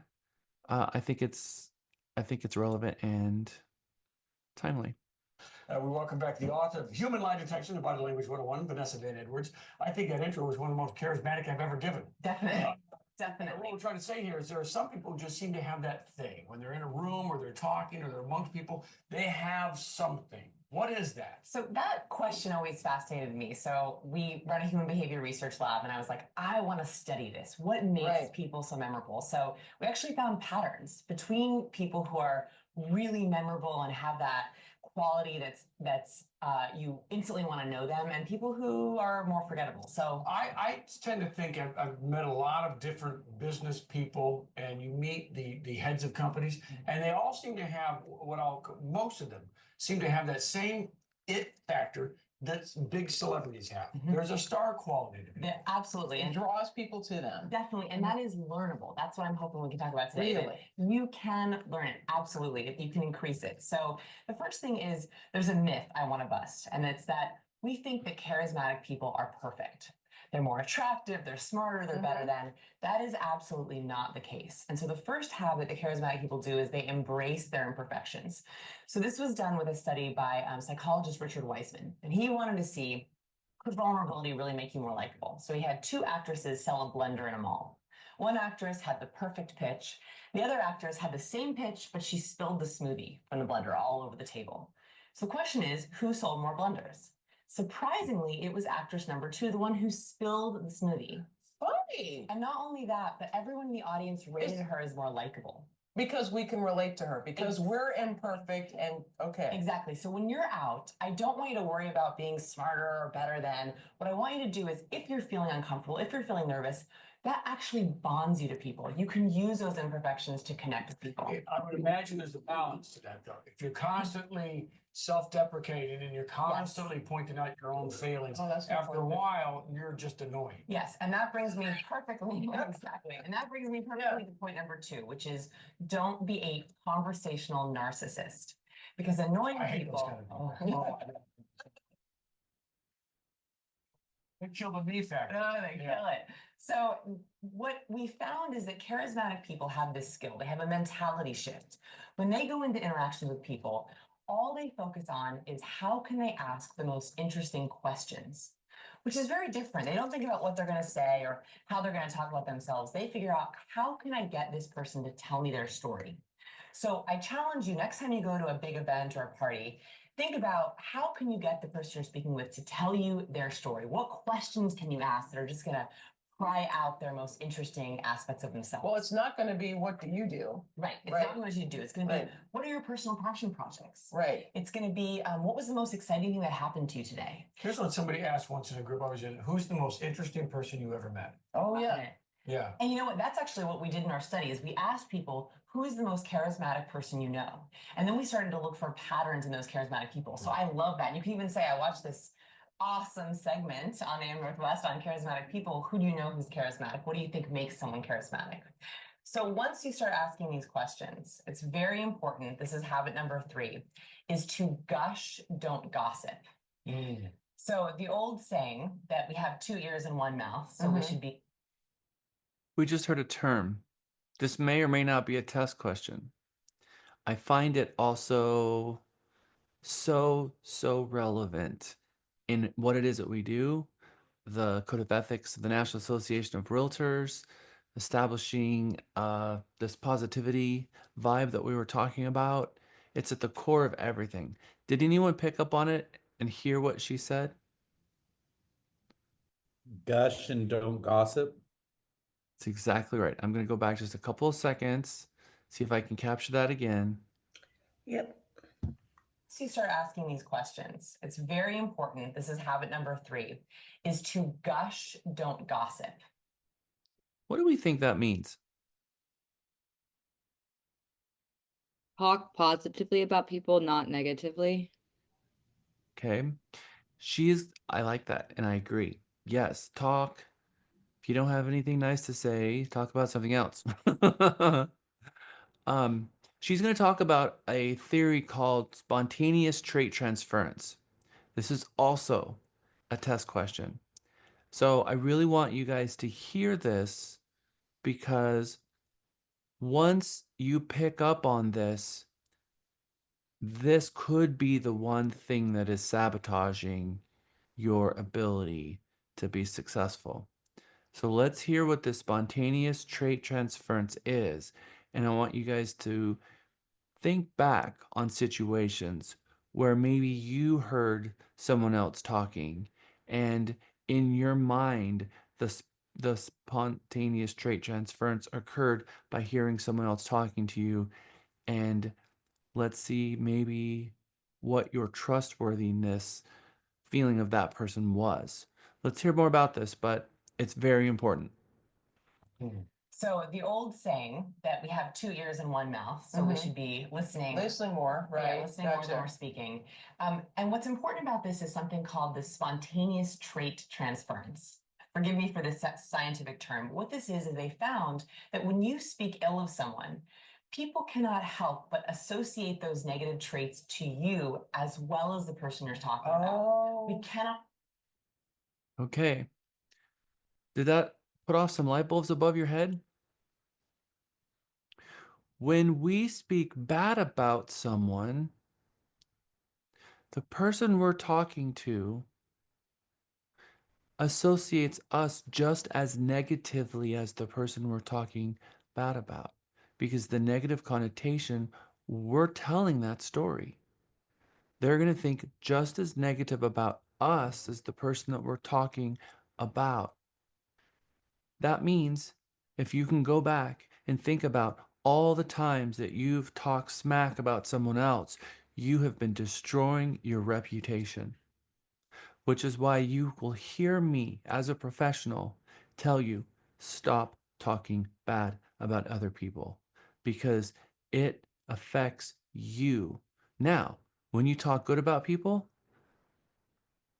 Good stuff. that means that you're associating yourself with all of those kind, good, wholesome, positive things. So you want to destroy your reputation, your trustworthiness, your ability, commitment, and ethics to your client. Talk bad about someone.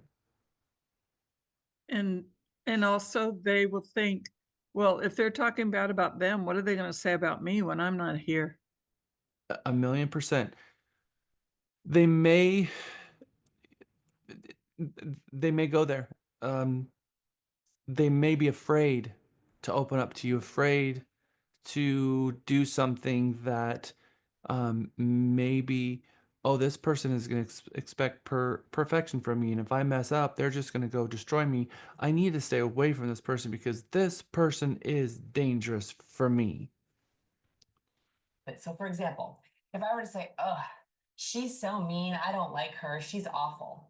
Mean and awful actually stick to me just as much as her. Really? Yeah. Is that true? Interesting. Is that true even if the people who are listening don't know the other person? Even then. Even if they know or don't know? It Know doesn't or matter. don't know. If Interesting. you mention those adjectives, people just cannot help but associate that to you. So what you're better off doing is find genuine ways to gush about people. And it has to be genuine. So I did this just the other night. My friend Carrie came up. I was talking to a group of people. I said, "Oh, this is my friend Carrie. She's a fierce, feisty female entrepreneur. Everything she does is pretty awesome." Because I genuinely love Carrie, so I was able to introduce her. So when someone comes into a group and you're introducing someone, take that opportunity to genuinely gush about them. That's a great way to show. My uncle is like that, and he's fairly charismatic, but he always sees the positive in some people, and it's amazing. And it's never negative first. It's always something nice, and that translates onto him. It's like a halo effect. Yeah, interesting. So I had to have two last body language tips. Okay. You know, I love talking about body language. So the first one is showing your hands. Our hands are our trust indicators. Women are often taught to put their hands underneath the table in their lap. That's polite. Actually, you're much better off keeping them above the table because studies show that when someone can see your hands, they rate you as more trustworthy, which is exactly what charismatic people do. And use your hands when you're talking? Use your hands when you're talking. No jazz hands. Okay. Right? No jazz hands. But keeping them visible. Don't tuck them into your purse. Don't put them behind your back when you're talking. As much as possible, keeping them crossing visible. your arms. No, not allowed. So keep Not them allowed. keep them out. Keep them out and even if they're visible. just together. And what about looking into someone's eyes? That's my last tip, and that's the most important. Eye contact is great. All right, we're gonna leave it there. I'll let you guys watch the last couple of seconds of these. Wow. When we look at how powerful being positive is, that it is contagious, that it is infectious, that it makes us look better and feel better in front of people, and then we look at how destructive being negative it is, it puts us in a negative light, it puts other people in a negative light, it brings more negative. So, as a salesperson, one of the things that we can do that will put you in a really good light knowing this is maybe when you get a referral. Thank you, or I, I, I, let's see how we can frame this. I'm having a conversation. Hi, Tom. This is Jack Stapleton. I got a message from Prene that you are in the market to buy a home and said that you would be willing to have a conversation with me. Is that right? Yes. First of all, I just want to let you know Prene is amazing, and I'm so grateful for all of the referrals that he sends me, and it is really, really good to meet you. One of Prene's friends is one of my friends, so I'm excited to at least meet your acquaintance.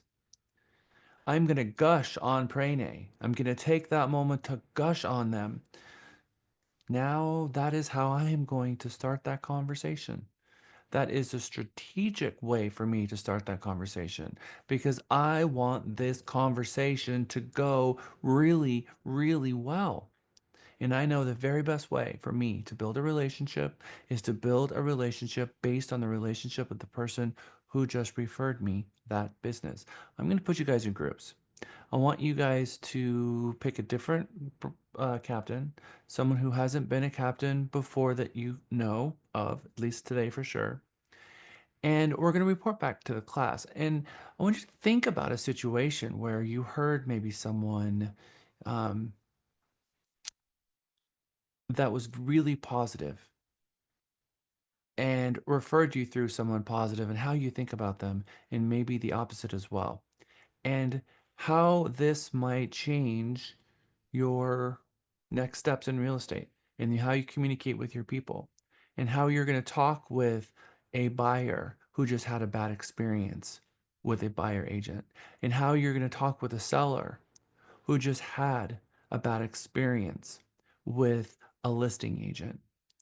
Are we going to try to just dig in there and talk as bad about that agent as possible? How are we going to address that? Hearing what we just heard, how is that going to change how we approach these types of things? All right, I'm going to put us back in. This time you're getting 8 minutes. And I'm going to make a little bigger of a group this time. I'll see you back in 8 minutes.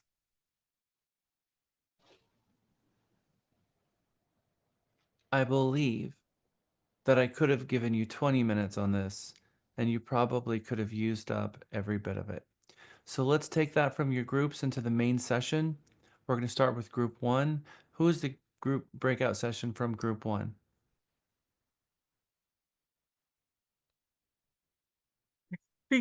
I think we're group 2, but we could be group 1 now. I don't We were remember. group 1, Diane. Diane, We you were? were group Okay. 1. All right. And I'm spokesperson. Imagine that. All right. So on the first one, how would you talk about someone who gave you a referral to a potential customer? That's what I understood the assignment to be.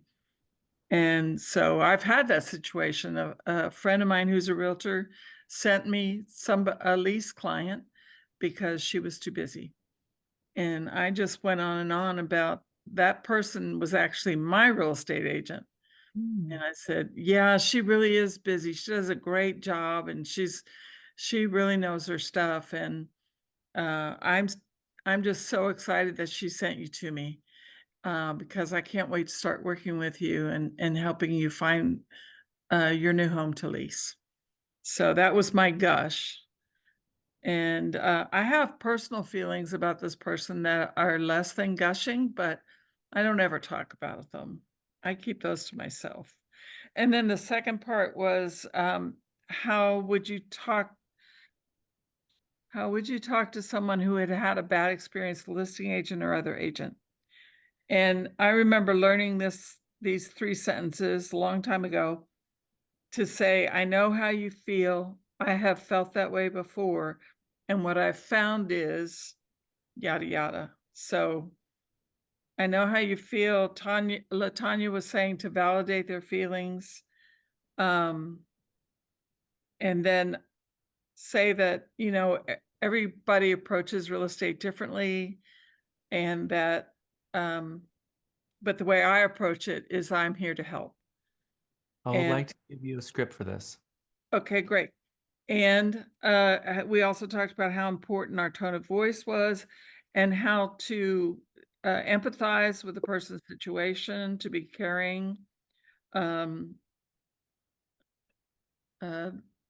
person in our group said they had a situation where they were dealing a husband and wife team, and the man was like really short with her, and the woman was very caring and talked to her on a personal level. Period. Okay, excellent. Thank you. Good job, Diane. Good job, group 1. I want to hear from the rest of the groups too. I want to hear some real inspiration. I want to hear how you're going to utilize this in your open houses and how you're going to utilize this in your value proposition and experiences that you've had that maybe this rings true for you.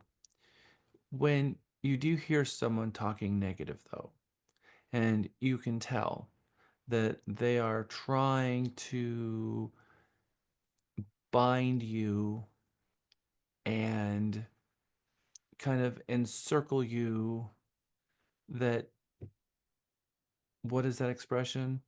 Your enemy of your enemy is your friend. They're trying to pull you into that kind of situation. I always say, oh, wow. That's it. That's my expression every time. Oh, wow. Well, when working with me, I'm a professional. I leave it at that. And I haven't validated their feelings. because I'm not going to. 'Cause I'm not going to validate negative behavior. They don't know what oh wow means. All I know is I've acknowledged what they said. I'll go that far. And then I'm going to spin it and I'm going to talk about something positive. I'm going to leave it at that because I'm going to change the subject. I'm going to deflect because I don't want to talk about it anymore. We're going to talk about productive things. And that really helps you get right back on track. All right. Thank you, group one. All right, group two. Who is my spokesperson out of two? Hi, I'm the spokesperson for group two. We talked a lot about situations that we've experienced. Phyllis mentioned that she was doing an open house, and when a couple came in, they said they already had an agent, and instead of saying like just shutting it down, she was like, "Oh, I'm sure like that agent will do great, they'll have a great experience, but like here's my card just in case." And then as time went by, they actually reached back out to her and were like, well, actually, things aren't going well with our agent.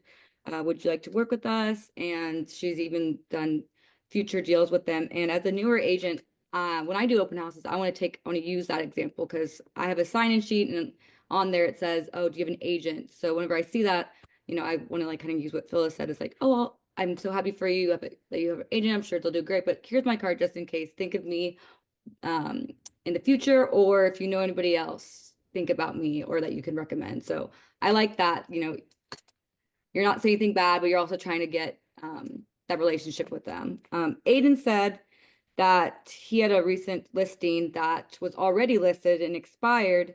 And the seller was saying that the agent, he felt the agent didn't do a really good job. And instead of, speaking negatively, like, yeah, I'm sure he didn't do a good job. He's like, well, every agent does their business differently. It might have worked well for him in the past and just didn't work out this time. So, not speaking poorly of the other agent. And then I really liked what Asia said. She said that when she used to work at a hotel, she saw a group of realtors come in and she just really liked how they were really positive and outgoing, had really good energy. And that made her in return want to become a real estate agent and looked into champions. And so her one experience with them left such like an impact to her that she wanted to therefore become a real estate agent. And I like that. Like people's energy really can go a long way and rub off on you. And then one more thing, Phyllis said that her mom always spoke really positively about people, never anything bad, never negative, and that her mom would always say, keep the good in and let the bad go. And so that's always a really good quote to remember. I love that. What a great group two was. So what a positive group. I love it. Thank you, Alexa. Thank you, group two, for sharing. Who's my group three captain? Candy, Mario, Savion, Felix, Deandra, Cheyenne, Chris. Sorry about that. I was on mute. Let me try that again. Hello, how's everyone today? Hey. All right. So basically, Cheyenne had a lot of inputs. The whole group had input. But overall, we were talking about having a level of patience and understanding, something similar to what group one was saying. Acknowledge them, overall, show some empathy, validate their emotions and their feelings. And then let them know what we can do, what we can control in our process, educate them on that so they have a certain level of expectations, what our value is at that point. We're going to stay super positive.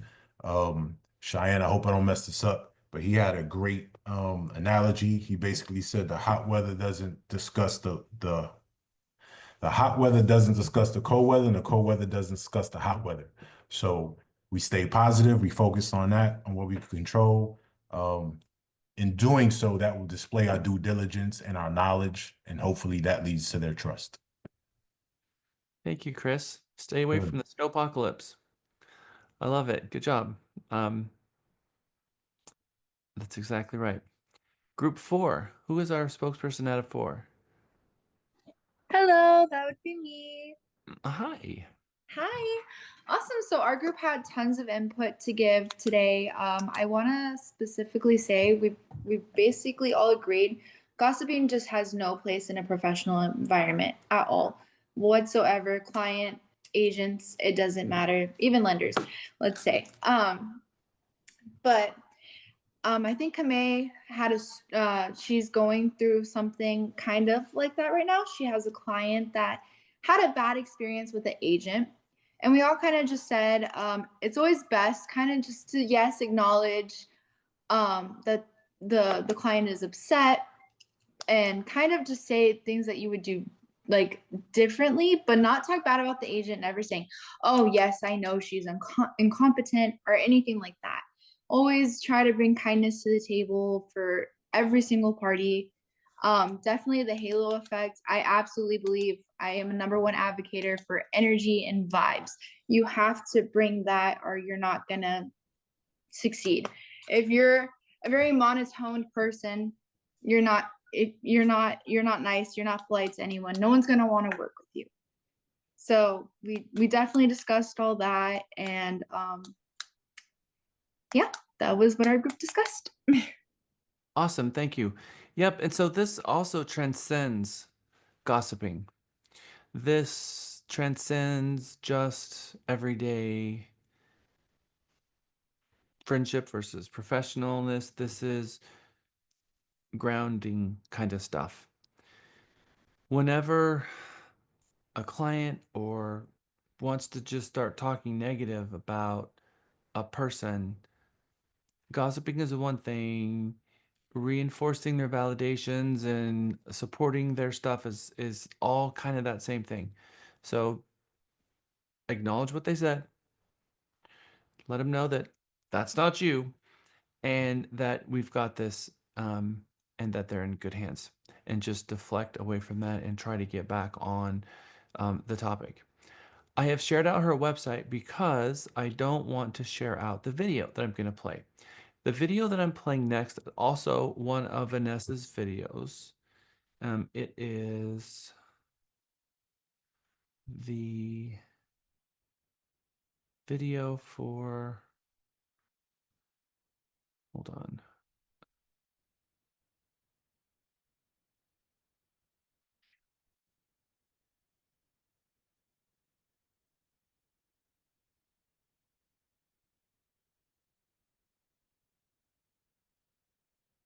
Okay. Hi, well, Good. Let me share my screen again. I almost queued up the wrong video. All right. We all have a project ahead of us for our Mega 15 UVP class. It's going to be the last week. It's going to be you getting up in front of the class and sharing with them your value proposition. I have a question though. How many of you have interest in getting involved in leadership, perhaps with your realtor or organization? Serving on a committee, getting on your board of directors, serving as an officer. So 20 years, well, 15 years, I've been involved in the realtor organization. Lisa has been serving on the board of directors. Cindy Bell has been past president of our realtor association. Kim Dale is the past president of our realtor association. We also have Gary Kokenauer here at Realty Texas, who's also a past president. Isolette Daly, also a past president of the Realtor Association. And of course, one of my very favorite people of all times is also a past president, Suzanne Gantner, and then myself. So we in this business, we breed leaders. Lisa, myself, lots of our agents are past presidents, lots of people involved in leadership. When you want to get involved in the association, the very first step is getting involved in a committee. And after you've served in a couple of committees and you've established yourself as someone who is dependable and positive and really there to do the hard work of the association, you can put your name in the hat for a program called TRLP. And it stands for Texas Realtor Leadership Program. It's an invitation-only program. Every realtor association has it. It's a Texas program that is facilitated through your local associations. I'm a graduate. There's a lot of graduates here. Every year we have someone. Last year, Lauren Ormsby graduated TRLP, the leadership program. We always submit one agent's name per year to the TRLP, and so far we've had great success in getting them into that program. I bring this up because that program has a module called spokesperson training. I heard you guys mention Toastmasters. Anybody have ever been involved in Toastmasters? or know what Toastmasters is. Okay, it is a speaking. It is a group that meets. People bring topics, get up in front of the group, and get more comfortable speaking in front of people. Um, that's exactly what the spokesperson training leadership does at our association. Is it's a class where you walk in the front door, they hand you a topic, you have no idea what your topic is going to be, and then you get up to the podium. They have lights in your eyes. They turn down the lights in the auditorium low. There's probably about 75 people, 50 to 75 people that they bring along with you, and you're being recorded, and you have to give a 5-minute press release on your topic. Then, to make matters more uncomfortable, after everyone is gone and done their presentation, everyone sits in the audience, turns the lights on, and they press play, and they get to watch themselves and how they did. Unscripted, completely off the cuff, impromptu, and voila, there you go. What people find from this usually is that what was going on the outside might have been a little bit visible on the outside, but not nearly to the level that the person thought. They were so terrified. Maybe they couldn't breathe. Maybe they were shaking. Maybe they were sweating. Maybe they have PTSD and cannot even remember what happened. And now they're watching it from the screen because they were such in a state of shock that they couldn't even have their short term memory kick in to remember what just happened. And that's the thing. It's scary. But it's necessary because the next time they did it, they weren't nearly as afraid because what they learned from it was, wow, okay, it wasn't nearly as bad as I thought it was going to be. That's very important. I'm going to recommend that when you guys do your value proposition that you record yourselves and watch. Do that a couple of times so that you can see your facial expressions, you can see your movements of your hands, and you get really good at what you're saying. That's going to help you prepare. All right. So an elevator pitch is a big deal. It is your value proposition for the career that you're in. That's a big deal. You guys decided to go into a profession where you're going to represent people and represent a firm and represent 1.5 million people that are realtors across the nation to help people realize the dream of homeownership. This is all a very big deal. And this value proposition is what you bring to the table as your articulated differential between you and your competition. That is also a very big deal. How many of you have actually put a lot of thought previously to what your value proposition is as a real estate professional? I'm seeing 4 or 5 homes. Who is right now, this is the first time you've done it. This is the first time you've really put thought into my value prop. Okay, good. All right, so let's hear Vanessa the video that you're going to hear first. Vanessa does this segment where she helps professionals with their elevator pitch. They send in a video, and then she takes that video, she breaks it down, and tells people what they can do to improve. Your elevator pitch is often so much in your mind and the nuts and bolts of what you do because you're trying to get the words out. But what we've heard today from Vanessa Van Edwards is your hello, how you speak, and how you say it is just important as what you say. So let's hear the elevator pitch, and then we're going to watch it, and I'm going to put you in a group breakout session, and I want you to come back to me and say, okay, I watched it, I heard it, this is what I'm going to do better on mine. A first impression. You need to know exactly what to say and how to say it when someone asks you, so what do you do? Today, one of our readers, John Four, submitted his elevator pitch, and I love it. It's the perfect example of a pitch that just needs a little bit of tweaking to get. That's right, Alfonso. So the exercise is you're going to hear it first, and then you're going to watch it, because watching it and hearing it is very different. So we're going to do both experiences. Got it. Hi, welcome to the Science of People. I'm Vanessa Van Edwards, and today we're talking about elevator pitches. So I love helping people with their elevator pitch. And the reason is because it is the most important part of a first impression. You need to know exactly what to say and how to say it when someone asks you, "So, what do you do?" Today, one of our readers, John 4, submitted his elevator pitch, and I love it. It's the perfect example of a pitch that just needs a little bit of tweaking to get perfect. So John, thank you so much for submitting. Let's watch his pitch, and then we're going to quickly break it down, review it, and show John exactly what he needs to do to fix it. Hi, my name is John Four, and I'm a website analyst. I study the traffic of your website, and I find out where your website is leaving money on the table, where it's losing leads, and what opportunities it's missing to attract and engage your customers. The website data won't tell us why people do what they do on your site, but it does tell us the story of what they do and how they do it. And I think this is an important and interesting story for your business to understand. Okay, John, here is what I love, what you did so well and you can never lose. And everyone. Okay, so let's just talk about it. What, you all heard it, yes? Yes. What, let's just throw this out there for a moment. I'm guessing that the opinion of most website analysts is kind of left-brained, maybe not uh relationship people by say not high yellows, probably a little bit more of your analytical side, right? So we're expecting more a little bit analytical. In terms of content, what did you think of John's elevator pitch? I, I I hate to say this, a web analyst, and I had my own company as well. I thought his tone, his pitch was kind of monotonous.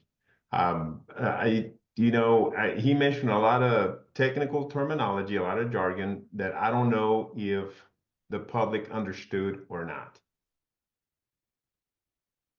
For me, he sounded very basic. There was no depth or anything to what he was saying. It was just kind of whatever was coming out. He was just kind of just pushing out, spewing whatever came to his mind. Okay, so Alfonso, Lewis, would you like to do an elevator pitch for the class right now? Absolutely. Let's do it. I'm gonna be reading. I haven't learned my props. Okay, I'll come up with something up. My name is Alfonso Montes with Realty Texas. With my experience and ability to evaluate and compare properties from a financial perspective and the support of a streamlined real estate process through technology in our company, I can assure you that my clients will make informed decisions whether buying or selling. Okay, thank you, Alfonso. Lewis?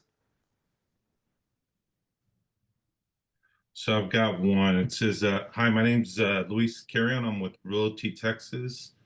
I guess this is my video speech. Would that still be considered elevation?" Sure. Okay, it says, "As a native Texan with 17 years of real estate marketing experience, I can assist you with all your real estate needs in the Austin and Houston markets. Whether you're a first-time home buyer, a seller, a seasoned investor, or just looking to lease, I will deliver exceptional results tailored to your real estate needs." And then again, my name's Louis Karen with Realty Texas. And I've got one in Spanish, but I haven't finished that one yet. So Thank you. I appreciate both of them. You guys came prepared and you got the words down on paper, and that is valuable and important. John knew what words he was bringing to the table. Louis knew what words he was bringing to the table. Alfonso knew what words he was bringing to the table.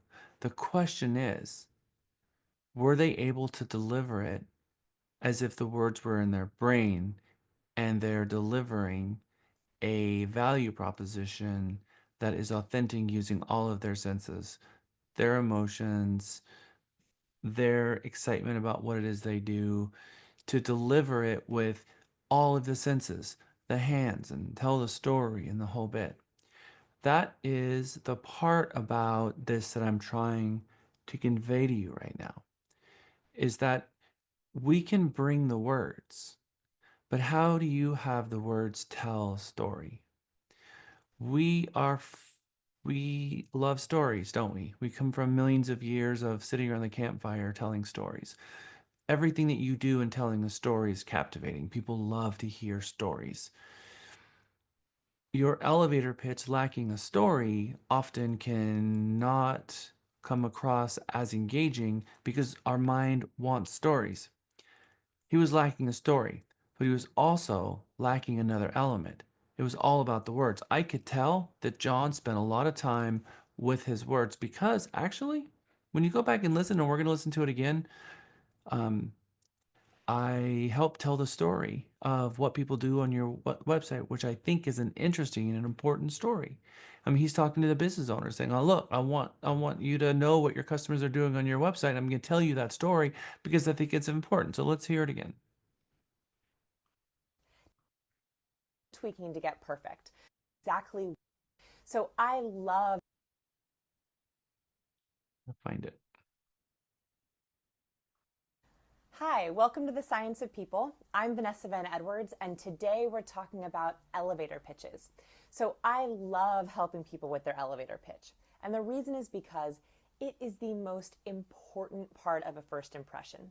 You need to know exactly what to say and how to say it when someone asks you, "So, what do you do?"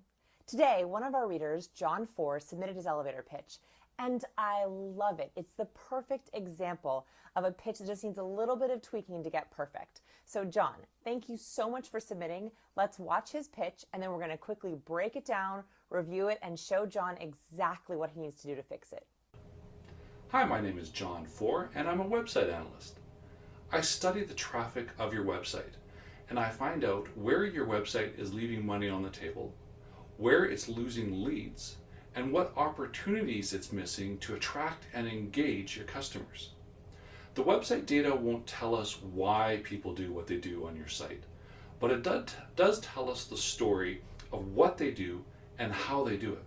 And I think this is an important and interesting story for your business to understand. I think content-wise is pretty good. I think he was not using a lot of technical language.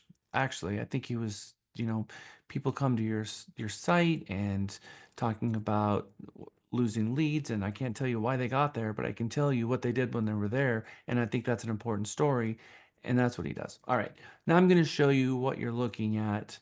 We're going to watch the whole thing together, and you're going to see it three-dimensionally, and I promise you it's going to change it a little bit, I think. There we go. Hi, welcome to the Science of People. I'm Vanessa Van Edwards, and today we're talking about elevator pitches. So I love helping people with their elevator pitch. And the reason is because it is the most important part of a first impression. You need to know exactly what to say and how to say it when someone asks you, "So, what do you do?"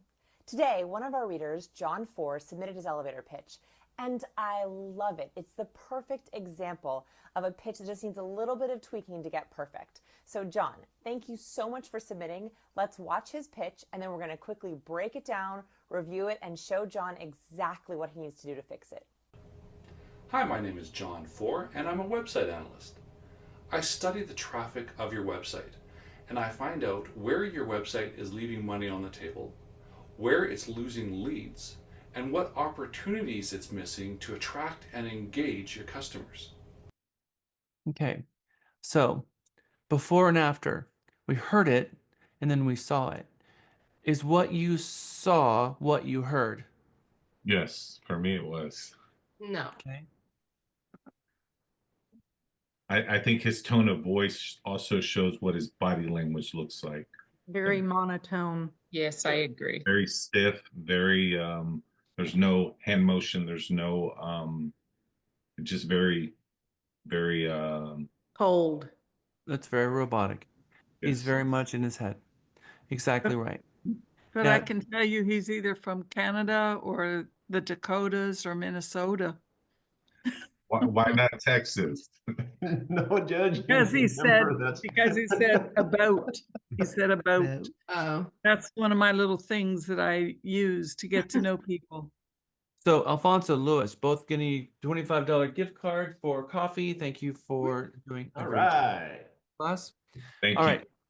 So I want to tell you that 85% of the real estate agents who do their value proposition show up just like John.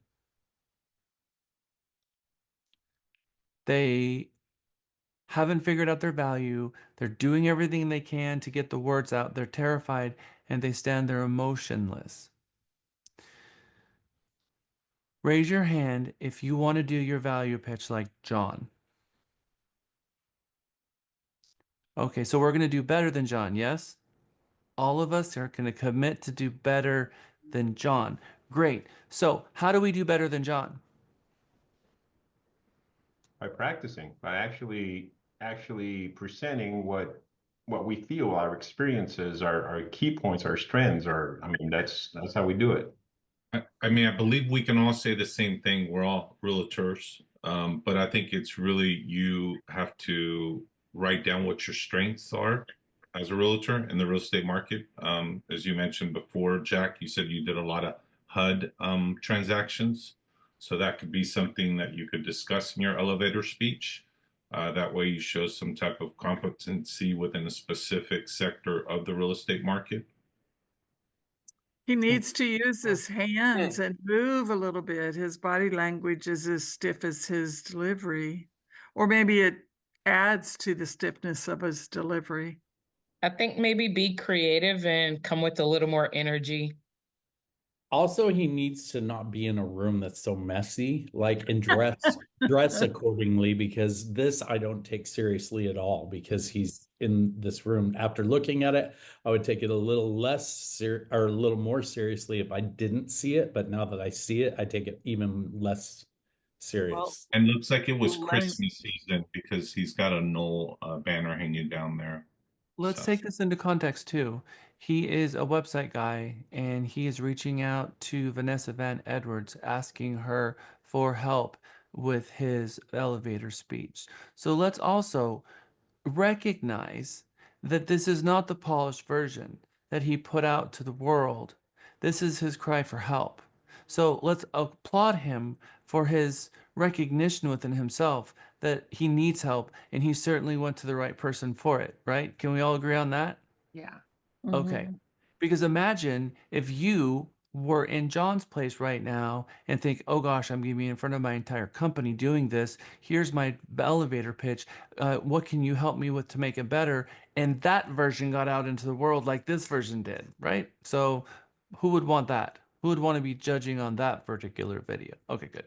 So I bring this up on purpose because I want you to be prepared. That famous quote I keep saying over and over again, that nervousness is the last refuge for the ill prepared. You will not be John if you've done these three things. You've memorized what you're going to say and you internalized it.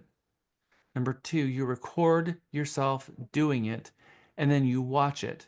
And then number three, when you're reciting your value proposition in your home, stand on a chair or stand on a table or stand on a three-step ladder and get yourself about 3 feet higher than you would normally be and have people in your house that you're doing it with. I promise you, if you do those three things, your elevator pitch is going to be a million times better. Your video and watching it is going to help you figure out your facial tics, what you're doing with your hands, the filler words like and it's going to help you with all of that because you will immediately recognize that and you will put that out on your own. The height differential will help you because if you're doing it from the car, if you're doing it from your seat, if you're doing it from the couch and you memorize it, and then you stand up in front of people, it's a different vantage point and it's going to feel uncomfortable and completely feel foreign to you. So if you change that, it will also help you. Those three things. And now when you're in an open house, people walk in and you're standing up and you've got it no matter where you are, what you're doing at a chamber meeting, whatever. So practice, practice, practice. First come up with the words, then internalize it, then get on a box and video it, watch it and keep doing it until you read that video and say, That is my UVP. The moment you have that UVP, you have an assignment. You come right into Deandra's office and you film that website introduction using that UVP and tell the world your story. You think that's worth your time? Yes. Yeah, definitely. Absolutely. I did that with Deandra and it was bad. It was so bad. There's always a redo. 1,000,000%. I would beg to differ, Belladonna. It was so bad. Just All right, just don't just don't say I'm sorry. No, you did so good. You came in. That's website the data first step. You came in. Exactly. Bring All right, some we're napkins to going wipe to off the watch. sweat. What's that, Chris? Said bring some napkins to wipe off the sweat. Exactly right. All right, we're going to watch what Vanessa Van Edwards' advice was to John. Won't tell us why people do what they do on your site, but it does tell us the story of what they do and how they do it. And I think this is an important and interesting story for your business to understand. Okay, John, here is what I love, what you did so well and you can never lose. And everyone who's watching, if you can incorporate these things into your elevator pitch, it will make you even more impactful. So here's what you did that I thought was fabulous. First, your enunciation is great. I can very clearly understand you. You also have a very good pacing. Your cadence is very understandable. And the reason why that's important is because you've heard your elevator pitch 1,000 times. You've said it, you've heard it, you probably wrote it. But other people, they're processing it for the first time. So one of the classic elevator pitch mistakes I see is that people quickly go through what they do because they think it's boring. Everyone, they already know it, they've already heard it. But they need more time to process, more than the average conversation, especially when they're learning something that's a little bit different. When you're talking about a website or website analysis, it's super important that you go as slow as you did. Now, you don't want to go too slow, so your cadence was perfect. Don't lose that. The second thing that I loved is that you have a very open torso. So first of all, thank you for giving me a full body video. I love to read body language. So you had a really open torso. You didn't cross your hands over your chest. You didn't try to cross your legs. You didn't try to hide behind an object or a cup or a phone. So keeping that open torso as much as possible and keeping it aimed towards the person you're speaking with is hugely impactful. Now, I talk about on my website all the time how important it is to show that you're engaged. Even when you're talking, you can do this by having an open torso and aiming it towards the other person. Okay, so now on to a couple of things that I think you can improve. And these are things that are just going to up your impact level. People are going to remember you more. They're going to understand and remember what you do more quickly, and hopefully they'll be begging for your business card. The first thing that I want you to work on is a hugely common problem for people doing elevator pitches, and it is lack of movement. So as you can see, I'm playing your video in the background on silent. And if you watch it, you'll see there's very little head, arm, and torso movement. And this is a very easy mistake to make. And the reason is because when you're thinking about a pitch that you've memorized, you're focused entirely on the words you're saying. So your body sort of freeze frames while you try to recall those words. Okay, so here's my first challenge to you. I want you to start incorporating more movement into your pitch. So the way that you do this is you memorize your pitch like it is on the tip of your tongue. You can just instantly recall it. And the reason for that is because if you're not focused on remembering the words, it's much easier to have more fluidity in your body. So once you've memorized it down pat, I want you to practice loosening up those shoulders a little bit, bringing up your hands, and we're going to talk about that in challenge number 2, and having a little bit more head movement. So for example, let's say that I'm talking to you like this. My name is Vanessa Van Edwards. I do scienceofpeople.org. I love what I do. I teach body language and lie detection.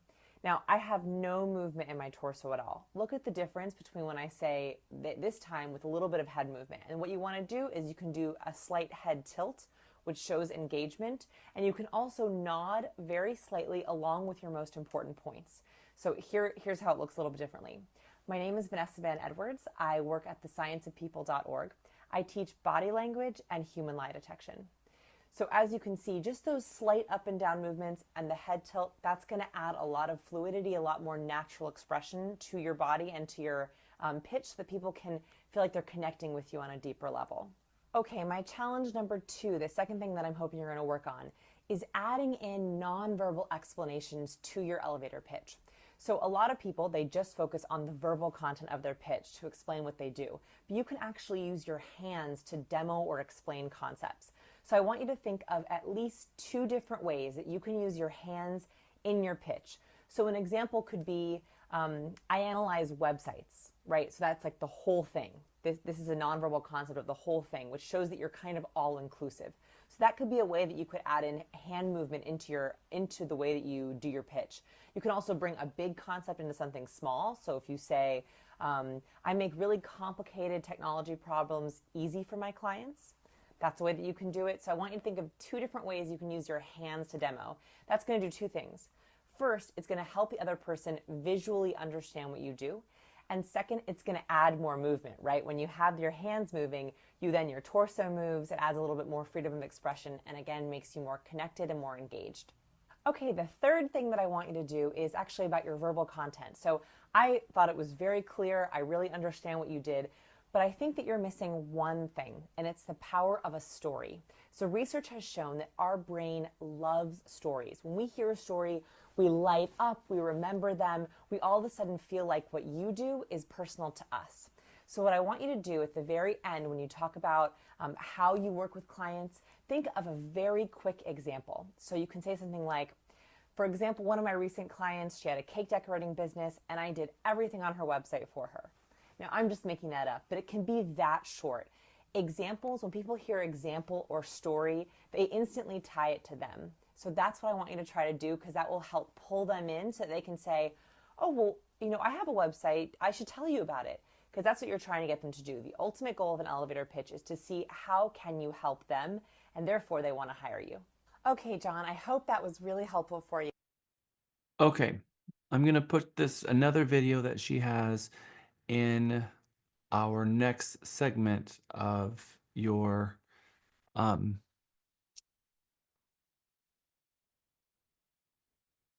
Mega Mini. So I'm going to throw it in Teams for you to watch it. It's her full TED Talk, and I think that you're going to find some value from that. Okay, so that was our last Vanessa Van. So our all around. We're going. It's actually time for a break. Okay, so Vanessa Van Edwards. Her whole deal is helping you stand up in front of people and get the most out of that opportunity, to have you walk away more impactful, more empowered, and people like you more. Remember the very first thing that she said, it's based on your hello. We did a study. I like them a little, I don't like them at all, or I like them a lot. And we need to put some thought into how to get ourselves in the right moment, in the right space, in the right headspace, all of that put together so that we can sharpen our salesmanship, because we're selling our services, which is ourselves, which means we need to be sellable. And that comes with intention. So hopefully we learned a couple things to be aware of, that we can start packing that into our presentation when we're on the phone, closing our eyes when we're on the phone, and really giving them that extra 75% of us.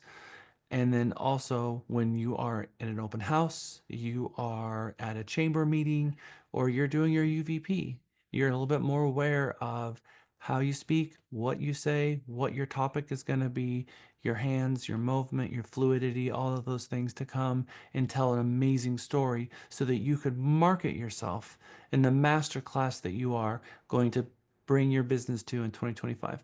It is 3:03. We're going to put you on break. We'll come back at 3:13, and then we're going to jump right into a real estate marketing guru, Tom Ferry video that is 3 minutes long. I'll see you back in 10 minutes. I'm going to stick around because I know probably we got more questions, so I'll stick around, but we'll see y'all back at 3:14.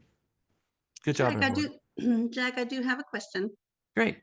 On the last segment, I think it was right before lunch, it said on the very bottom of the video, it said 50 points for the breakout session. Is that for just that one breakout session? I think it was me and somebody else caught it. Yeah, that's I think going it was to Diane. that's going to be a Teams extra credit point that's coming after class. Oh, okay, because I put it in there. So you can go in there and delete it. Because y'all said for us to put them in there, so I just went in there and put them in there. I appreciate that. So I did just as go in there well. and delete them. I did too. Are Oh, you talking about it in was your teams? In the point tracker. the point Yeah. tracker. Yeah. Yeah, not yet, but I like your positivity. So Well, I had a, oh, go sorry. in there I and had, delete them, Lisa. mine as well, Lisa. I didn't know. But Jack, I had a question too. So when I came in, I did hi, my name is Belladonna LaFiore, and I'm a Realty Texas agent. I help clients lease, sell, or buy properties in the Bexar County and surrounding areas. I've been in the area, in the San Antonio area, metro area, for 11 years, and I've seen exponential growth. I'm excited to help clients find the perfect place to call home. And then I said, my name is Belladonna LaFiore. I'm a proud Texas realtor, but I don't have that much experience. So I didn't really know what all to put in there. This is helping out a lot, but I'm still kind of like, that's why I don't know. We are always our own worst critic. I think you did a great job. I think that when it comes to your vision statement, your value statement, and your website hello, as your career changes, as you grow, that will too.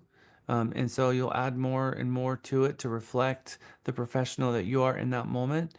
So know that it's going to be a work in progress all the time. So Okay. that's my best advice. Just keep doing what you're doing. I have a quick question, Jack. Uh-huh. So I know that I have to go through the what is it? I don't remember the name of the class, the class that Michael teaches for the phones.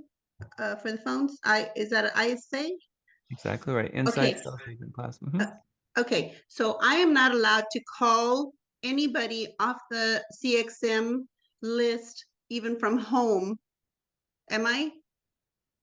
Well, we're going to talk about that at the end of class today because for our mega students, we have a fast track that will allow you to take one ISA video that you need to watch and then schedule your pilot session with Michael, who will, well, actually, there's two steps. The first step is watching one ISA video. The second is to take the readiness assessment video with Amy McAllister so you can know what buttons to push and understand the system better. Once you've done those two things, then you can schedule your pilot. Michael Potter will sit with you as you make your first 1 hour of calls. Once you've done that, then you can schedule your first 3-hour appointment in our ISA department. Okay, so I understand that. What I think what I was, I guess I said it wrong. I think I'm thinking more from home. I'm not allowed to make any calls from that list. No one at Realty Texas makes calls from that list outside of our office, Okay. except for we have a screen in our app called the Grabber. When new Okay. leads register, when we're running Facebook ads and Google AdWords and we're able to capture new leads, it gets sent out as a notification to all the agents. And then the first person to take that notification and respond to it is the first person that gets it. So yes, we also have a opportunity vault with about 30,000 people that we've never been able to communicate with. So you have full access to the vault as an agent. You also have the ability to get into the Grabber once you've done what we talked about before. Watch your ISA video, do the readiness assessment test, come in for your 1 hour, what's it called? Pilot program. Once you're done with the pilot program, then you can come out the other side and be activated into the Grabber. So that's the process. And get with Michael because he can walk you through it step by step. Yeah, I've done 2 classes. So I think Lisa, I don't remember who told me. Somebody told me to go to Michael and ask him for the other 2 videos that I may be able to get them so that I can go ahead and do the pilot. I love it. Let's do it. Yeah, I'm gonna do that. Thank you. No problem. I didn't want to say, Jack, that oh, Talk to you later. Bye.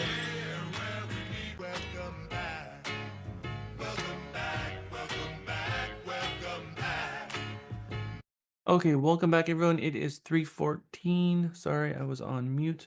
We are officially back. All right, so Monday's class was all about mindset, breaking through that glass ceiling to understand that there are people in this business that have been doing it for a year that are making $1 million. That there is nothing that they possess that you also don't possess.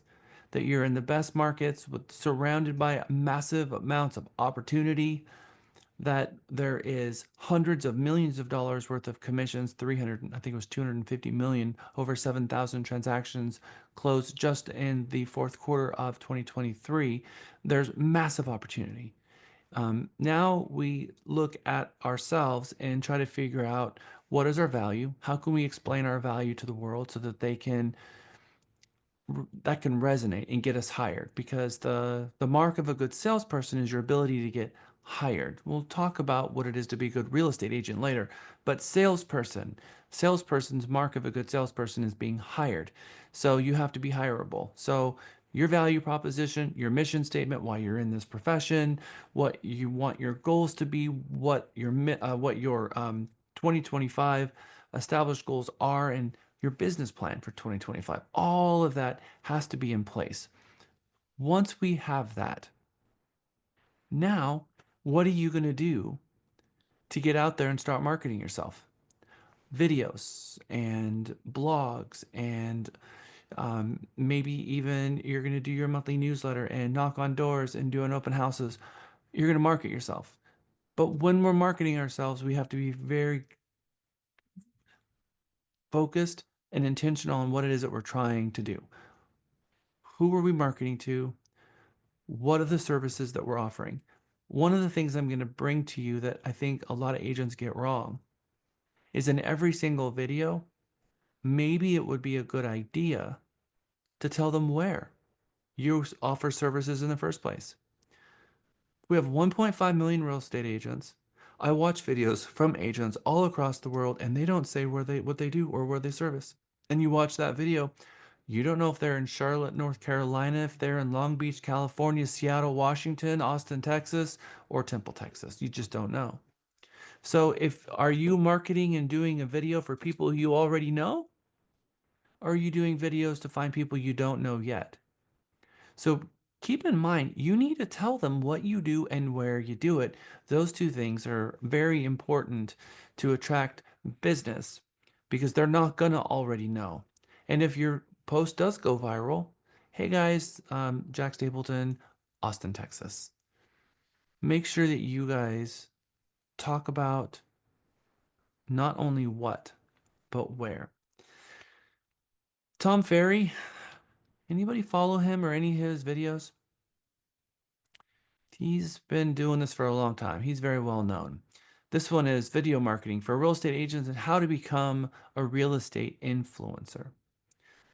We're in the social media era. We're also quickly turning the corner into the AI era. But for now, social media is one of the best ways to advertise yourself.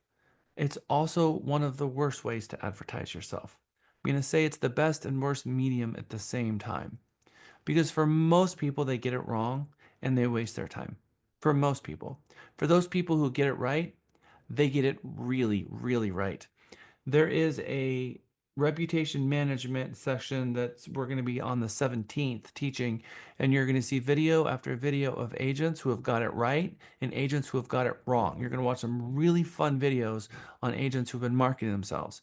We've got Houston agents, we've got California agents, we have Austin, Texas agents, and we're going to see real live videos. And that's going to be pretty powerful. But let's see what we have from Tom Ferry here in this particular video about becoming an influencer and how that can affect your business. Winners are doing 3 things exceptionally well that we strongly recommend you take action on. Number 1 is that they've optimized and they're utilizing their YouTube channel. We know that YouTube is the second most visited website on the web, and as video content has continued to dominate on social media, Its watch times have risen by 60%. Despite all the success, even some of our best ranked influencers weren't using YouTube to its fullest potential. So when using YouTube, be sure to always write search optimized titles. Title your videos with common language that someone planning to buy a home in your neighborhood would ask the internet. You also want to optimize your channel and update it continuously. This will help you rank on Google and create a steady flow of traffic to your channel. The second major point is to create interesting thumbnails. During our judging process, we looked at Anybody watching his hands movements after what we just learned? thousands of social pages and vlogs. And the first thing that really stood out for us when we looked at their pages was their thumbnail imagery. Was it on brand? Was it eye-catching? Having an exciting social media channel or blog or vlog with beautiful imagery will absolutely help people want to click on that play button. The Creator Academy reports that 90% of the best performing videos on YouTube have custom thumbnails. So when creating thumbnail images, make sure to include the video stars smiling or looking as animated and as excited as possible. Moreover, the best thumbnail practices involve including fun text in the image, but no more than 20%. The text, of course, should be large with highlighted or magnified areas so they really stand out. The text should not mirror the title exactly, but should still be relevant to the keyword. And the last one, number 3, is create a recurring series. Just like everything else you do in your business, consistency is the key.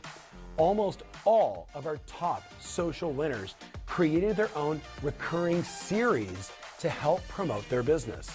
We saw shows where agents interviewed local active members of their community weekly. They gave out weekly fun activity recommendations on a regular basis.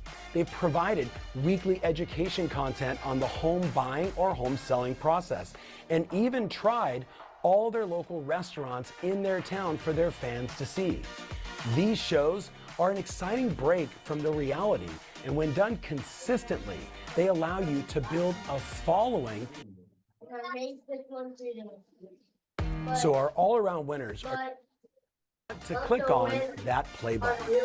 The Creator Academy reports that 90% of the best performing videos on YouTube have custom thumbnails. So when creating thumbnail images, make sure to include the video stars smiling or looking as animated and as excited as possible. Moreover, the best thumbnail practices involve including fun text in the image, but no more than 20%. The text, of course, should be large with highlighted or magnified areas so they really stand out. The text should not mirror the title exactly, but should still be relevant to the keyword. And the last one, number 3, is create a recurring series. Just like everything else you do in your business, consistency is the key. Almost all of our top social winners created their own recurring series to help promote their business. We saw shows where agents interviewed local active members of their community weekly. They gave out weekly fun activity recommendations on a regular basis. They provided weekly education content on the home buying or home selling process, and even tried all their local restaurants in their town for their fans to see. These shows are an exciting break from the reality, and when done consistently, they allow you to build a following and continue to generate new clients. Realty Texas is building a consumer app, and it's going to be an app that is branded through our Realty Texas agent. So you will have an app that you can give the consumer. It's going to be a house app. It's going to have a tab just for the home that they purchased, a tab for all the homes that they've seen if they're currently in the market for buying. If they have purchased multiple homes as investment properties, there will be a page for each one. But the cover of it is going to be your YouTube videos that have relevant content for communicating to that person.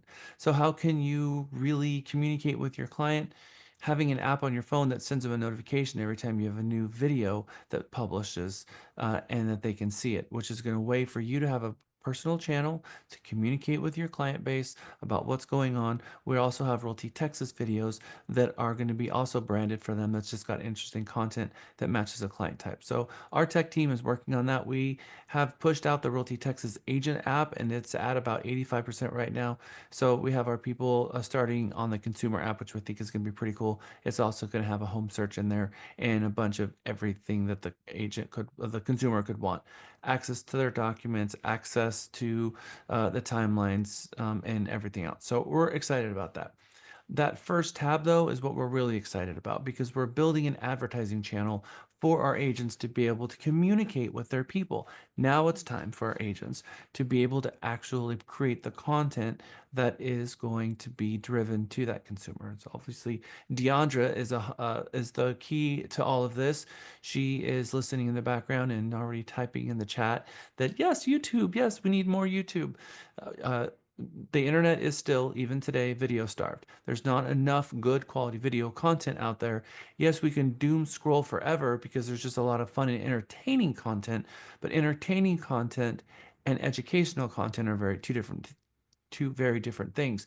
And real estate agents, on average, are not that great at producing content that comes out on a regular basis. So that consistency is often what is missing. How many of you are ready to start putting out consistent content for your business in 2025? How many of you want to? It's okay. Want to do it versus ready to do it might be two different things, right? So maybe on the right-hand side, we want to do it, but on the left-hand side, we already have inserted objections for us. I don't like the way I sound on camera. I don't like the way that I look on camera. Get over yourself right now because we don't look at ourselves the way other people look at us, because one fact is that when we look at ourselves backwards in the way that everybody else looks at us. Why do we look at ourselves backwards? One very interesting fact. Why do you think that is? The viewpoint, like when you look in a mirror, like it's switched. That's right. Like That's right. So the We're the person, hardest judges on ourselves. you have acquainted yourself in the mirror image of yourself. So when you watch a video of yourself, you don't recognize yourself because it's not the person that you come to know. Because the person that you come to know is the mirror image of yourself, and you see the other version of yourself, and it's like, whoa, what is that? And you don't even know how to handle that. So my recommendation is that you start looking at yourself in the other way, and doing a lot more video and get used to that. And when you do a video, know what you're going to say, have a timeline, have a little jotted down process of exactly how you're going to do it, and then push it out. Now, there's a lot of content that you can do that's really cool. You can interview an inspector, you can interview a lender, you can do a stats overview. You can do what they said. You can go to restaurants and all the great places. There's a couple of influencers that you're going to see on the 17th that walk around the cities and with a microphone in their hand and say, "We're in Austin, Texas. Where do you live? How much do you pay rent? Will you tell us? Let's go see what $1,700 or $6,000 will get you for rent in Austin, Texas." That kind of thing. Figure out what's going to work for you and be consistent with that content, as long as all of your content contains one very important element, and that's a call to action. We have to have some type of call to action. You're in a business where you can be very visible. Personally, I think one of the very best things that you can do is share information about what's going on in the market. Go to your city council meetings and come out of that city council meeting and talk about what's going on in your communities. I think that is probably one of the most powerful things that you can do. Maybe read the community impact newspaper and jump on and say, look, October 2020 or January 2025, community impact, these roads are going in. Talk to them about what's going on in the community. Let me throw a couple of interesting facts at you. How many of you have ever read the Community Impact newspaper or know what that is? Community impact newspaper. How many of you read the Wall Street Journal recently? How many of you have read the Statesman recently? How many of you watch Fox News or CNN News? The reality is what we're seeing is that by and large, people are finding interesting more local news, highly relevant news articles of what's going on in their community than the national news. So that type of news is exactly the kind of news that Trek wants you to share. Trek wants you to know what's going on in your communities. Go to a new home community and do an open house and talk to the onsite and share the world what's going on in that community. Figure out what's going to work for you, but there's a lot of really cool tech and gadgets that can help you. Everything from a new drone that fits in your hand that you can throw up in the air and it will follow you around and film a video, and you've got a camera on your video microphone in your lapel so you don't hear the camera, and it will help you and stay oriented with you as you're moving around, so it can be your camera person, which is very cool. And speaking with Deandra and Jessica this week, they're going to be having a really fun day. They're going to be doing a gadget day where you guys can come in and see all of the cool tools that people are doing right now in terms of video. But how are you going to market yourself? How are you going to get yourself out there? My job is a coach. My job is to help you see what you don't see. And I think that it's a little ludicrous that as a real estate professional, many of you don't have a coach, but how many of you have kids that are in sports? Okay. Do you have a coach, but your kid does? Why does every high school, college, pro basketball, pro baseball, pro football team, why don't all of them have a coach? There's someone to hold them accountable and give them direction on what the end goal is for the entire team. Also, when you're, imagine, I mean, I'm not a big sports player, but imagine when you're playing a sport, you can't see what you're doing right or wrong because you're out there playing. But as a coach, that's exactly what they're doing. They're watching to see what you're doing, what you should be doing, and then they're going to tell you, hey, you did this, you did that. This player was doing this or whatever, however that works. But kind of like that, they're going to be able to tell you, well, you need to do this, or this would be more helpful, or try it this way. So how Can can I you say relate that something? into your real estate career? Well, Well, oh, I'm sorry. I I thought would you were directing it at me. The I have a Lisa St. John, and recently I went to her and I asked her, you know, this situation I'm in, and she Let's coached not me. make it personal. Let's make it step back, and I Oh, want to make oh, it I'm more sorry. overarching. Um, how can you, we're talking about kids out in the field running up and down, and we're saying that they're going to help you see your blind spots. They're going to help you learn the game. Um, do we need that in real estate? yes. Yes, you do, because just I'm gonna take one step back because I think there's a big difference between high school sports and professional sports. At the high school level and smaller schools, we're teaching them uh, form, we're teaching them techniques, and at the professional level, the coaches are pretty much managing how the team is going to work together to accomplish their goals. And that's how I can make the relationship to real estate. You are, in this case, are going to be our coach. We're going to be the players, and you pretty much are guiding us and managing us with the rules and every other thing that we need to know about real estate. Jack, So, may I say something? yep. Oh, the way I look at it, like I looked into coaching and it was very expensive. And I was like, I can't do that. But we all kind of have like that archetype. We've seen like the Matrix and the Neo, how the person shows up from, and they're there to guide you and to like, like they show up in the story to guide you. I feel like once we came to Realty Texas, that's kind of like what we had, like someone to guide us or like that archetype kind of to step in, if that makes sense. Do I get We to be just Neo? We just got to figure out what pill we need to take, the blue pill or the red pill. We're going to take the blue pill because that's our Realty Texas color. That's what I was going to say. All right. So I like where we're going with all of this. You are the athletes and you have a team of coaches. You have Andrew, who is our over 4 million coach. We have Michael Potter, who is our under 4 million lifetime production coach. The reason we've separated that is because when you're working on your first 4 million, there are different items that we need to coach you on to get you there. But once you've closed over 4 million in production, that's going to be somebody else working on a little bit different of a thing. Kind of what you're talking about, your high school coach versus your college ball. Where now we're talking about teamwork and how to finesse something, teaching someone how to do something, and then have to get very skilled at that one thing, including teamwork, is a whole other matter altogether.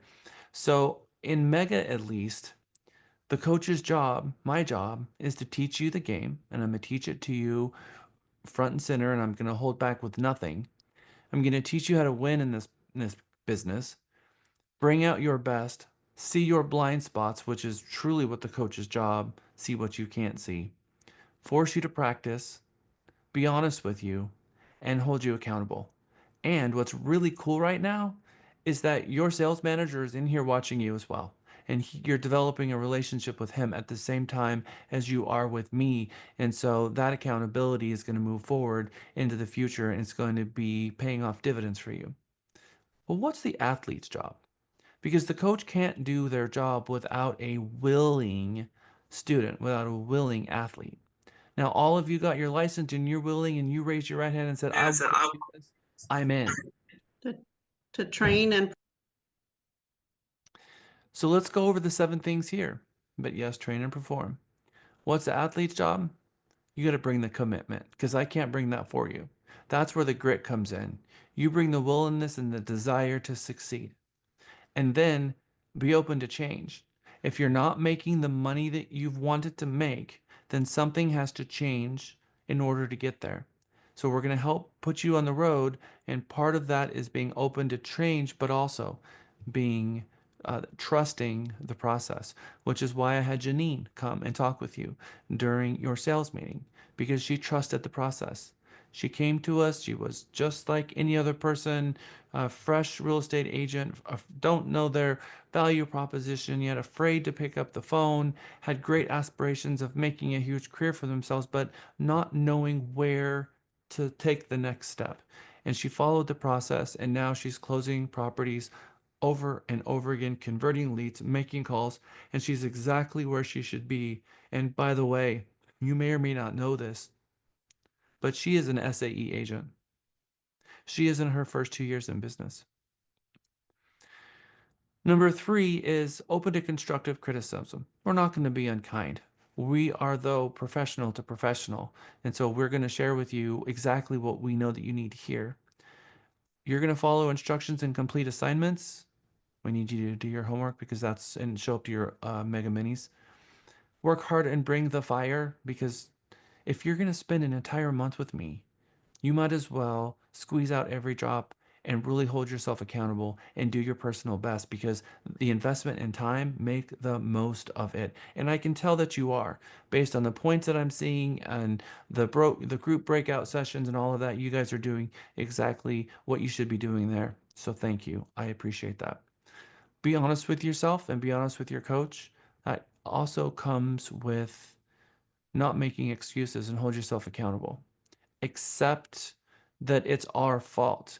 You know, my job as CEO, when something goes right, I always push that back to someone else and give them credit. When something goes wrong, I take responsibility for that myself. Be quick to accept responsibility because when we're not accepting responsibility and we're blaming others for our failures, we're giving ourselves permission to fail. So accept responsibility when things don't go right. That accountability will take you far in business. Also, by the way, with your clients. I have a personal guarantee.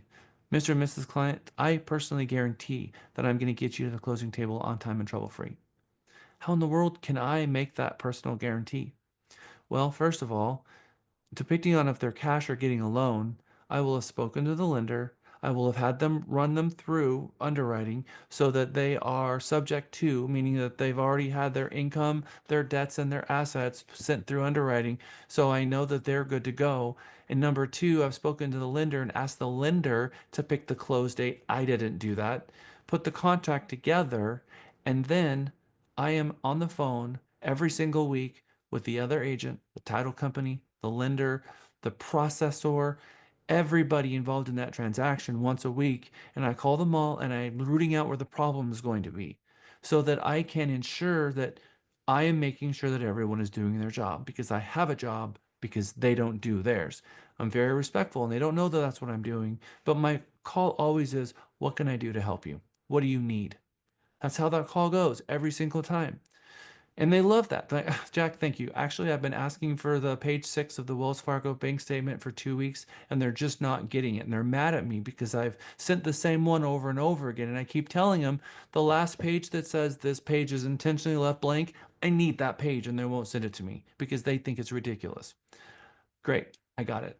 I'm on the phone with them now. Hey, look, I know this may seem ridiculous, but the reality is underwriting, they have to see every page. And if it says 7 of 7, they got to have page 7. And that's an underwriter requirement by HUD. It's not the lender making your life difficult. It's a regulatory requirement. So as soon as right now we're looking at a delay. And remember that personal guarantee that I made you that we're going to get to the closing table on time and trouble free? Well, right now we're putting that in jeopardy because they can't get you into underwriting. We're 2 days behind. I really need your help with that.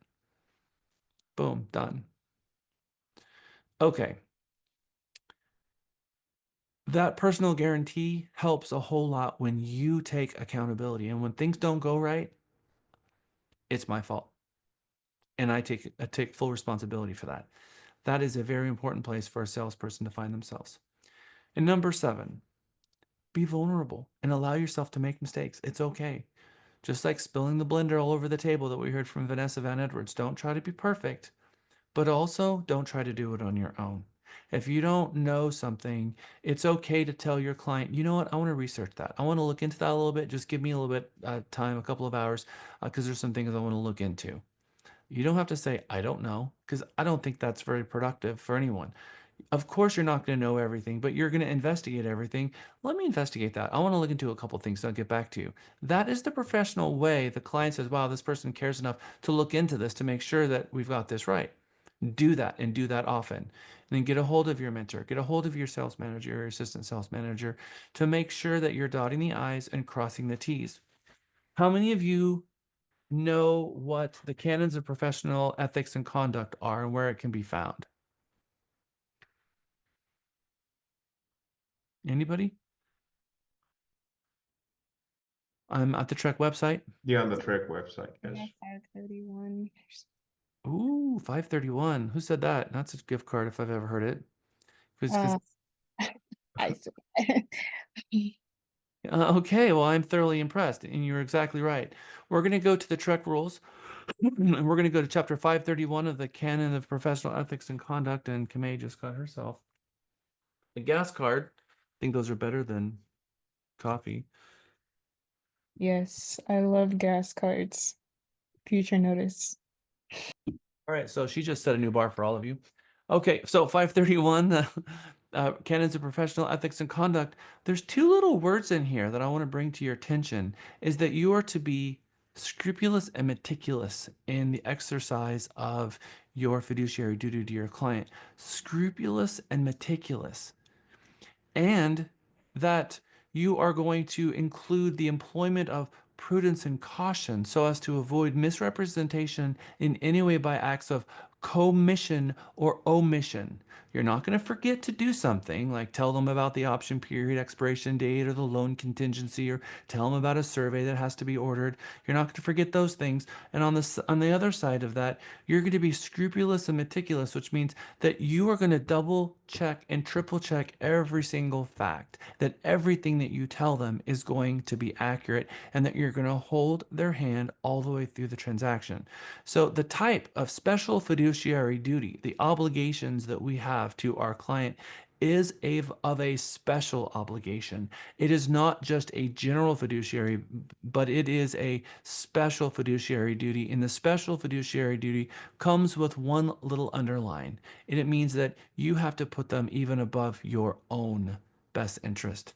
That is a special obligation that is reserved for real estate agents because there's not that many professions that has a special obligation of fiduciary duty. So I bring that to you because it's okay to make mistakes. That happens.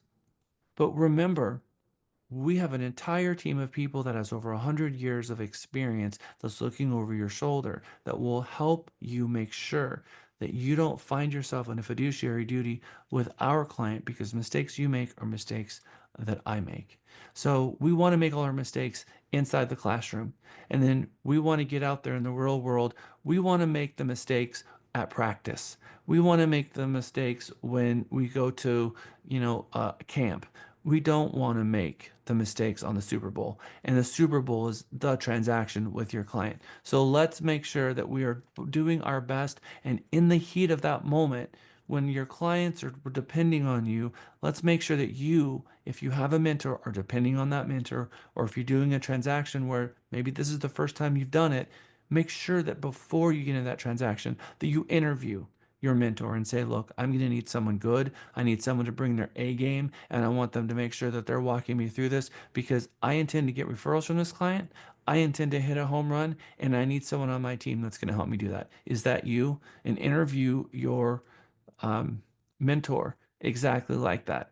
And we have monthly mentor meetings where we pull them in and we teach them how to be mentors.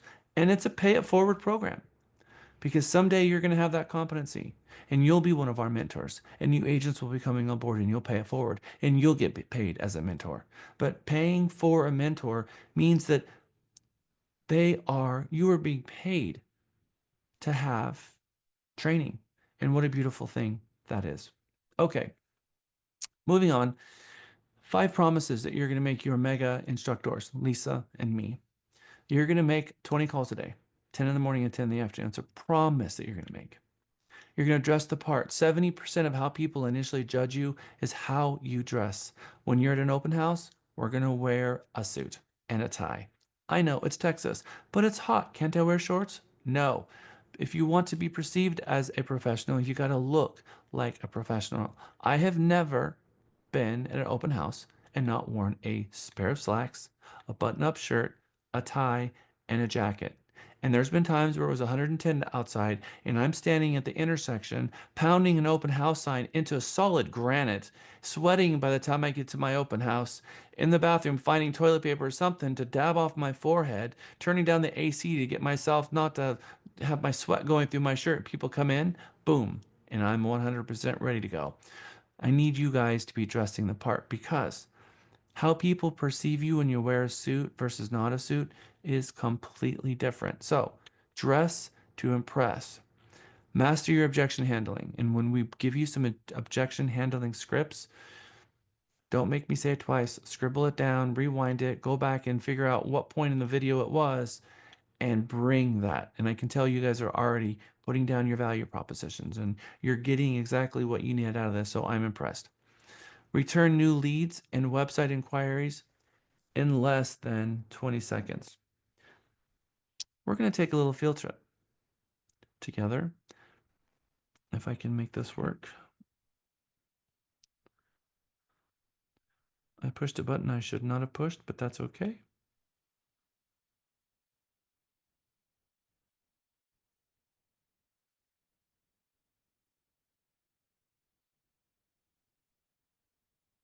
Version 3.7 test flight of our app came out and I updated it, so I'm going to wait for it to update.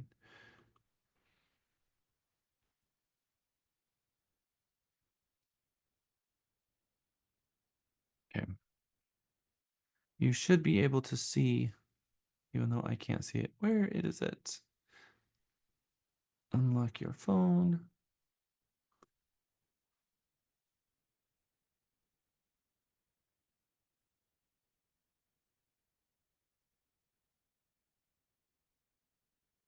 How many of you know what this button does? Which button are you referring to? The one I'm hovering my mouse over right now. Can you see my mouse? We just see your face right now. Okay. Oh, really? It takes you to leads to the grabber area, I believe. Yeah, That's the grabber. That is the grabber. Exactly right. So when I click the grabber, what should I see in there right now? Leads. Should I? Opportunities. Should I? What does your broker think you should see in the when you go into the grabber? There should be nothing in there because they should have already been Thank you. Exactly right. You'll see a So refresh It button. should be empty because everyone's engaging. that is Grabbing. right. That is right. And I came in yesterday and we had 15 items in here and it was stacking up over and over and over again. And Yesenia Gutierrez came in this morning at 10 o'clock because there was about 20 Spanish speaking ones and she blew through them and called them all. And I've seen at least 4 come in here today. So I when I see leads that are from yesterday and the day before, it pains me because we're working so hard to pull in as many leads as we can. We're going through massive amounts of money, bringing in those leads. And when I see us squander that important first 20 seconds, it just pains me because we're going to talk about how important that first 20 seconds is here in a little bit. Okay, so moving on from our goal, we're going to return new leads. We're going to see that notification that goes out to everyone who's enrolled in our program, and we're going to fight to get there as quick as possible because we want to service the Realty Texas customers as fast as possible because we know that they have a very short attention span. And something about our advertisement enticed them to click the button. And in that moment, they're in the headspace, passionate enough to click that button, knowing what's going to happen. They're going to hear from someone. And if you're able to connect with them in that moment, you have a 491% better chance to actually convert that into business. 5 minutes goes by and it's already down to less than 5%. They've moved on. They're already looking at cooking spaghetti with meatballs on the next video that they're looking at. They've completely moved on. If you can catch them in that mindset, that is where the real beauty begins. So that's why it's so important, that 20 seconds. And number 5, learn your UVP so well that you can be worried about what's going on with your hands in your torso, not with what's going on up in your mind. So these are the 5 promises that you're going to make as an agent and as a mega student. Everyone good with that promise? Hey, Jack, can I ask you a quick question? When it comes to your UVP, have you ever heard anyone start it with a question, or is that something you want to avoid? If someone asks, why should I hire you? And you respond with, well, let me ask you this. Do you want to avoid giving them another question to think about?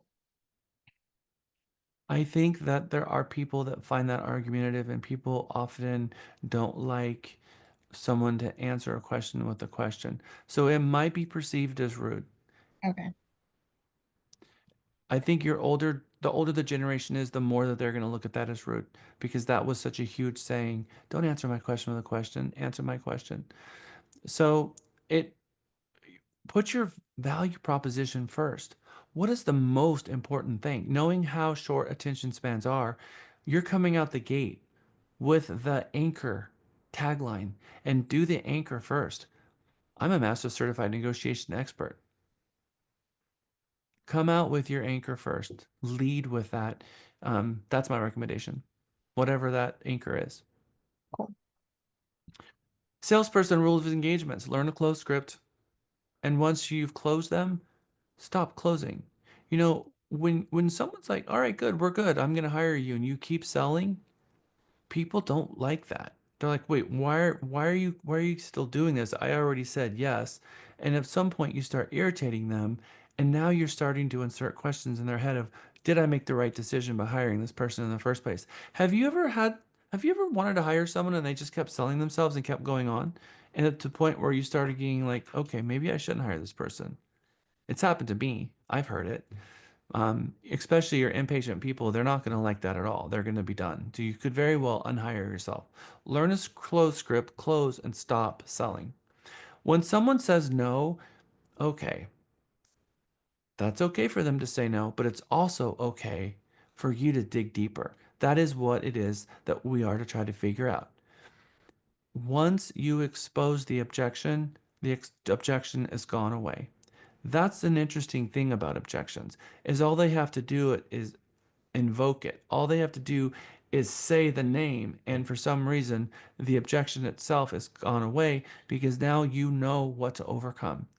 Well, most of it, 99% is fear. Why should someone not buy a home? I can't fathom a reason. And I can tell you a million reasons why someone should buy a home. We're not selling pacemakers to people who don't need a pacemaker. We are selling homes, and everyone should have rental properties and a house and get out of renting. There's no reason to rent. So, the product that we sell is pretty compelling. Generational wealth. So, ask and dig a little bit deeper. We're gonna jump into your um, your natural born objection handler here in a couple seconds, which is kind of fun. We're gonna watch a couple really cute videos. If something doesn't go right, apologize, own it. Excuses are a disease. Don't let yourself go down that road. Just own it. Never be late. If Now, is there sometimes you're going to be late and you can't control that? That's true. Sometimes. You're going to call someone and you're going to let them know, I am running late. This is what time I'm going to be there. You're on the way to a listing appointment. Hey, I just want to let you know my GPS says I'm going to be there at 5:06. Let them know. Don't just leave them hanging. Don't show up at 5:06 like nothing happened. Call them ahead of time and have the respect to let them know. But leave with plenty of time. Stop being your own assistant. You can't afford yourself. If you're going for the $1 million and you know that that's $520 an hour and an assistant costs 16 bucks an hour, if you don't have the funds to hire an assistant right now, I do recommend at least getting a CTC. It's a couple $100 per transaction. It's more than worth it, and it can help you focus on making the calls. Because remember, if you spend 2 hours being your own assistant, what's better? Being your own assistant or using those 2 hours to call and find another client? And I can promise you it's filling your pipelines. So if you're full time, and that's what I hope that we all are striving for, that we're spending our time prospecting. And for every administrative hour, we spend at least 2 hours on prospecting and finding new business. And mirror your client. Your client needs you in that moment. If they're getting married and they're excited, you're going to be in that mode. You're going to tell them, are you excited? I'm excited for you. They just had someone pass away. We're going to kind of take a step back and we're going to lower the tempo a little bit. But we're going to be um, the lifeline. We're gonna get this chapter closed. I believe our best days are still ahead. Let's. I got you. I got your back. And throw them that lifeline and be what they need in that moment, because they're selling you services, and we need to be what they need to be. Now, I'm not saying not to be your authentic self, but we can respectfully allow ourselves to behave in a certain way that's going to help your client with what they need in that moment, because they need our ability, our commitment, and our ethics, and that is often to mirror them. And that is what we call a master salesperson that has that ability. Bringing my next slide, that people shop for pain or pleasure. And you need to find out what that is early on in the transaction. Short sale, hardship, divorce, death, family, job transfer, empty nesting. These are pain points. These are things that come with stress, and we need to not mirror the stress, but we need to listen, and we need to be optimistic, and we need them to let them know that we're going to be there every step of the way. We're going to make sure that nothing is missed, and we've got their back. That's what they need in a professional. That's what they deserve in a professional. Separately, or on the opposite polar end of that spectrum, and you might have one client, you might be working with two clients at the same time, and one's getting married and one's getting a divorce, and it's going to be a very different feeling all the way through. Marriage, growing family, salary increase, upgrades, all of these things, upgrading your house, these things can be very enjoyable. They can also come with fear, but on this side, I always ask people, are you excited? Because I'm excited for you. And give them permission to be excited. That helps a lot with the transaction, and keep taking them back to that moment. We communicate with these two groups a little bit differently, but you need to try to figure out which one their driver is, which is going to help you. And if you didn't ask in the first place, you'll learn that lesson the hard way. So try to ask early on what their goal is and why. Your close, which is getting them to sign the representation agreement, has all to do with your influence. But it's also a meeting of the minds that, look, this is what I'm selling and you're buying, and the services here are worth your time and mine. It's a bidirectional contract that they're going to sign. But once they sign the contract, once you have their agreement, once you have their buy-in, move the conversation to what it is that they're buying or what it is that they're selling, and focus on the task at hand and not make it about you. Because I see agents unselling themselves all the time. But in order to do that, before to get there, to get the buy-in, to get the yes, there's going to be an objection. I don't want to hire an agent yet. I don't want to feel pressured into buying a home. I don't want to sign anything with anyone. I want the ability to represent myself. All of these objections. It's too early in the process for me. We know that the earlier that they get in touch with us, the more that we can help them. The more we can get them with a lender to get them pre-qualified and have them working with the credit bureaus to remove lates and to help their credit get just a little bit better, the more time we have with them, the better, right? So the earlier that we can begin working with them, the more value that we have, because they're going to pay us regardless if we're helping them for 30 days, 60 days, or 90 days. So the earlier they hire us, the more value that they're going to get from us. So they might as well hire us early on. But they're afraid to hire us early on. Why are they afraid to hire us early on? What do you think?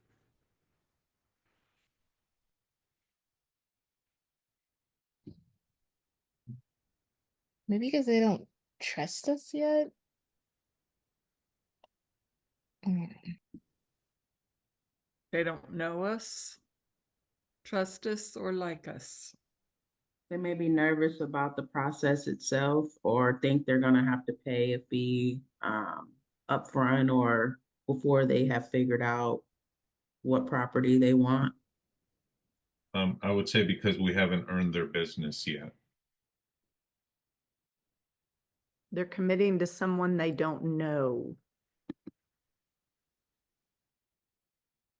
I really want you guys to snuggle your toes into their shoes and think about empathy for a moment, and think about the buyer.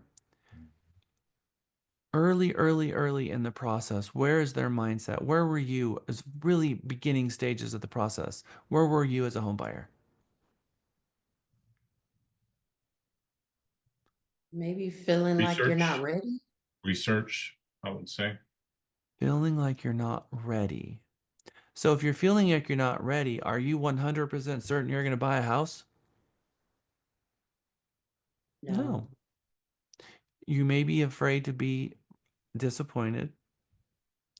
But even a bigger overarching thing is, you don't want to feel like someone is going to push you into buying a house because you right now aren't sure that you're going to even buy a house. So you don't want to feel obligated. You don't want to have some agent taking you around showing you homes and then you tell them, yeah, I'm not really interested, and then fly off the handle. What do you mean you're not interested? I showed you all these homes and I did all this work and now you're not going to buy. They're afraid of someone feeling entitled to a commission and pushing you into buying a home. They don't want pressure. They don't want to hire you, not because you're not worth it, but because they don't want to feel pressure. So the very best way for you to get hired is to make sure that you tell them the key element to the whole thing. Look, I don't sell my clients homes. I help them buy when they're ready. And if that's today, great. If it's next year, great. But I'm going to help them all the way through. And as soon as the earlier that I can help them, when they are ready to buy a home, they really are ready and they're going to get the best mortgage payment. So part of it is alleviating the concerns that they're going to feel pressure. It's also the reason why people are afraid of pushing the button on realtor.com. It's also the reason people go to open houses, because they can do it themselves without feeling like they're going to be entitled or someone's going to be entitled to that business. So we have to really understand what the objections are of most people at what stage of the process they're in so that we can make sure, and even in yourself, go back and remember where you were in the process of buying a home and think that through. Because if you felt that way at that time, there's a very good likelihood that other people do feel that same thing as well at that same point. So use empathy with that, and then you can preemptively deal with problems that they could subconsciously or consciously know about that they have not shared. That is what objection handling is all about. What do you think about that? Who are our very best objection handlers of all time? Children. Children. This guy right here. 3-year-olds. This guy right here is by far the very best objection handler we have on planet Earth, because you tell them they can't have the cookie, what's going to happen? How come? Why not? I want it. You won't give it to me. I don't understand. Break this down to me so that I understand, because this makes no sense to me. Because cookie, I want it. You're telling me no. Why not? Explain this to me. Right? Objection handling. What do we do to the kids on average as parents? We kind of dismiss them and pound that out of them. Don't ask why not. That's none of your business. Do what I'm told. Do what you're told. I said no. And we take that objection handling and we pluck it out of them a little bit, which may or may not be good for a future salesperson. I have an example here of a really good objection handler. This is hard to hear, so you're going to have to listen intently, but it's a cute video that really shows the point.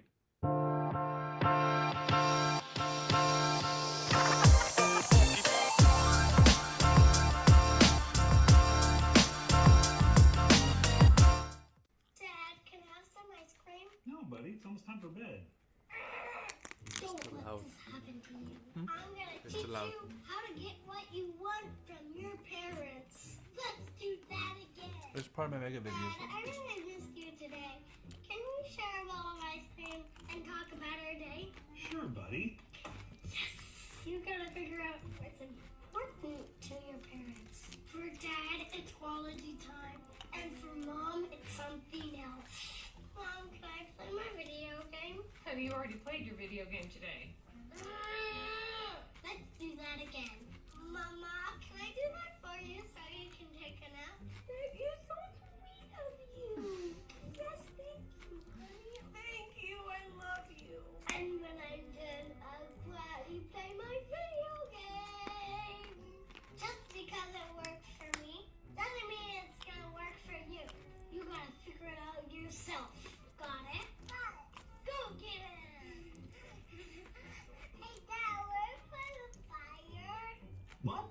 The beginners. Dad, can Okay. Cute video. And I find it very relevant to what it is that we do. We have to figure out what works for you. Objection handling is all figuring out what their objection is and finding a way past through it. Children are excellent objection handlers. They are relentless when they are confronted with the word no. How come? Because why? Why not? They're masterful at objection handling, and oftentimes they just are relentless enough to get their way. We have to find the adult way to get our way through this same situation and be digging deep in the objection handling. But guess what? It is the very same exact thing. They are holding an objection. They're saying no, it's something we want. We're going to help them get around it. And what's great is that we're not manipulating them, because we are helping them with something that ultimately they need help with, and it goes to a good place.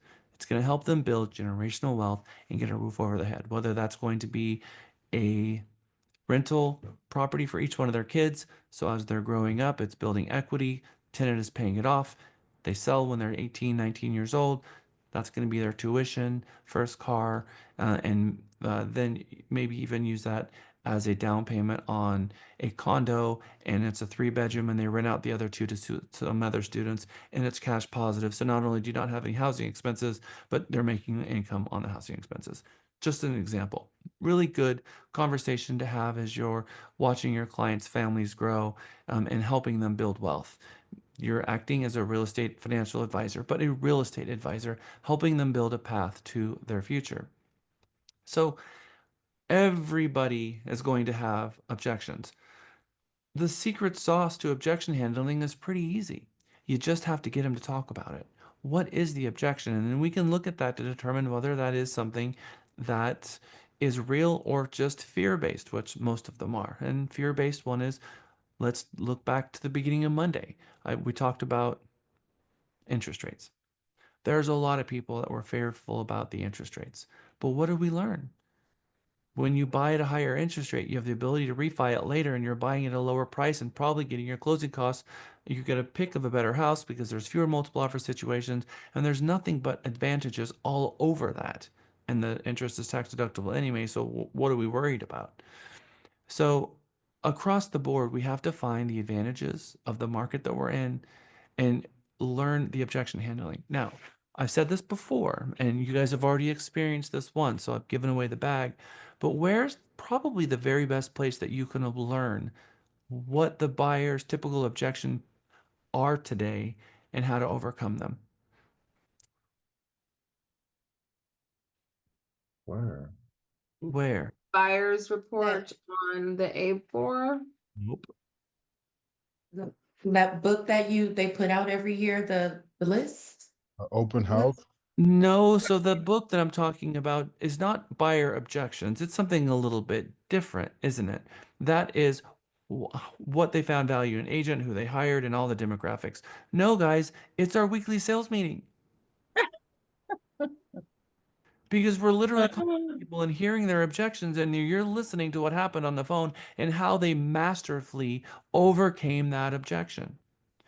And we're hearing today what objections happened today and yesterday, this week. So every single week, you're hearing what objections buyers had this week. That's super powerful. And after you've been doing this week after week after week, you will have enough competency and training on objection handling that there's nothing that you can't handle when it's on the phones, aka Janine Solomon. She's made more than 10,000 calls. She hasn't heard an object. At this point, it's very, very far and few between when she hears an objection that she doesn't know exactly how to expertly handle. And throw in her beautiful brand of empathy and all the rest that comes along for the ride with what she brings as an agent. All of you can be exactly where she is quickly. It doesn't take long to get there. It just takes commitment. So objection handling, you have all of the in-house resources to handle that, more so than anyone else. Let's talk about what a close is. Let's say you're at an open house. I'm going to give you a really fun open house skit. Hi guys, someone walks in the front door. I heard a couple of you say that you have an open house sign-up sheet. I'm okay with that. Has anyone watched my open house video from Mega 14? Anyone? Not yet. Not yet. Okay. That is okay. It's called the Listing Marketing and Grand Open. We're going to be teaching that class on the 24th of this month. Someone walks in. We have scripts to help you expertly guide that person. Remember, you're a Realty Texas agent. You're inside one of our listings. We have a fiduciary duty to our seller to attempt to sell that property. And as soon as any conversation with that consumer goes to a property outside that house, we need to start talking about a IABS. But when it's about the property, we don't need the IABS. Someone walks in the front door. Remember your anchor hello? You need to have the anchor. What are they going to say when you come in the front door? Hopefully you can see as they're coming in. I like to have a lender at the door helping people in, or if it's really difficult for us these days to actually leave the door open, flies and mosquitoes and heat and all of that. So leaving the door open in Texas isn't what we could have done like we were in Southern California, and the door would just be open. So we can get a custom floor mat made, a mat outside that says please come in, a 3x5 card over the doorbell that says please come in, and one of those red house signs that's in front of the property that says welcome, please come in, because you don't want them to knock, you want them to come in. And when they come in, you're going to acknowledge them. Hi guys, thanks for coming. Take a look around and let me know if you have any questions. This is very important to recognize them and acknowledge them when they're walking in the front door. That's important. Recognize them. Welcome, invite them to look around because they're not there to see you. Hi, what brought you in to see me today? No, they didn't come there to see you. They came there to see the house. So recognize that as well and give them permission to look around. That's the first thing you're going to do, and you're going to let down their guards. How many of you watch Star Trek, Voyager, Deep Space Nine, any of those? Okay, my fellow Trekkies. We're going to keep them from their shields going up. We're going to keep their shields down because there are certain things that you can say that is going to put them at red alert. Their shields are going to go up, and now trying to get those shields to come down is probably not going to happen. So we're going to keep the shields from going up, and they are looking for signs to put their shields up. They walk inside. Who is going to try to pull a cord of my blood out of me right this moment? We're not going to do that. Hi, guys. Thanks for coming in. Take a look around and let me know if you have any questions. They're going to look at the house really quick. They're going to pop around. Then you're going to ask them one very open-ended question. No assumptions here. You're just going to say, what do you think? Now, they're going to tell you whether they like it or they don't like it, what they like about it, what they wanted. Most of the time, they're going to word vomit, well, I like it, but I needed hardwood floors and I wasn't sure. I wanted to see the size of the backyard. And they're telling you all the secret sauce right now. They're telling you what their criteria was. And in the back of your mind, you're listening. And this is all in our open house video day. I'm listening for what size of the home.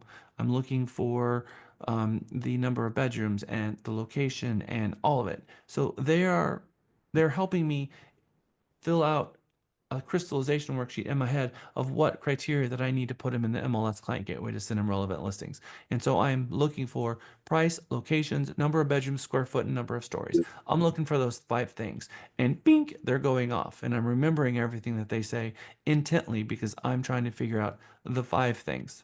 And ultimately, we'll tell them. And if there's a couple things missing, I'll be, so what are you looking for? Which is my second open-ended question. And so far, they're just word vomiting all over me. And all I've just been is, hi guys, thanks for coming in. Take a look around. What are you looking for? And the next thing is, what do you think? And then what are you looking for? And so I'm making no assumptions and they're just telling me all kinds of stuff. And these types of open-ended questions, they're liking me, I'm listening, and then I play it back to them. So it sounds like you're looking for a home in Round Rock that's 4 bedrooms. It's somewhere in that 1,800 square foot in this area that's under 400, right? And then they stare at me like for about 10 seconds and they're like, wow, you're not that salesperson where I'm going to tell you the same thing 10 times. You don't listen. I didn't even realize you were listening and you just told me all of this back. Now they're kind of in love with you and they're gonna be like, okay, this person gets me, and they're gonna hold on to you because they're not gonna want to go somewhere else because you're vibing and you already get them and you listen to them and I like you. All right. So this is the assumptive close. So you're looking for a single home, yes? They said yes. In Round Rock, yes? Yes. 3 bedrooms and 2 baths? Yes? Yes. Under 400? Yes? Yes. And with a 3-car garage? Yes? Yes. The assumptive close is by the time they've said 5 yeses to you, in their mind, they've hired you. It's called the assumptive close and it works every time. I'm just standing there and it's the simplest script on planet Earth. They came to the open house because they either don't want to bother their realtor or they don't have one. Otherwise, they would have scheduled a showing. And so if you want to catch and be hired by a lot of buyers, this is how you do it. This is a pro tip that I have found to work over and over and over and over again. And then guess what? My laptop is sitting there already open. I plug that in and then I send them the listings. So the what are you looking for thing is me recognizing that this house isn't it. They've told me why it's not going to be by a match. So what are you looking for? And now I've taken them to the next step. If it is a match, we didn't talk about what are you looking for. It's, oh, that's great. And then I'm going to dig in more about how qualified is this person for this particular property. So 2 rows diverged in Yellowwood. We're going to figure it out. Are they going to buy this house or am I going to sell them something else? And that's what's happening in the open house. Hopefully you guys can go back and watch that video so that when you are in the actual open house day, you'll get the most out of it.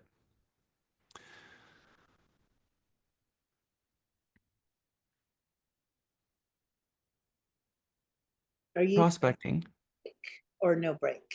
no break. Know your scripts, call quickly, 20 seconds, create an RPR report for every single property that they like, and email it to them and let them know. How many of you are using RPR or know what it is? I hope I see everyone's hand go up. Who here does not know what RPR is? It's okay, share with me. Good, good, good, good, good. I need all of you to get into Teams and I need you to message Katie because we need to get you up to speed on what RPR is. RPR is the report that you send someone when they have a property that they've identified that they really like. Every time I show a client a property, and this is the first time I've shown them a property, I email them a report and say, here's a detailed report. Here's more information about this property. I can send you this report on any particular property, but take a look. Your engineers will love it because it's all the data. It is the demographic data. It is the walking scores and the school grades, the price per square foot, the average in the state, the nation, the city, the zip code. It is the heat scores, foreclosure maps for the neighborhood, voting patterns. Everything is in this report. It's about 50 pages long. It's incredible. Give them an RPR report for the property. Set an appointment. Meet at the property with an IABS. So you got someone who said yes to you? Okay, I would like to see 123 Main Street. You need to have known your scripts. A lead comes in, know your script, call it within 20 seconds, send them an RPR report, set an appointment to go show them the home, meet at the property with our app or an IBS, get hired at the property. You can invite them, hey, want to come in for a buyer orientation? No, just want to see the home. Fine. We have to do business the way the consumers want to do business, but we have business rules that we have to abide by. And when you meet at the property, they're not going to like it. Most buyers don't find properties on their own. They find properties through us. So when they don't like it, so if you had to give this one an A, B, or C, how would you grade it? Probably a C minus. Got it. So what are you looking for? Put the list together and say, how about this? How about I send you a list of all the homes that match that criteria, put them in a driving order. We can go look at everything and then you can compare them against each other. How does that sound? I have not ever had someone say, oh no, that sounds horrible. They might say, I'm already working with someone. Got it. But that is a very powerful offer. It's a huge value proposition. And once you find them a property, ask them for referrals. We have just enough time to get through this. How many of you have called in our ISA program so far and you come in and make calls? All right. One of the objections that we get from our agents when they look at our action plans, the agent asks me, why are we calling them so much? And it's funny that you would have a salesperson say that, but yes, we're going to call them every day because they called us and asked us for help. And so I know that they're busy. They're probably working. They still have that question. And I'm going to continue calling them until I catch them at a moment that they can take my call. They probably know it's me because they can hear the phone ringing. They can see the caller ID. They know that okay, I'm just going to put this to the side right now. I like to tell a story right now with Lisa about something that we did. Her and I bought a pair of Jeeps. And I reached out and pushed the button on Niall Maxwell. And a salesperson called me. And I was actually in the middle of Mega in 2020. And I didn't have the time, but I reached out and I pushed the button. I got a call. I heard it. I heard the salesperson. Okay, cool. When I'm ready, I'll call her back. She called me twice a day for 10 days. And I had already hired her in my mind. She's the person I'm going to call. But I didn't call her back. And it wasn't because I didn't want to buy a car. It wasn't because I decided that I wasn't going to use her. It was because I knew no matter what I told her, she was going to try to sell me a car. And I didn't have time for that right now. I got too much going on. I didn't even have 5 minutes just to tell her to leave me alone and I'll call her when I'm ready because I know that that's going to keep going on. So what did I do? I just hid. I flew under the radar. I did what I needed. I know who I'm going to call. So what she didn't do is, I've called you 5 days in a row. I guess you're not interested. She Yeah. never did any of that nonsense, which is what I need to make sure that you guys are not doing any of that nonsense either. Because buying a car is one thing, buying a house is something altogether different. You're talking about 20 times the investment, right? So these people might have already hired you. Don't unhire yourself with those calls. Just keep doing the exact same thing. Hey, Tom, Jack over at Realty Texas, still trying to connect with you. I'm sure you're super busy. No problem at all. I'll call you back in the morning, Tom. And then fulfill your promise and call in the morning. Hey, Tom, Jack Stapleton, still trying to catch you. I know how busy you must be. No problem. I'm gonna call you after my appointments this afternoon at 4 o'clock. Hopefully we can connect then. Hey Tom, 4 o'clock here, Jack Stapleton. Hope things are going well. I know you had some questions about 123 Main Street. I want to make sure we get those questions answered to you. No problem. I'll give you a call back tomorrow morning. And you keep doing that. And you keep fulfilling your promise. Fulfill the promise, call them the next day, make good on your promise. That's integrity. And you keep doing that. And never are you going to unsell yourself by doing that. Do what you say you're going to do and call them and follow the smart plans. And it works. And eventually they're going to call you. And now you're going to be in a really good place because you didn't unsell yourself. You didn't let them fall through the cracks. You didn't call them once and never call them again. Because guess what? 90% of prospects receive only one call ever.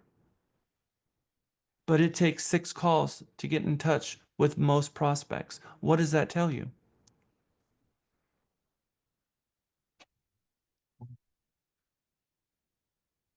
Ken? Persistence is key.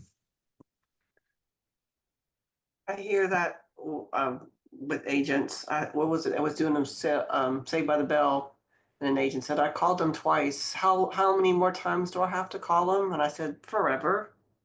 You keep calling. Because Lisa mentions about helping her one client, and then 15 years later, now she's helping her again. So I'm going to share a slide with you that's a Friday share. That's exactly right, Cindy. Your first call, chance of making contact. On the first call, you have a 40% chance of reaching them. On the second call, you have a 60% chance of reaching them. On the third call, you have a 70% chance of reaching them. On the fourth call and the fifth call are both 80% chance of reaching them. And by the sixth call, you have a 90% chance of getting a hold of that content. If you want to reach more people and sell more homes, you have to make more call attempts because they may not be ready to talk to you yet. And when is it time to call? Monday, 90%. Tuesday, 95. Wednesday, 195% chance. What I love about this is it says that there is a 391% increase in connection conversion at the first attempt if you call them within 20 seconds. And Wednesday is your very best day to call. There's no such thing as a bad day, but Friday is the least chance of getting a hold of someone. Call at least 6 times. That's why our smart plans are designed to call these people how many times? 6 times. It works. So we're doing lead generation. We're throwing out the message to the world. Who's interested in buying a house? People click the button. We call them within 20 seconds. We have a 391% greater chance of getting a hold of them on that first call, which saved you 5 calls, by the way. So you get to it as fast as possible. It saved you a whole bunch of time. 3 minutes goes by, 5 minutes goes by, your opportunity to get a hold of them is sinking. So now you're into the 5, 6, 7 calls. Because in that moment, when I clicked that button, had they called me, I very likely answered the phone, but I didn't. And now it was probably 3.5 weeks later that I finally called them back. So professionals, we don't wait to hear back. We're very proactive. We call the lenders to check in, make sure everything's going good with the lender. We check in with the title company in a transaction to make sure that everything is going good. We're checking in with our client continually to make sure that they're doing what they're supposed to be doing and that all their questions are answered. And what questions are we going to even ask the lender? I'm going to break that down in a future class, which is our last class, which is our financing day. But has the appraisal been ordered? Do they have underwriting approval? Did I have clear to close? Has a CD been approved? Will the lender be at closing? Some of you have been asking me for checklists. What do I do in this situation? Well, I'll be giving you a checklist of exactly what to ask the lender, what to ask the title company every single week. And guess what? I have an assistant that does that for me. They ask those questions and they make those calls for me. I used to make them myself, but now I have an assistant that's making those calls. Hi, Tom. This is Chris, my mom. This is Chris calling from Jack Stapleton's office. Just wanting to check to see how everything is going with the loan. Have you ordered the appraisal? And then I get a report, and that report gets CC'd to my client with a checkbox of this entire list of where we are in the process. Now, if you're not ready to hire an assistant, that's okay. You're going to make the call yourself. But for every hour that you focus on admin tasks, what do we have to do?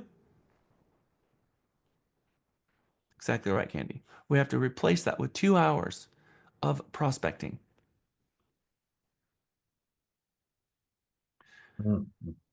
Talk about leads. We got an open mic somewhere, by the way. Somebody has an open mic. A sales agent should make no less than 20 calls a day, period. Every single day, 5 days a week. If you check out 3 leads a day, how many leads of that is a month? How many leads is 3 leads a day over the course of a month? Monday through Friday. Let's just say 90 leads. Let's just say 30 days. You do it and you're collecting leads and you're doing it every day. 90 leads. What is the ratio between leads and closings? How many leads do you need to get a month in order to get a closing? Do you remember the ratios? Was it 24-1? Thank you. So that means out of 100, how many closings are you going to get if you get 1 out of 25? 4? That's right. Now, we're talking about long term. So these 4 are going to buy with you, but you don't know when. It could be this month, it could be next month, but you do that month after month and your pipelines are filling up and you're continually keeping up with these people. So 3 leads a day is 100 leads a month, which is a $500,000 a year. 6 leads a day is $1 million a year. 120 leads a month.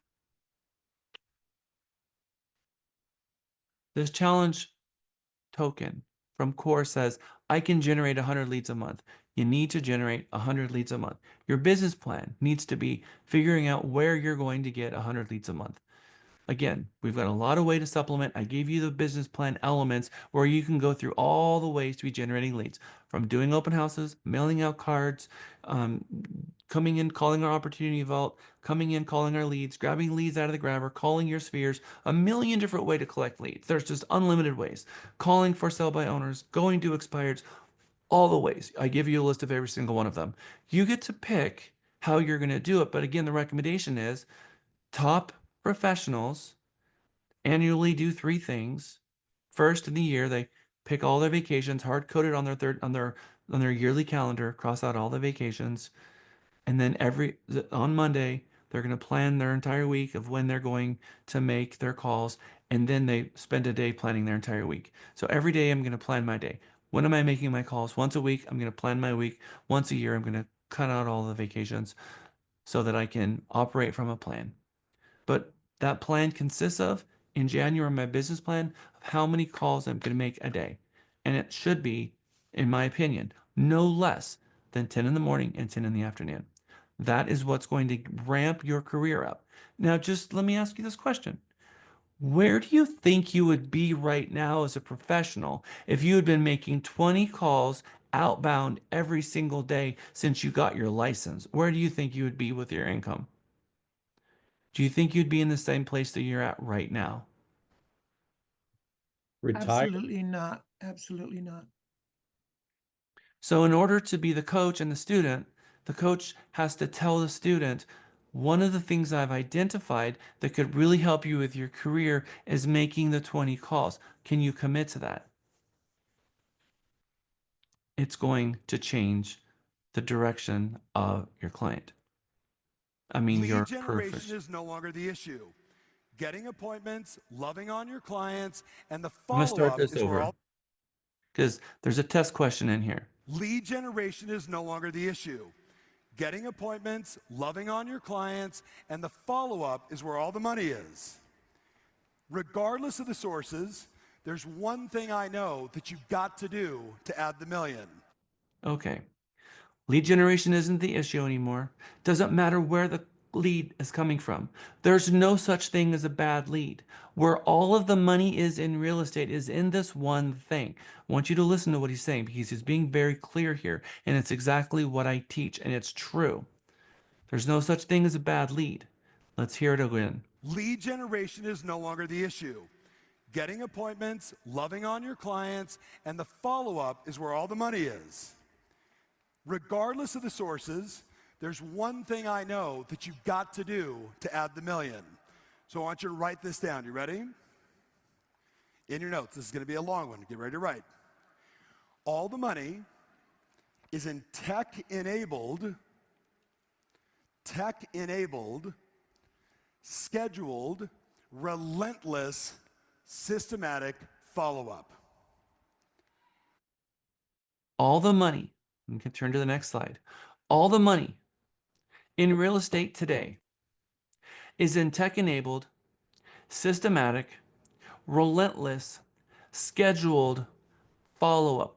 This video, you're going to also watch the whole thing because there's some really important elements here. But the 5% that's doing 95% of the business, they come in the morning and they make their calls and they're calling their database and they don't let anybody fall through the cracks. They're using a CRM. Their data is all in one place. They don't have half their clients in one CRM and half of them in a cell phone. And they get in their car and there's letters all over and little notes and phone numbers written down in the back of mail because as they're driving around and getting calls, they're just scribbling things on the closest piece of paper and their database is somewhere between junk mail that's in their car to a database that they started working with in a cell phone that they actually have to go through their text messages because 85% of the people they haven't even clicked save yet and it's just a phone number. Raise your hand if you want to honestly say that that's me.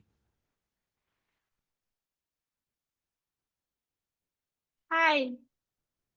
Hi, Hello. Jack. Hi. May I ask a question? Yep. Where can I get a phone number, people phone number? Where did I find the people phone number? I will answer your question offline. When we are getting the phone numbers for our clients, the very first thing that we need to do is click save on our phones. And then when we open our Realty Texas app, it's going to say, hey, I see you added somebody new in your phone that you don't have in CXM yet. Would you like to add that person? And then you say yes. What is this person? They're a client, click, and now they're in your CRM. When it comes into your CRM, when your action plans are turned on, they're automatically going to get an email. Now you're going to start getting call tasks where it's going to remind you to call this person on a regular basis. Then you're going to sit down and you're going to make sure that you're never overdue on your reminders or your call tasks. All you have to do is click save and open your app and click yes, I want to put this person in CRM, or no, block, I'm not going to put this person in my CRM because this is the phone number to the water company of Round Rock. Okay. Now everybody is being ingested. Now, the question you should be asking yourself is, how do I turn on my smart plans in CXM? And how do I set reminders? And where do we go for that answer? Amy McAllister's CXM readiness class, where she will walk you through how to set up your CRM, and she's going to play a very important role in helping you guys with all of that. All you got to do is simply turn it on because you're going to put people in the CRM, and I'm not going to apply the company smart plans automatically to your clients. You have to do it. We've created the action plans. You click the button, and boom, now the CRM is driving you, and you have complete control over your business because it's automated. All you have to do is show up. Tom Ferry, all the money in real estate today is in tech enabled. That's a CRM. Systematic. It has a progression on it. Relentless. We're not going to forget about it. We're going to go and do it. Scheduled. We got to actually show up to click the button to actually have the phone call and follow up and follow up and follow up. You get 200 people in your database that is on action plans. You come into work, grab a cup of coffee, sit down at your desk, close the door, and have phone calls. And you're lead generating, and you're lead generating, and you're getting referrals. And this business is awesome when you're operating at that level. But if your database is scattered between here and who knows where, you got to take control of your business because your data is your business. And we've given you an entire platform housed around protecting your data. We don't give it to Follow Up Boss who's owned by Zillow, or Chime, who was bought by Zillow, actually out of business completely now. We're not going to give our data to a third party. No one has access to our data but us. Our brokerage has our CRM on lockdown and it is protected, and nobody has our client information. It is under this umbrella and it is protected. I'm not going to give it to Zillow. Zillow, it's been proven. You use Follow Up Boss, they're getting retargeting to go back to Zillow to click the button so that they can sell that person's name to someone else, another agent who is in their Zillow Premier Agent program. I'm not giving my clients' data away. There's a reason why we left Chime in the first place, because Chime one day released our entire company database, and it was about 2018, to Wailopo, and called us and said, oops, it's a mistake. You can ask Amy McAllister. I lost my mind. Every single one of those companies, when you sign up with them, they're going to exploit your data and they're going to steal it and they're going to sell it. We have proven every step of the way. And Follow Up Boss said, nope, we're an autonomous. You can protect us. You can trust us. We're going to protect your data. They got themselves up to a $100 million valuation and sold their data, sold the whole company to Zillow. Same thing happened with our showing service. We went from one service to Showing Time. And when we went to Showing Time, Tim Ford came to the MLSs. I was on the MLS board at that time, said, your data is protected. Don't worry about it. We're good. You can put your seller's name and phone number in the showing service and we'll text your seller. We're going to protect that data. Who did they just sell to? That's right. They sold to Zillow. And Zillow now owns Showing Time. Thank you so much. Thank you. I'm not giving them our data. Nope. This company, when I die, is going to Miguel, Lauren, and then to their children and their children. And this company is going nowhere, but we are not giving them our data. So I have a question, Jack. Um, or I have two questions. Like one, I struggle whenever I started, like I was just using my personal number a lot. And so a lot of my clients that I've been keeping up with, obviously they know my personal, and like I've tried to use the app here recently, and that really confused them because obviously it's a different number. And so I don't know, I just feel more personal with like more comfortable just using my own number. But then also, I just been having a very hard time with the CXM or whatever it's called. And I've tried to use the plans, and I've talked to Amy about it before because I went in my email and I saw that it was actually having her name, like it had her name in there, but my picture. So it wasn't correct, you know? And so it just makes me skeptical to, it makes me look crazy in my eyes to my clients. Like, you know, I don't know. Sorry. That was just my experience with it. Well, I am the best beta tester because I have my entire client database in it. I'm sending out the auto text messages, I'm sending out the auto emails, and every time I find a problem that embarrasses in front of me and my clients, I fix it immediately. And so I am the one who came here after selling 1,000 homes with 2,300 people in my database. And I use myself as the beta tester to make sure that everything is working right. And that's why we have a full-time staff here of people who can help you. And so there's nothing to be skeptical about. The system works. If you're having issues, you need to spend a one-on-one and sit down with Amy. And so if by the time you've let it get to here, it's already too late. So, Jamia, you need to go and sit with my staff, and maybe you need to start with Katie. Okay. And I don't make you use a system. If you want to go and use Follow Up Boss and pay $600 a month and use that one, fine, do it. That is okay. That is a choice that you can make. But I'm telling you, we built you a system here. What I done with my clients, have you sent out a blast to all your clients using your app for Merry Christmas and Happy Holidays and maybe even I Happy New Year? Yeah, I did actually. And they told me the feedback I got because I told you I started whenever I was using my personal number. And so then I used my app for that Merry Christmas.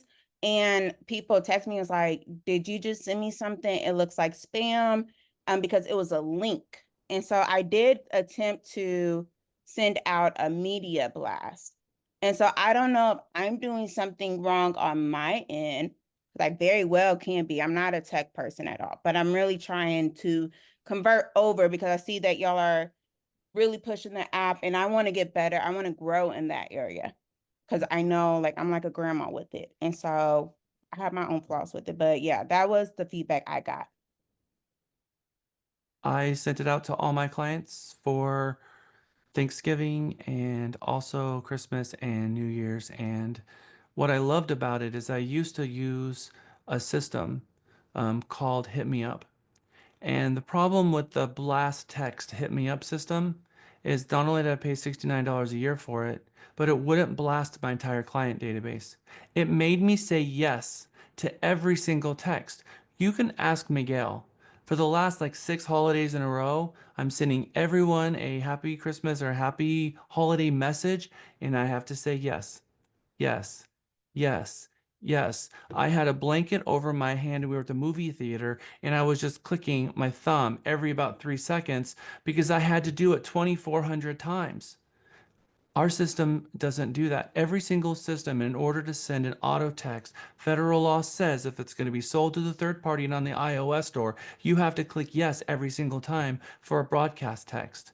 Right now, none of you have the ability to do a broadcast text to your entire client database without saying yes over and over again. In our system, you push one button, it blasts it out to the entire database. It costs you absolutely nothing, and it takes you absolutely no time.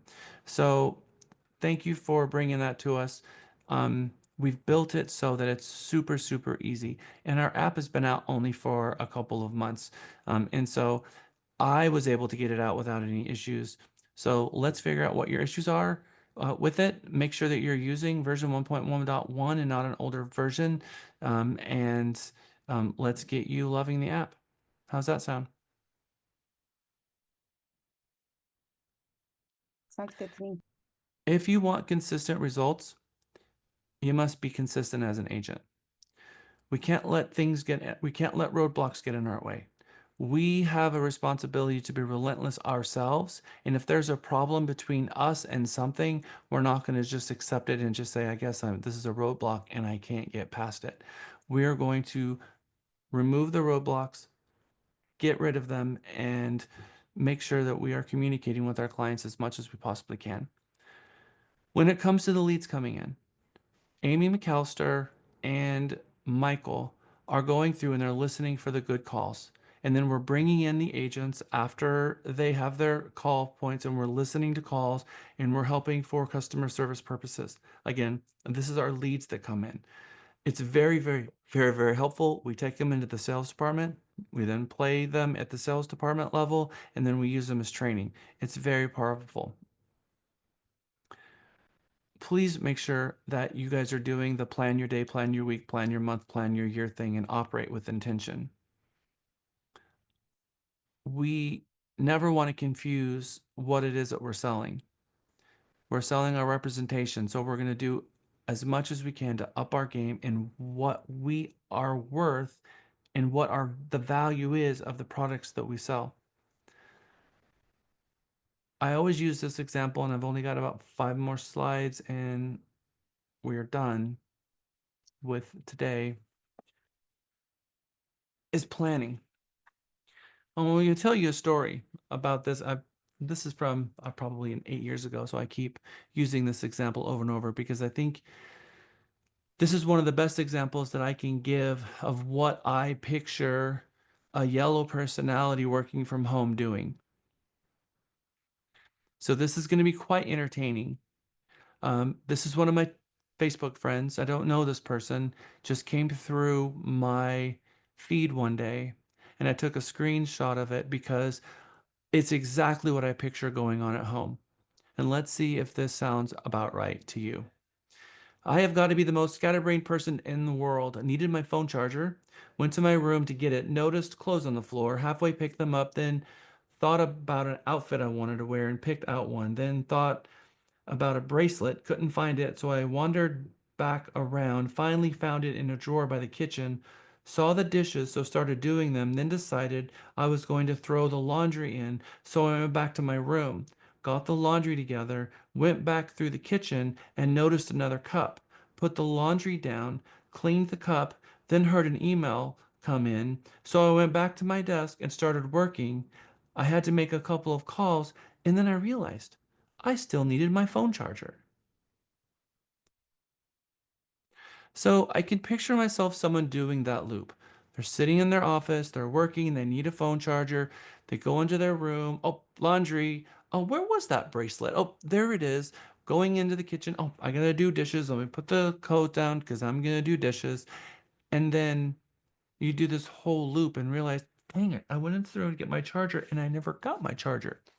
Distractions, whether it's the UPS man or the dog or a family member or the kids, it is really difficult to operate at the level that we are looking for without intention.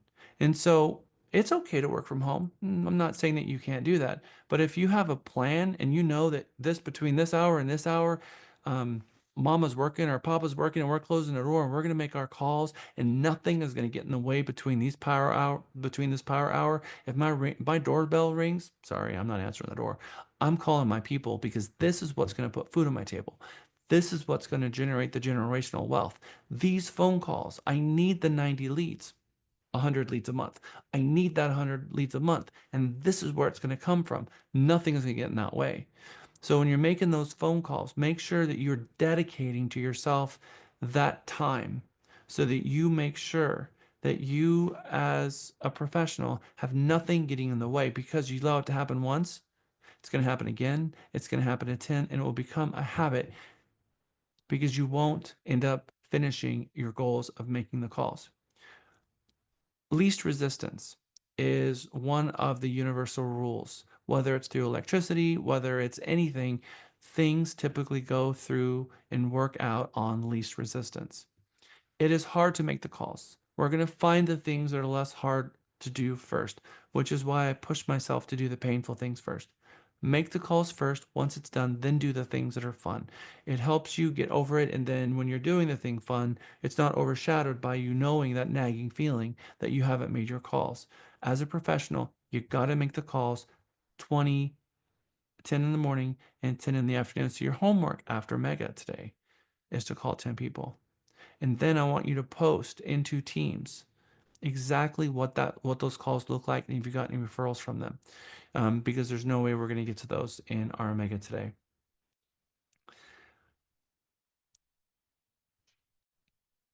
As a rule of thumb for agents, talking about making your calls and making your value proposition and tailoring your presence as a professional and learning your scripts and getting through your scripts and all the things that we're talking. We're talking about a progression. We're building actually from the very beginning, mindset and then building the presentation that you're selling and lifting you up and knowing that you can do it. We're building on the progression. Let's say you're past that now and now money is flowing into your business. What is the next thing that's going to break for you? If you're an agent and you are spending that money and you're not paying your quarterly taxes, bad things are going to happen. If you're not putting money away and sending money to the IRS, bad things are going to happen. We need you guys to save 38% of every check. That is our recommendation. Send 18%. You're going to save 18% for taxes and 20% away. That's going to be for savings. That's going to be part of your marketing plan and coming up with your business. 38% of every check is just over a third, and that's going to seem like a lot.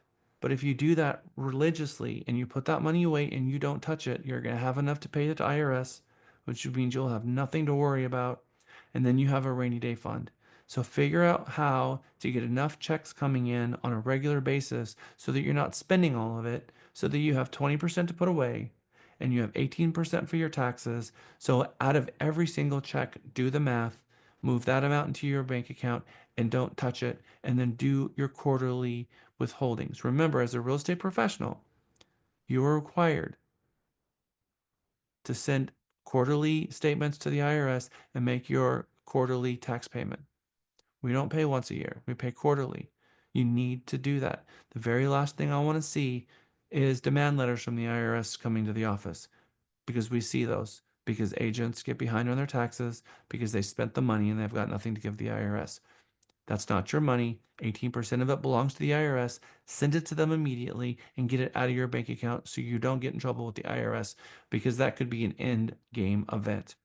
So out of a $16,000 commission, that's $3,600 that's going to go in your savings account. That's $3,200 that's going to go to the IRS. 12,420 goes into your checking account. So 12,400 is what you're going to get to play with. 6,840 is what you're putting aside to make sure you have a savings, which is reserved for a rainy day fund, and your taxes. Take it from someone who's got your best interest in mind. Do that. My next topic is about rebating your commission. There have been twice that I've rebated my commission, twice. One was a client whose daughter drowned in the pool, and the other one, the wife was killed overseas in active duty. In both of those situations, I helped the family purchase that home. In both of those situations, I rebated my commission. There are times where you will rebate your commission because you are not asked to do it, but because you're going to do it because that's a decision that you've made. We allow agents in those situations to go to your manager and let them know what's going on and why. That is something you have to go to your manager first and get it approved. Otherwise, I have never discounted my commission. I have walked away from a listing before because they were beating me up over compensation, and I told them, look, guys, my commission is my advertising budget. This is what helps me allow you to get your home sold for as much as possible. And then I show them my stats and I walk them through. And there are times, there's been once that I had to walk away from a transaction. There's been a couple times I walked away and they called me. But I know empirically true that those people who are wealthy, your $1 million buyers, the one thing they need is someone who can negotiate. And they will try to trick you. And if they will ask you to discount, and if you discount, they will not hire you. And they're setting you up for a trap. And so when people discount your commission, 50% of the time, it's not what you think it is. They're trying to figure out if you're willing to throw yourself under the bus. Because if you're willing to throw yourself under the bus, you're willing to throw them under the bus 10 times more. That's what they believe anyway. And so tell them, I'm so glad you asked. Actually, I am a master certified negotiation expert. You let them know that, which is why I want you to take that RE&E class with me so that you can say that. And that is going to change that whole scope for you. And you're not going to have that anymore. Most of the time, they don't have a conversation about commission at all. And in the listing agreement, you can do this. How many of you have done this on your listing agreement? Raise your hand if you've done this. What does it say here? Does it say 5%? It says 6, 7, 8. And then I put circle 1 under the notes section at the bottom. What do you think happens? They're going to circle the lowest one, They're 6. gonna do 6. They're going to do I think they 7 or 8. maybe the middle. They might do 7. Very often they do 7, but what have we not given them the option to do? Lower your commission below 6%. That's right. We're giving them options. They want options. I've given it to them, and here they are. These are my options. I don't know about you, but this is my option. And it works every time. And then sometimes I'll look at it and say, okay, isn't it like the standard 6? And I'll say, no, there's no such thing as a standard. It is negotiable, though. And they're like, okay, so I have a question. Why would I pay you 7? Because when you offer the buyer agent a bonus, you got more buyers trying to fight to sell your home because they know that if that buyer bails during the option period, that they're going to make less somewhere else. So you're buying their loyalty in the option period. And they realize, oh, and what's 0.5%? This makes more people trying to fight to sell your home. And it's true. And it actually does work very well. And we're not talking about things that aren't true. Offer the buyer agent a bonus, and you got more agents out there trying to sell this home. Just the reality of the whole thing. Should we take this approach on every listing contract that we get? Do the 6, 7, 8, or is it just whenever the seller is giving us a little bit of pushback? No, I do it every single time. This is my listing. This is my listing agreement. It goes out like that. All right. Now, if I have repeat business a client that I've sold 1 million homes for, I may or may not do that. But new clients I don't know, this is what I take out with me and a circle one. And I always get hired. And you'll be surprised how many people circle 7. Why is there an assumption that agents think that they're overpaid? I don't know why that is, because I don't think that I'm overpaid at all. I think I'm worth every single penny. And in fact, I think if you go back and you look at the turn of the century, we used to make 6% and then started giving 3% the other side. And that's why all this broke. The buyer should be paying their own commission, and the listing agent should be paid 6%. And they should not be giving 3% to the buyer agent because we should be using 3% to advertise the heck out of their home, and our compensation should be 3%. And that's what's happening now. There's a lot of agents are getting a 6% listing agreement signed and they're not sharing anything. And the buyer can pay for their own commission. And we're seeing commissions go 7%, 8%, 9% now. And I think that's a good thing because that's how I've always done it anyway. So don't make the assumption that people are going to beat you up about your compensation because 1 out of 20 listings, I hear anything about it at all. They just circle one and sign it and say nothing at all. And then sometimes people want to have a dialogue about it. What did we say about getting to yes? We need more conversations and be welcoming these conversations. But I think agents get really defensive really quick with an assumption that their client's going to try to beat them up. And that's just simply not the case, at least not what I have found in the 20 years that I've been doing this. And again, remember, 5% of the agents do 90% of this, not 90%. And those 5% are not discounting their commissions. They're just not. It's the agents who come into the business who are part-time. It's those agents who pop into the business, they don't know their value proposition, and they're running signs that says, oh, I'll discount my commission because that's all they know. But the people who are doing this business and selling 100 homes a year, they're not discounting their commissions. They're just not. They're just not. We're going to go over this section here when we get back tomorrow. I mean, on Thursday. It's an interesting story about what's happening with the middle class. 15 years, over the next 15 years, it's estimated that the current 29% of people living in poverty will double to 60% in the United States, and that the ultra rich will double from 21% to 40. So what's happening is that the middle class is moving half and half to poverty and to extreme wealth. So the split between the people who are living what we consider poverty and the people who are becoming millionaires and billionaires are both getting bigger while the middle class is shrinking, which means that really people who are in the middle class right now have a choice. They have a choice of what direction they're going to go in over the next 15 years. And it's been proven. Both groups will double in size. The poverty and the extreme wealth will double in size. One thing is absolutely certain. There will be a guaranteed transition from middle class to poverty for those who do not have a plan, and transition from middle class to ultra rich for those who have a plan. That's just the reality. And here's what it looks like. The share of adults in the United States, the middle class, has decreased considerably since 1971. 61% of people were in the middle class in 1971. Now it's 50. It went from 25 to 29 in the lower incomes, and it went from 14 to 21 in the upper. The middle class is shrinking at an alarming rate, and something happened in recently that was very, very interesting. The top 1% overtook the middle class in collective wealth. So it used to be that the sum of the middle class was a lot bigger, but the top 1% of earners, just that 1%, collectively in 2020 exceeded the entirety of the middle class. Real estate, the upper 1% controls 12.9% of real estate wealth. In 2023, up from 8.1% at the start of 1990. That number is growing and growing. Here's what it looks like here. Top 1% versus the middle class. The middle class is shrinking and the ultra wealth is building.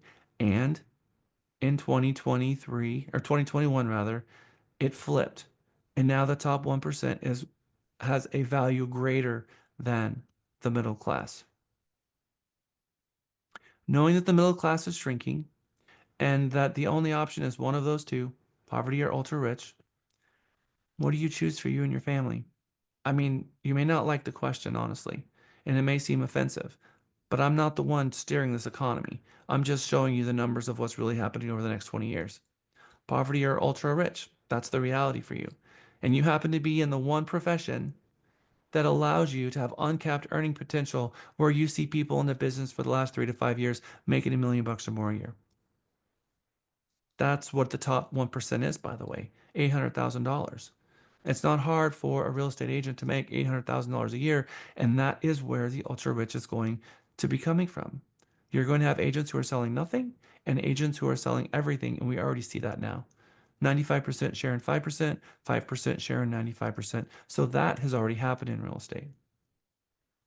So I just want to throw that out there that you guys have an opportunity in front of you right now to build a referral based business, double down on your success, be hungry, and call as many people as you can.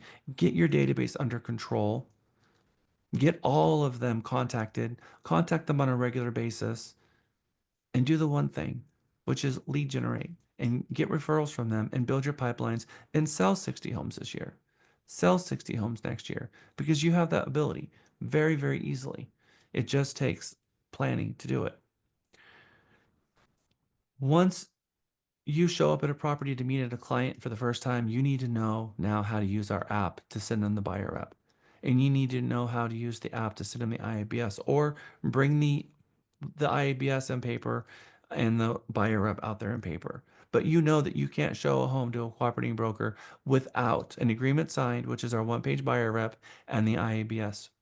And you have to go over the IABS with them, and you need to go over the buyer rep, which means you need to know what those scripts are. We created a video. I'm not going to show you the video. I'm going to send it to you in Teams. I've got two videos. One video, I kind of beta tested it with Elisa St. John and Andrew, and both of them said, oh no, it's way too long. It's going to be way too impossible for our agents to explain all of that. This particular video is if a broker were to create a video that had every single element that you could possibly explain to a client, this is it. I made it long on purpose because it's the kitchen sink example of the representation agreement in the IABS. I also have a short version of what I think most people are going to do that I think that is good enough that complies with the statutes of explaining the IABS and the buyer rep real time in front of a property. And we're going to get really good at that because I want you guys to be, and we're going to do this on Friday. I'm going to have you go through the information about brokerage services and explain it to me. Then you're going to go into groups and you're going to explain it to each other in a circular motion until you guys have it done so well that you can explain the IABS. Because I think too many agents are just saying sign this and not explaining it. And that's a mistake. We do need to explain the document, and there's really good ways to explain it. So we're going to do that together on Friday. So that is the official end of Module 2. I know today was a long day. We covered a lot of topics. There was a lot to unpack in the first 2 days of Mega because there's a lot about this profession. And it's going to feel like that. And Friday's class probably is going to be one of your favorite in Mega.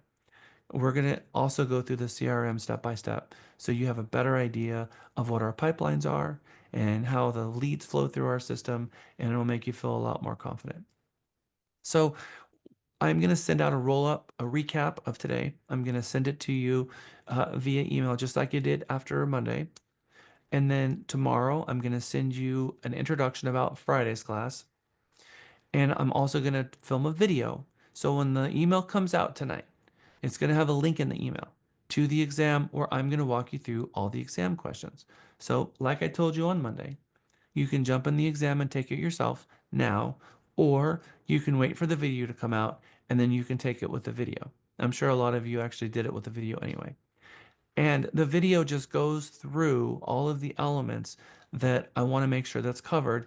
So as you're taking calls or away from your desk or dealing with distractions, that we all walk away with this class with the same foundation of the important things that's going to help build on, because each one of these classes builds on each other. So you guys are doing great. I'm very proud of you and where all you've come. I know that there's a lot of mindset issues that we're kind of bending ourselves around to open up ourselves to really make the most of this career so that we can build the wealth and the number of transactions and get all that we wanted to do when we originally got our license in the first place. So you're officially class dismissed. I'm going to stick around for the next 15 minutes.